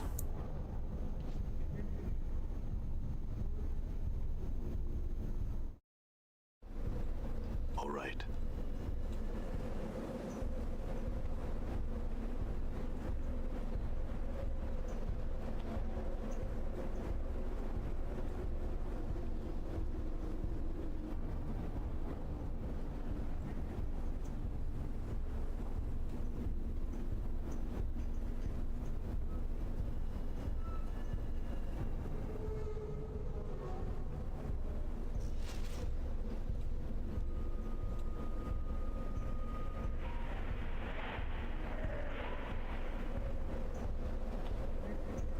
Oh, a guard captain.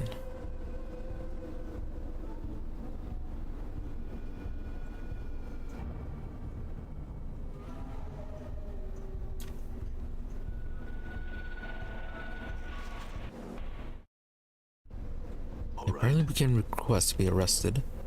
So that's a thing.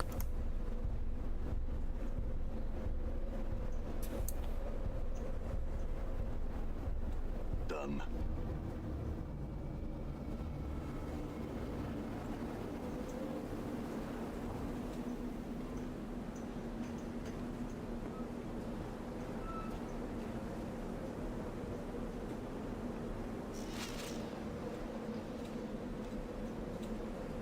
Alright, he's just going to random buildings until we find Scuttlebutt. I'm gone.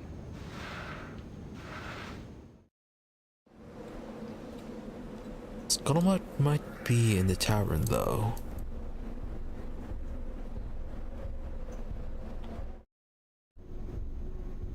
Done. How may I help? Where, oh where are you, Scuttlebutt?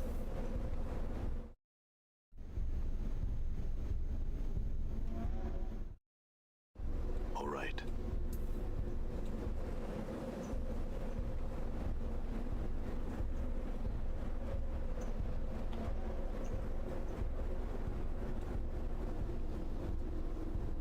Oh, might actually be down here. Yeah, the dump caretaker. Come to see Kais. Heard stories of wisdom and righteousness. Examples to be set and lived by. Who are you? Kais, caretaker of this town refuse. Gentle the garbage and in metaphor, I have seen a fair number of souls float this way as well. I am the voice that urges them to goodness, and I fear they ignore me. Right. Heard you had a problem with a group of thugs. Werner is a man, a leader of lies, a collector of sins. He tells me I have coin that I should give it to him. My wealth lies solely in my heart and my faith. I have told him this. Here he does not believe me. Go convince him of this. He stands in a curse on the southern side near the wagons.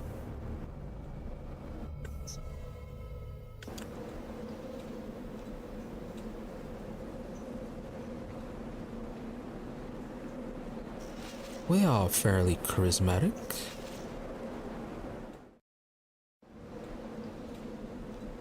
All right.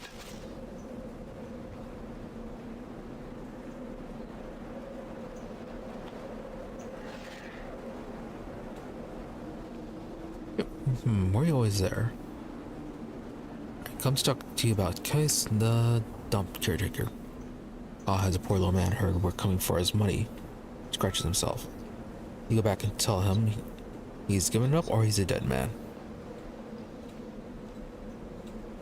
And as you can tell, you want someone to answer questions. Now get out of here before I put my boys on you.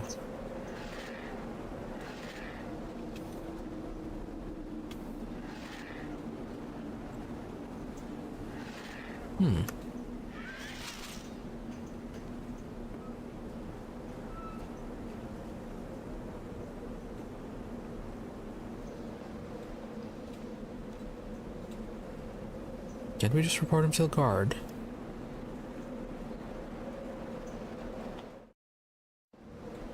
I'm gone.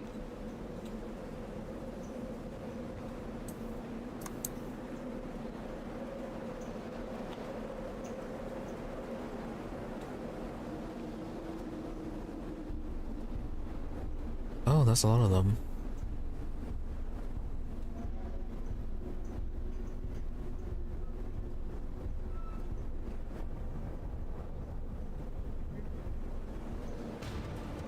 What's up?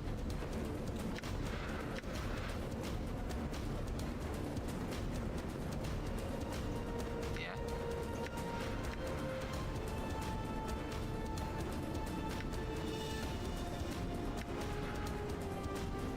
Oh, Desperado spells. Your face is Error.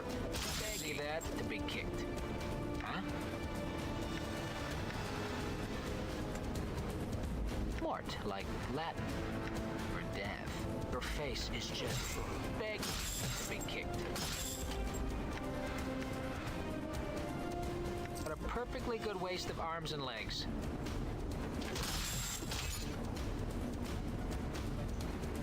I'm gone. See, you saved my life. Kais seems vaguely stupefied that this would happen, Curse. Are you much? Should you ever require healing, come seek me. I'll provide what assistance I can.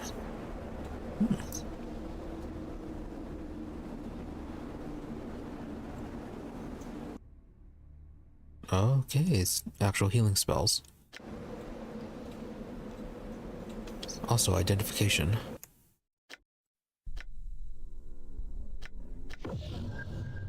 Minor artifacts.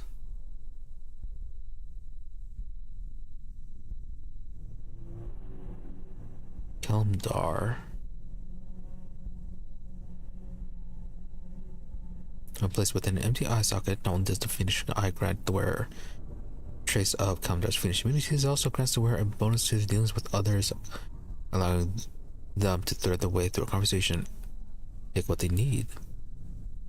So the mulling rate of opportunities the eye presents to the wearer aligns with the opportunities he does take, reducing how much he learns from his experience. -1 to wisdom, +2 to charisma. It's only -1. Oh, when did we get this?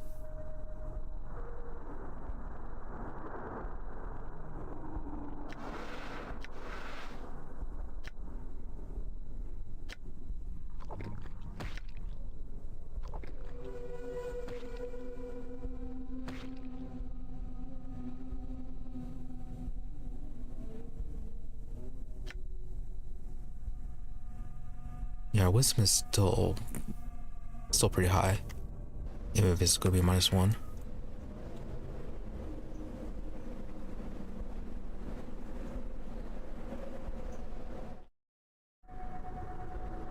All right. Right, Nabat gives you a smile as you walk in. I hear you're done. That means you get the third part of the key. His eyes blaze for just a moment, and the verse tolls forth. Their portion set. When his eyes return to normal, he shrugs. Not much of a verse, I'm afraid, but it'll have to do. Thanks for your help. The next portion of the key is with Dallin. He's the one with the young female friend over there. Or I could train you with some thieving tricks. Updated my journal. We are not a thief.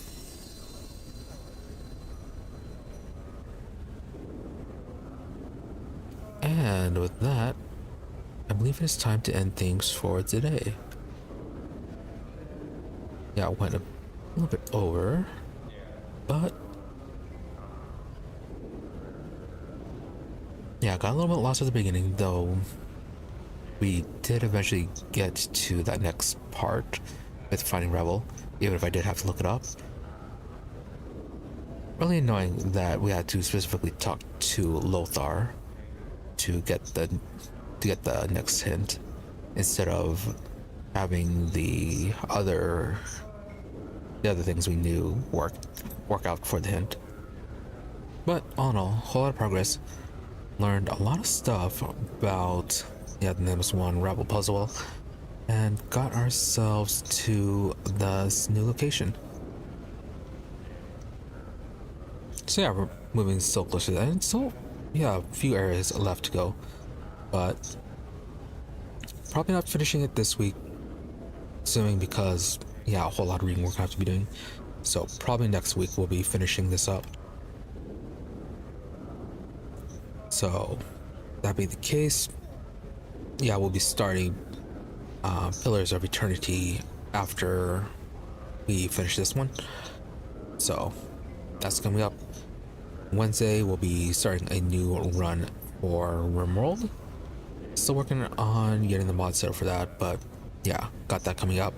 And then Saturday will be the continuation of our Total War Warhammer 3 Legendary Gorbad run, which is going well. After the past 2 runs for that, I'm surprised that we have lasted this long. Though, considering all the wars I ended up declaring, don't expect it to be going for too much longer, unless we get incredibly lucky. Anyways, so more Planescape tomorrow, Rimworld Wednesday, Total War Warhammer on Saturday. So yeah, with all that coming up, be sure to follow or subscribe to the channels to find where you prefer watching, whether it be on Twitch or on YouTube, for notifications of when we're online. Otherwise, as always, my social medias for updates and notifications when we're online, or just general updates. Twitter is at Imre_WE, IMRE_EE. Blue Sky and Inter-Dashly, IMRE-EE. So yeah, more of the same thing, between dash or underscore. What's the holdup? Otherwise, if you don't feel like dealing with social media, I do try to stream every day between 12:30 a.m. to 5 a.m. US Central. Usually give or take 30 minutes. And regardless of those those variable start end times, towards the middle it is more reliable when I am here. And as I said, I do try to stream every day between those times. So, that being said, thank you all for watching. Thank you to those who happen to stop by stream live, as well as thank you to those who may end up watching the VOD. Hope you're all reasonably entertained, that you have a good day or night, whichever it happens to be, and that you stop by again next time. With that, thank you. With that, thank you and goodbye.